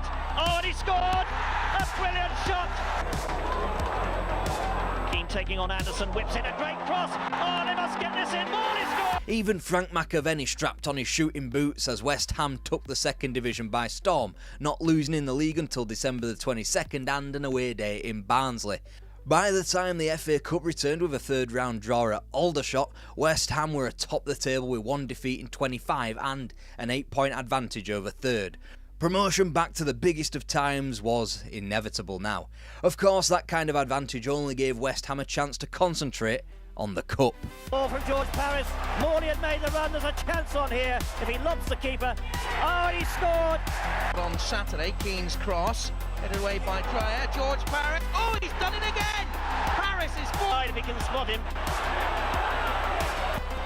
Keane to Quinn, and a chance here, and Quinn scores! Poor clearance by Dave Watson. Houghton. Slater. Stuart Slater! 2-0 to West Ham United.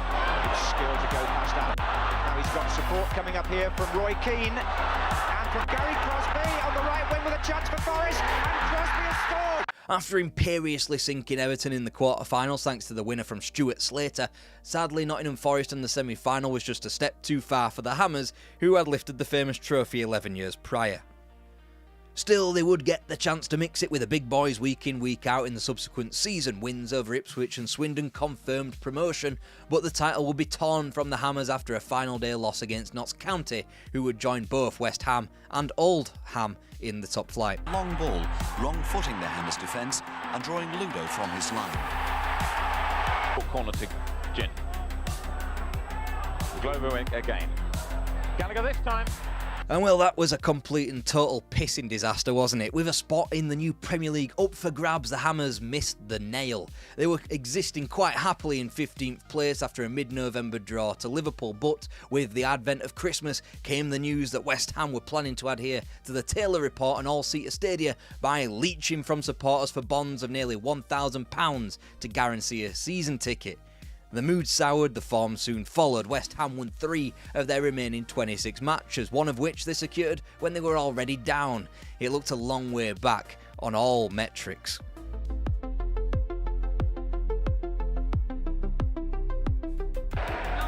Keane with this corner kick. West Ham still leading by a goal to 0, and the keeper's missed it, and that's 2. West Ham against Sunderland. Keane shot. Keane's goal. Their last game, and here's Trevor Morley trying to get the first in this one, which he does. Look at this from Breaker. Neat play for the West Ham. Number 2 is a brilliant goal. West Ham secured an immediate route back to what was now the Premier League, winning 1 more point and only going up in second place again and via goal difference ahead of Portsmouth after the South Coast club's late collapse. A typical West Ham move had been made early on in the first season of a new footballing era, and that was to continue the club's lineage with the signing of Harry Redknapp as assistant manager. That had proved quite important moving on through this decade known as the 1990s. However, the club would mourn the passing of Bobby Moore in what was a bittersweet campaign. Now, needs to cross with his right foot. Oh, great header and a good goal! That's great. Holmes. Morley. Can he feed Marcy? Takes it inside! Mabbott. Oh, he's lost it here. Morley! And it's scored! Finally, a year of consolidation, one done in what very much felt like a new era. 11.5M spunked on the stadium to get them in line with the rest of the league. Any signings that West Ham did make, Dale Gordon and Simon Webster, seemed instantly doomed to injury. Therefore, a relatively inoffensive 13th place and a run to the quarter-finals of the FA Cup was seen above par, to be brutal. After all, the landscape of the game had shifted, and so too the power dynamics at Upton Park. With the introduction of the 94-95 season, Billy Bonds vacated the role of West Ham United manager, handing the reins to his assistant, Harry Redknapp. Which sounds amicable, but it was far from it. See, the club offered Billy Bonds the job of director with a view to promoting Redknapp. Redknapp had been tempted to return to sole management back at Bournemouth, so West Ham needed to act quickly. Ultimately, Bonds didn't want to go. Redknapp won out and he hired his brother-in-law, Frank Lampard, who had a son coming through the ranks that you might have heard of. Also, Frank Lampard. Ball knocked in by Hutchinson. Here's John Moncur, and John Moncur scores.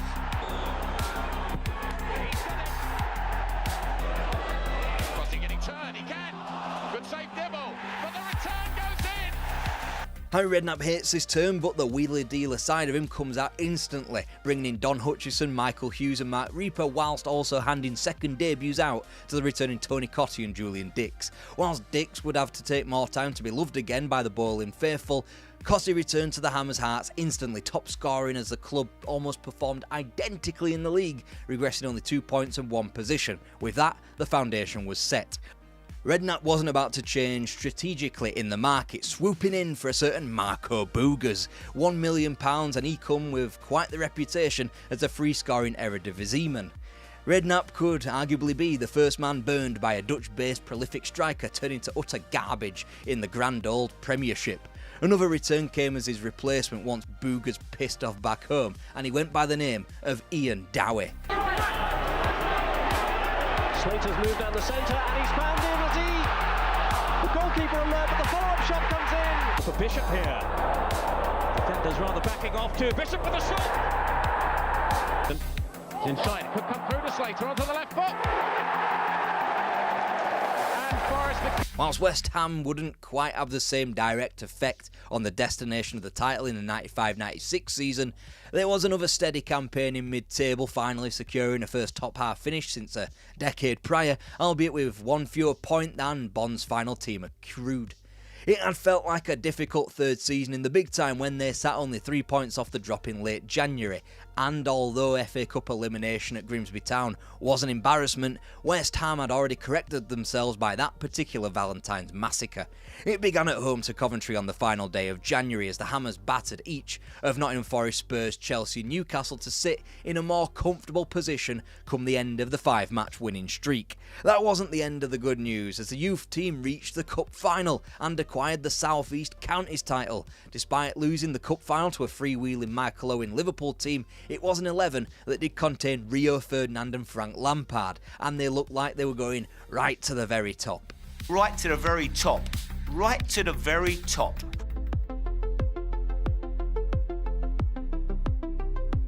Musto.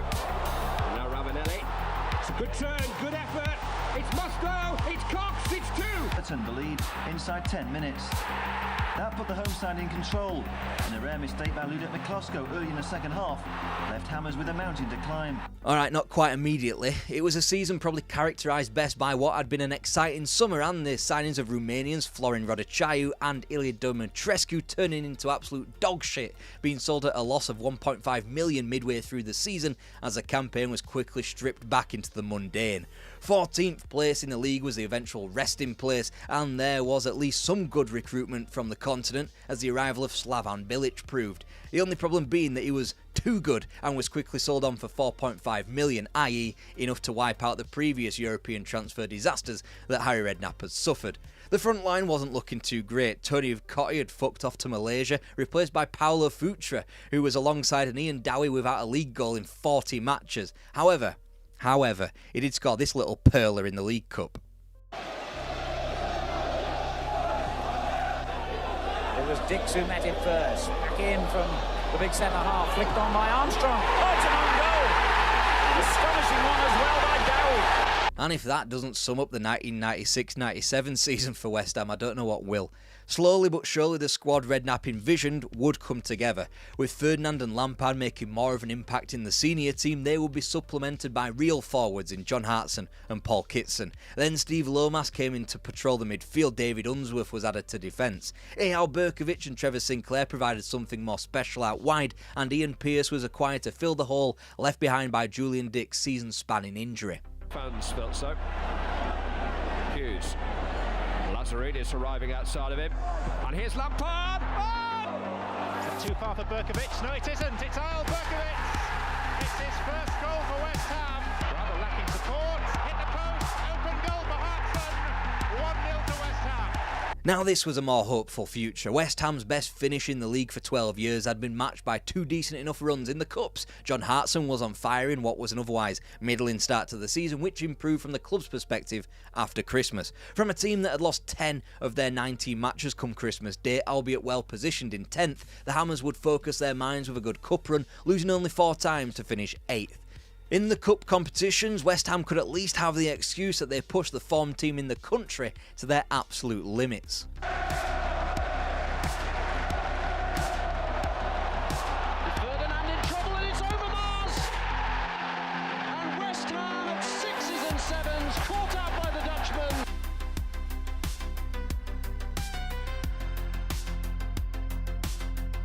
And for the trilogy, it was Arsenal's chucking in of the points against Aston Villa with the title already sealed that indirectly cost the Hammers a spot in Europe for the first time in 1981. Yes, their 4-3 win at home to Leicester was not enough as Villa snuck into that final continental position. Still, momentum laid with the Hammers, in spite of John Hartson trying to punt Eyal Berkovic's head clean off his shoulders in training and being sold on for $7.5 million. That already huge fee was made to look even better when the experience of Ian Wright and the disgrace of Paolo Di Canio were acquired for just $2 million. But why was Di Canio disgraced? Well, peep this.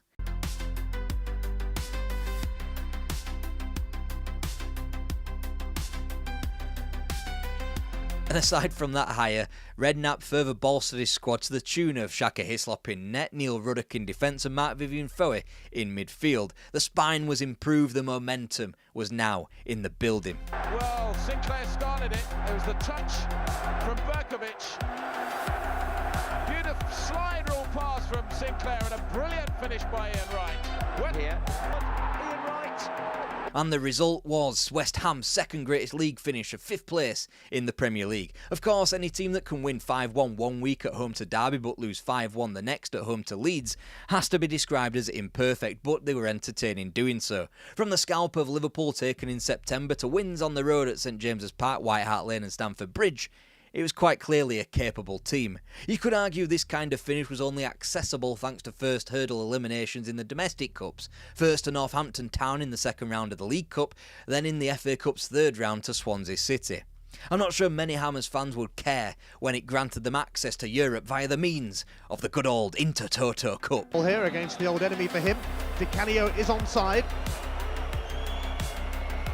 And setting it up for Trevor Sinclair, and that one's going to count!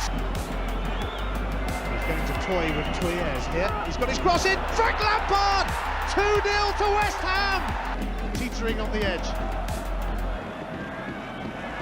Walker slipping it through for one shot, who's round the keeper, and Parlo one shot! Now don't go getting excited and saying it's a trophy won. West Ham would quote-unquote win the Intertoto Cup alongside Montpellier and Juventus, which was essentially just a grandiose way of saying we won a pre-season tournament to qualify for the secondary UEFA competition.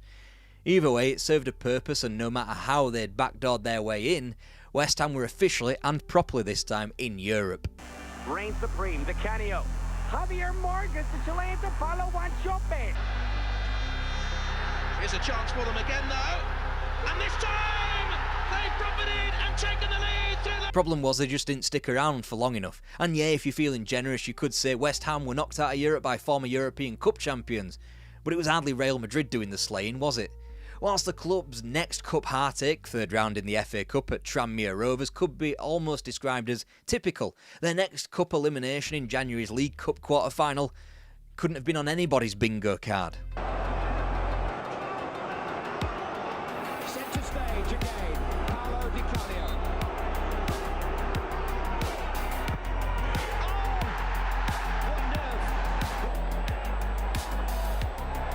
Could be a goal, it is a goal. It's a goal, and oh, it could be a double hit. And a real opportunity here, and that's it, that's the time, Villa. Without context, that footage looks bonkers. Let me explain. Harry Redknapp had done Harry Redknapp things when he signed little-known 21-year-old Mane Omoyinme. This happened all the way back in 1995, and since he had embarked on a number of loans, the latest of which was to Scunthorpe United, 1 goal in 6 games. Truly heroic stuff. This no different to his previous loans from Bournemouth to Leyton Orient, Dundee United to Gillingham. He wasn't going right to the very top, but nonetheless, upon his loan return, he was in the match squad against Villa. 8 minutes remained of a game destined for penalties. Omoyinme enters the fray, does very little, isn't nominated to take a penalty as West Ham progress. Then some swat at the Football League or within Aston Villa dob West Ham in. The game's replayed, Villa win the replay, and West Ham are left empty-handed.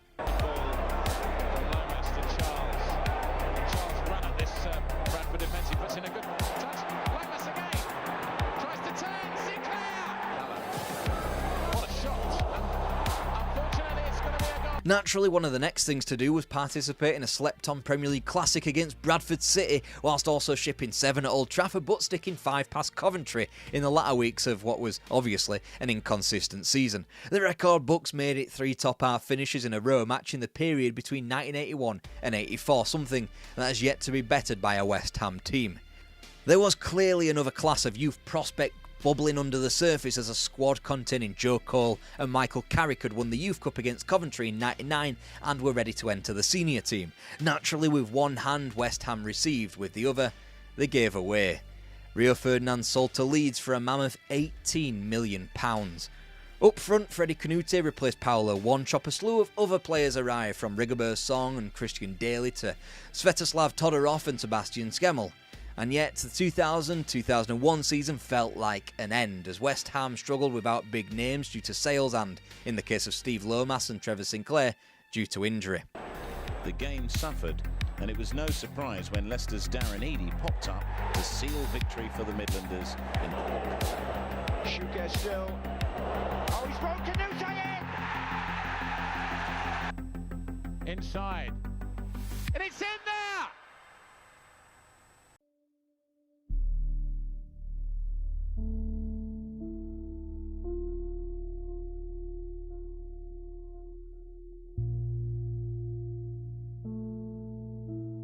Aston Villa believed they had a permanent saviour in Graham Taylor, and then England went and poached him. Their demise was quickly advertised, but they were caught in the throes of another manager, and this one delivered them a trophy and a title race. So why has Ron Atkinson's Aston Villa team been so forgotten? Popped in, and a goal! It's 3-1 Villa.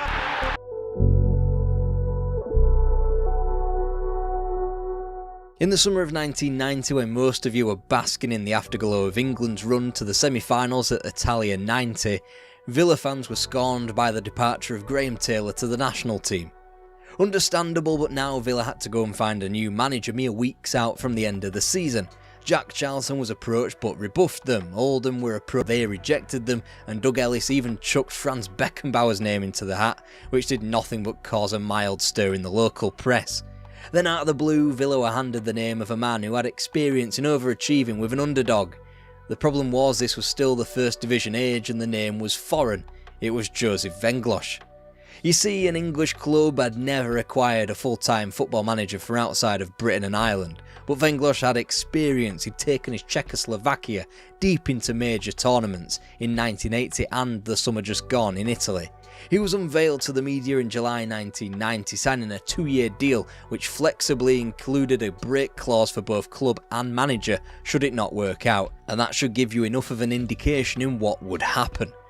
In hindsight, he should have brought his own coaching staff with him, but didn't, so his messaging was confused. In hindsight, he probably shouldn't have signed players like Baniko Strava's Ivo Stash, who would never play for the club, nor Neil Cox or Gary Penrith, lower league players who cost the club £1 million. And then they had to take to the field. Oh, and Beardsley, it was a great ball by Ablett. And a great goal! Mark Ward stepped up to put City a goal ahead. Okay, those losses were against big clubs in fairness. Liverpool, the reigning champions, and Manchester City still meant something to older fans at least. The wins would come though, Coventry at home, Derby away, and progression through the League Cup against Barnsley, and it was teamed with something that had become a novelty. Yes, an English team was allowed to play in Europe again, and Aston Villa had the honour of being that one and only team. The substitute is now there in the penalty area, along with the keeper, and it's goal number 3 from Ian Olney. Birch now trying to get Cascarino in. Yes, and a terrific shot! A fabulous goal for Villa! Ken Nielsen! Managers at the dugout. Cascarino. Here's Platt! Here's a chance! It's a great goal! Il pallone è verso l'area di rigore, Klinsmann, gol! Ora è Matteus che mette in mezzo, il pallone sfiorato, poi c'è il tiro che termina il gol da parte di Berti. Mette in mezzo, ma proprio sui piedi di Magrata, ancora Pizzi, il suo cross. Poi Bianchi, gol di Bianchi! That incredible 2-0 win over Inter in front of their own fans would remain a hallmark of this season, perhaps the only positive one of this season, and that's because they were unable to kick on with continental distractions removed. Venglos tried to lean into the club's heritage, bringing Peter With as an assistant in January who would feel more like the club's manager, whilst Venglos performed most of the coaching duties. Still heading into the early weeks of 1991, Villa still clutched onto their faint promise of cup silverware. No answer to this, and Spink is left stranded for the second time in 3 minutes. Price's header out of defence, and Chapman launched himself at it in the... Good back header from Scales. Scales again! Fashanu is claiming it! And once that was over, Villa sunk into a shambles. League Cup seeded, Villa would win just 4 league matches in the final 4 months of the campaign, and there were some pretty hefty defeats thrown in there. 5-0 down at Highbury, 5-1 on home soil to Manchester City, before Leeds knocked 5 past them at Elland Road. On the pitch, Villa's one saving grace was David Platt, coasting from his spectacular Italia 90 campaign as he netted 24 goals for the club in the Venglos season. Such was the dearth of attacking options, Derek Mountfield's 6 from defence represented Villa's 3rd top scorer. It was 41 points from 38 matches and a 7-point advantage over the relegated Sunderland. Their status was never in doubt, largely thanks to a re-expansion of the Football League back to 22 teams, but it must be said that teams like Sheffield Wednesday and Leicester City had gone down with better tallies in recent seasons. Venglos was finally sacked in the post-season, a full month after offering his resignation. He was probably the right man at the wrong time in the wrong place. English football wasn't ready for his changes and he wasn't ready for the English game. Probably too nice, tried to change too much far too quickly, but his exit would infer Villa's recent future. Bizarrely, it was Ron Atkinson who had a hand in his resignation whilst he was happy at mid-table Sheffield Wednesday, where he scooped up a surprise League Cup over Manchester United. He was the man who told Venglos not to be persuaded into resigning from Villa Park. He was the man who told Venglos to squeeze a payout out of Doug Ellis. He would, to the tune of 25 grand, and Ellis was quick to acquire his next manager. He didn't have to look far.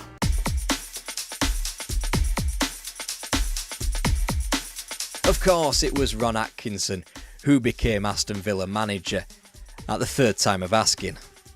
In '84 he was unattainable, in 1990 unattainable again, and by 1991 he was walking into a disgrace of a club. The first decision was a sentimental one. Former Villa marksman turned part-time co-commentator Andy Gray was assigned as his assistant manager. Peter With had, after all, taken a demotion to the reserves as manager before Atkinson's arrival and wouldn't last much longer under the new boss's watch anyway. Within 3 days of training, Atkinson is said to have remarked, "I'm not having this lot. We need to go out and get a few players, otherwise we're going to get relegated." And a few players is what he did get, and he was handed a £5 million wedge by Doug Ellis. Obviously not out of the kindness of his heart, but because Barry had signed David Platt for the exorbitant sum. Atkinson wasn't keen on Platt anyway after he had him on the books at Old Trafford as a youth player, so was more than happy to take the money. The summer business therefore would become an Aldi version of Chelsea 2003's spending. Out Tony Cascarino to Celtic somehow, Kevin Gage to Sheffield United, Derek Mountfield to Wolves, all Venglos's signings as well, heroes of the recent past in Stuart Gray, Ian Ormondroyd and Ian Olney. In their place, Atkinson went big, bolstering the front line with Daly and Atkinson, whilst Kevin Richardson also followed him from Real Sociedad. Liverpool were raided for Steve Staunton, while Sean Teal and Earl Barrett further improved the defence from Bournemouth and Oldham respectively. Cyril Regis and Gary Parker were shrewd signings for the midfield, and whilst the European acquisitions of Darius Kubutski, Stefan Beinlich and Matthias Breitkrautz wouldn't work, the cheaper local signing of Ugo Ekiog would, as did Mark Bosnich, but he would need time. Arguably, the best move Atkinson ever made, however, was stopping just short of selling Paul McGrath to Celtic. And with that business achieved, Villa were just about ready to start their new era. To Regis, brilliant ball from Regis to Mortimer. He can make it 2-2 here. Fine save, Atkinson there. First challenge trying to get around. Second, Dwight York, he's onside. And Richwood makes the save. York follows through and scores. And it's squared for Staunton. And Steve Staunton strikes what might well prove to be a winner for Villa.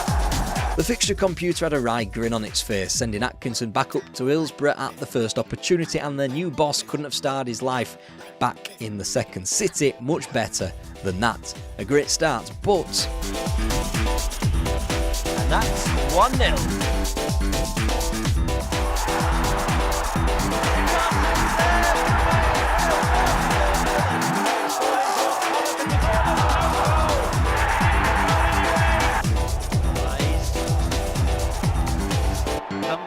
To score for Chelsea. And it wasn't long before a great tradition in Aston Villa history was strewn to one side as well. The League Cup was lost at the first hurdle to Grimsby Town. Maybe that was exactly the kick up the arse that the Villa needed, and it was a young striker by the name of Dwight York who began to score by the bucket load. What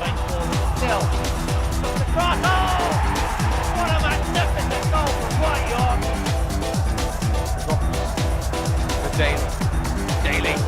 Daly, right foot shot, superb goal from Tony Daly. King run.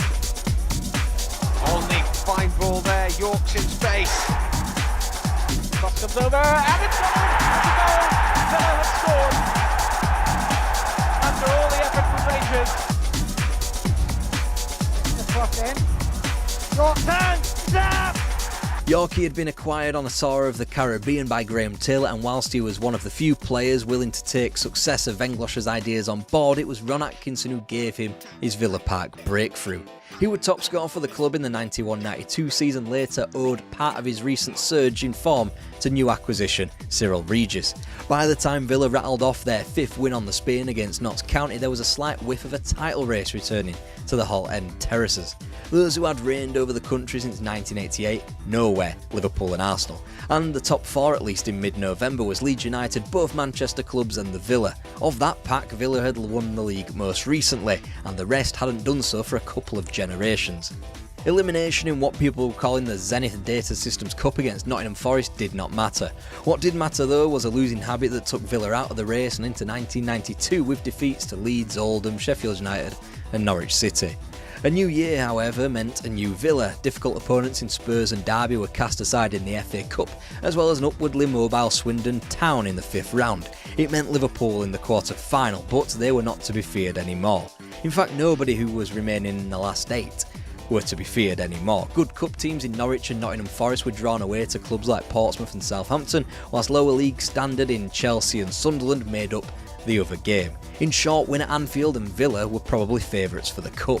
Come back today from injury, combining through the middle. Barnes with the slide rule pass, and this time Thomas is finished so assured. But that was the problem, wasn't it? They didn't win the cup, Liverpool did. The season would fade out into a whisper, a couple of results here and there at White Hart Lane and then at home to Chelsea and Liverpool, as if Villa couldn't have done with beating the latter in early March instead of mid-April in a meaningless fixture. Instead it meant 7th place, a significant improvement and a solid start to Atkinson's time at the club, but in a way, a missed opportunity.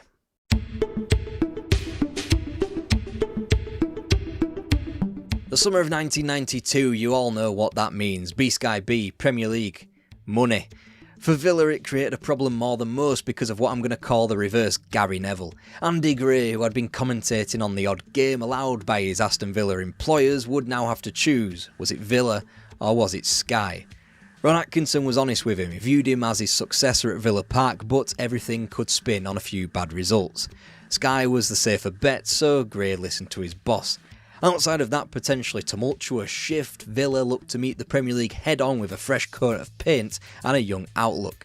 Mark Bosnich was getting more and more into the picture in net. Ugo Ekiog was almost cemented at the heart of defence, and the same too for Dwight York up front.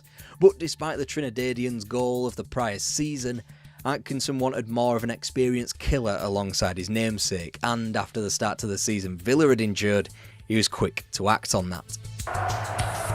The season began disappointingly. At Ipswich, Villa laboured for a point. One flash of opportunism from Daly and Atkinson, and a draw.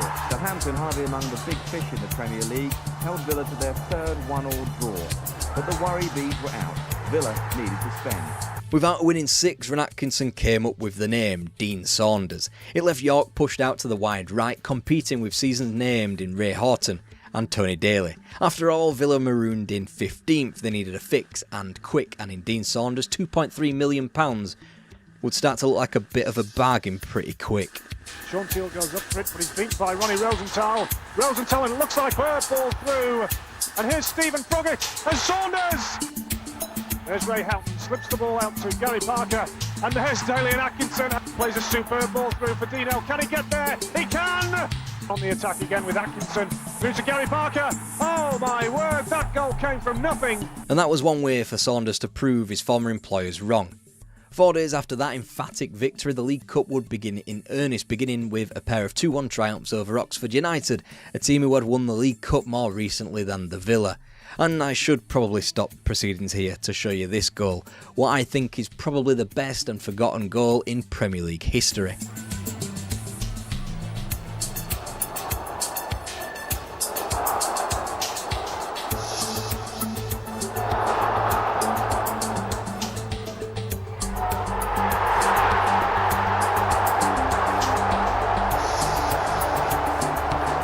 It rightfully won Match of the Day's Goal of the Season contest, beating players like himself to that award. That other nominated goal was a wonderfully arrowed finish into the top corner at Hillsborough in December. Another match-winning strike, Villa had lost just one game between the Goal of the Season contenders, and it was the tandem of Saunders and Atkinson leading the charge. All good things, unfortunately, though, must come to an end, and for Daly and Atkinson, the season was rudely interrupted by incessant injuries between December and April, which robbed him of competing at the highest level, and potentially it robbed Villa of silverware as well. Improved here. Thompson whacks it in. Dazelle! Jason Dazelle puts Ipswich Town in the lead. And with that, Villa had lost one potential feather in their cap, going down in the League Cup replay at Portman Road, and despite receiving a 3-0 beating at Highfield Road on Boxing Day, Villa were still in the hunt for the inaugural Premier League trophy. Let's get it straight, Aston Villa were the most recent English champion to be within half a shout. Everton scrapping for relegation, Leeds wouldn't win a game away all season and would finish in the bottom half, Arsenal more bothered about winning both cups, and Liverpool still absolutely nowhere under Graham Souness.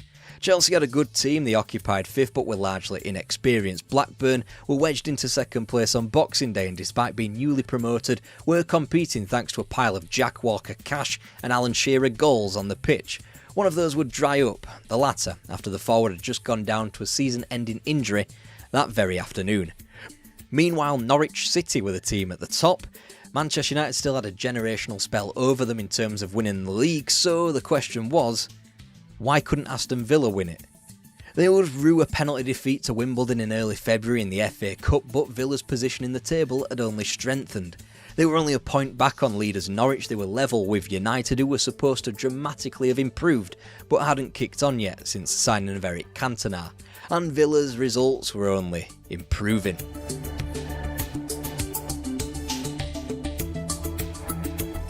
his right, Cox. Well done by Cox. Off the post and in. It's from time. Paul McGrath's hopeful chip forward, and Dwight York finding the bottom corner and transforming anxious faces into pictures of sheer delight. A hiccup at Sellers Park to one side, and that cagey point against Spurs, Villa helped lead the league with Manchester United ahead of what was a monumental clash at Old Trafford. A title race 6-pointer with Norwich only a point back and still firmly rooted into the conversation. It was a momentous day in Manchester. Now Staunton. It's a good try. It's a fantastic goal. Good break, but getting the ball is the problem. Owen, it might come Cantona's way here. And Mark Hughes. It left things very much as you were, with Norwich City impressing away at the City Ground 3 days later. And yet there the Canaries were, on the whole, unpredictable, seemingly to be shot down from their perch.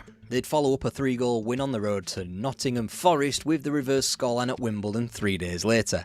And after Villa had dispatched of Sheffield Wednesday to move top ahead of United, who could only draw in the Manchester derby, Norwich could be put to bed at home to Villa on March 24th. Just when you thought Norwich were dead. Thankfully though for Villa, United couldn't get all 3 points when Arsenal visited Old Trafford that afternoon. Therefore fate was still in Villa hands, thanks to Norwich only holding a point advantage with a game in hand. After a brief interlude, Villa began April with a crucial win on their travels, Paul McGrath claiming the only goal to relegation-threatened Forest. The following afternoon's result would have an enormous impact on the destiny of the title race. Villa kept their lead at the top, but Manchester United's 3-1 win at Carrow Road meant they were looking increasingly ominous. The following weekend threw up 3 tricky fixtures for the title contenders. Norwich travelled to White Hart Lane whilst Villa and United hosted top 7 teams. What seemed to be yet another crucial weekend began with the Canaries getting slapped 5-1. The following day would have ramifications for the next 20 years.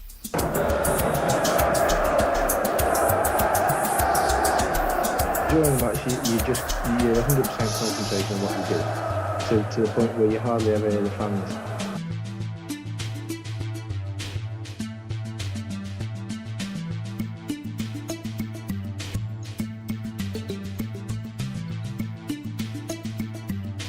The lead was just 1 point, but the weight of the afternoon sent the momentum big time in another direction, not just for this season. The birth of Fergie time all but killed Norwich City's dreams, which were all but confirmed with a loss at their local rivals Ipswich Town. Meanwhile, Villa were still here and fighting for the title. Just as United were still winning, Villa matched them stride for stride. Clear. This is Earl Barrett. Cleverly done. Ray Houghton. That's useful. That's in!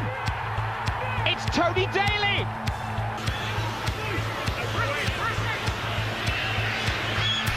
Staunton. Houghton is onside.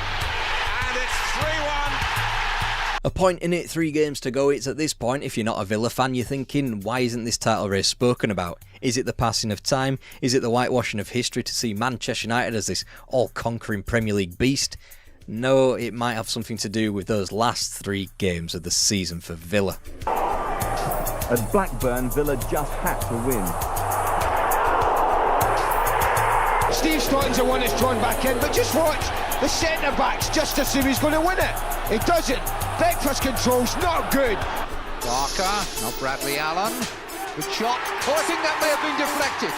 And the Premier League would like you to believe that the entire division spun on Fergie time at home to Sheffield Wednesday, but the trend of the title was sealed well in advance of that. It's not as glamorous or entertaining, but it was Villa's failure to win at Old Trafford a full month prior. The match came off the back of a United defeat at Oldham 5 days beforehand.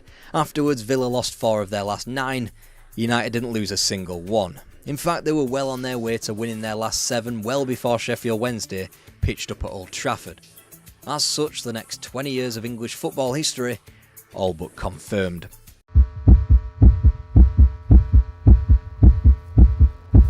It's not that Villa stood still in their attempts to lay another punch on the Manchester United juggernaut in the second Premier League season. The feel-good story was another Gordon Cowan's return to Villa Park. The exciting youngster Guy Whittingham, brought in after scoring 42 league goals in the First Division. The solid purchase, Chelsea's Andy Townsend. Aesthetically, it all looked better. It was Asics and Muller on the shirts, and a personal favourite of mine, this bad boy right here. Plus, the Taylor report demanded that the Hall 10 terracing would not be long for this world. The continued newness and freshness of Aston Villa continued well into the new season. 4 were stuck beyond QPR to begin the campaign, a QPR, it must be said, that were the best performing team from the capital in the first few years of the Premier League era. Villa proved they were solid in defence too, in victories over Spurs and Everton, as well as in goalless draws against Coventry and Sheffield Wednesday. And with the return of Europe in the UEFA Cup.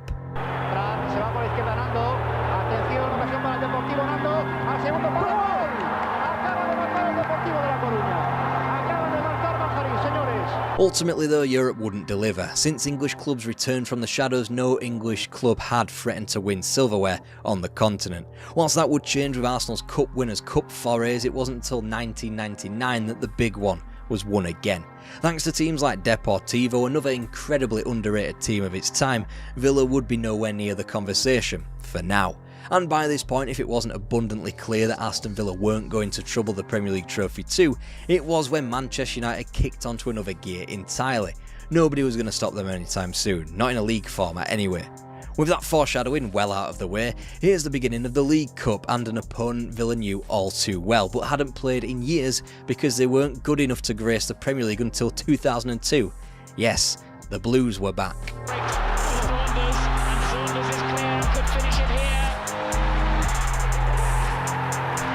The first leg was the match that cemented Mark Bosnich's place in the starting 11. Coming on for Nigel Spink, he saved a penalty, the Blues were dispatched, and it had become pretty obvious that the Cup was Villa's avenue to success. Inconsistent form saw Villa go down at newly promoted clubs like West Ham and Newcastle, yet go on mini winning streaks that featured teams like Arsenal. In and amongst this, the League Cup shone through for the Villa.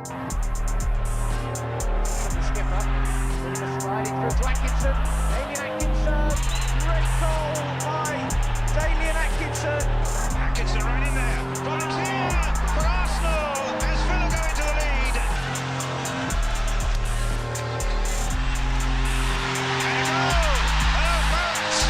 lead. It was an excruciatingly long wait for the League Cup to return after Arsenal were dispatched, but well worth it when Spurs were sunk in another successful trip to North London. And whilst the Premier League wasn't looking too clever from Villa's perspective, the FA Cup had thrown them a bone when, no disrespect, teams like Exeter City and Grimsby Town were offered to Villa. In the fifth round, yet more lower league opposition were put in front of the club to knock down. This time it's Alan Stubbs who tries his luck and he's done it! 9 minutes to go, and Bolton Wanderers are ahead. So that was that then. Villa would have to go and win the League Cup, except 4 nights prior, that had been made incredibly difficult after events away to another lower league club, Tranmere Rovers. Prearranged move as he spins away. Hughes gets the flick again. Comes back to Hughes. It's 2-0. He's done it. Final competition. Richardson's kick, headed across the face of goal, and Atkinson strikes it in. 11 nights split the 2 legs of the League Cup semi-final. In the meantime, Villa added to their FA Cup exit with a limp home draw against a poor Manchester City. Wrong form at the wrong time on all fronts. Surely Villa weren't about to bottle their way out of another competition, having got so close to the Twin Towers of Wembley. We wouldn't know just how valuable that late consolation would be until the second leg in what was a mesmeric Villa Park occasion. Excellent ball into Saunders. They'll try and cause the problem again for Nixon with a good ball in. And it's a goal! Sean Seal! It was a great header to be fair. His placement of his head was superb right to the corner. They're out. Daly has scored.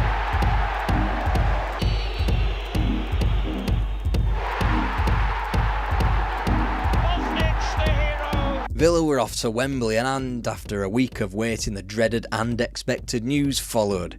They'd be meeting Manchester United in that final, a probable domestic treble win in Manchester United at that. And whilst Villa had booked their ideas up in the league, dispatching of Coventry City away from home to go 5th, it was understandable that a trip to the National Stadium blurred vision for some, a date that Villa could win some silverware and qualify for Europe for in the same afternoon. But given the opposition, it seemed a long shot. Including 2 in the semi-finals at crucial moments against Tranmere Rovers. Great ball from Saunders, and he just tucks it round Seeley, and Steve Bruce just can't get there. Popped in, and a goal! It's 3-1 Villa. 11 long years it had been since Villa had won the UEFA Super Cup, and it was a triumph that put the club on 4 League Cup trophies, a record level pegging with both Liverpool and Nottingham Forest.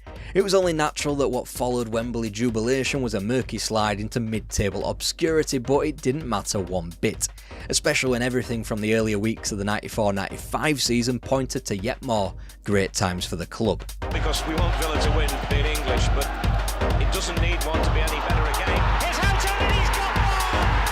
And Villa take the lead! All in business! Fontaine hits it high into the crowd! Got into Milan.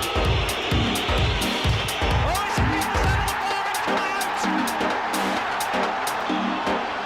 Yes! You beauty! But in actuality, it was really the end of an era. For the first time that summer, Ron Atkinson stood still, and 3 gambles in the transfer market did not pay off, as Phil King, Neil Lamptey and John Fashanu all flopped. The unbeaten start soon gave way for incessant defeats in the league, which quickly bled into their travels on the continent. Signed Villa flashes up on the scoreboard on the far corner. Can they still do it? It's out. It's knocked away. And the last chance Wimbledon drove the final nail into the coffin, scoring 4 beyond Ron Atkinson's side. Housed in a new 4-team relegation zone, he was sacked after just 1 point from the previous 8 matches. After the highest of highs, the quickest of free falls, the question was, what next?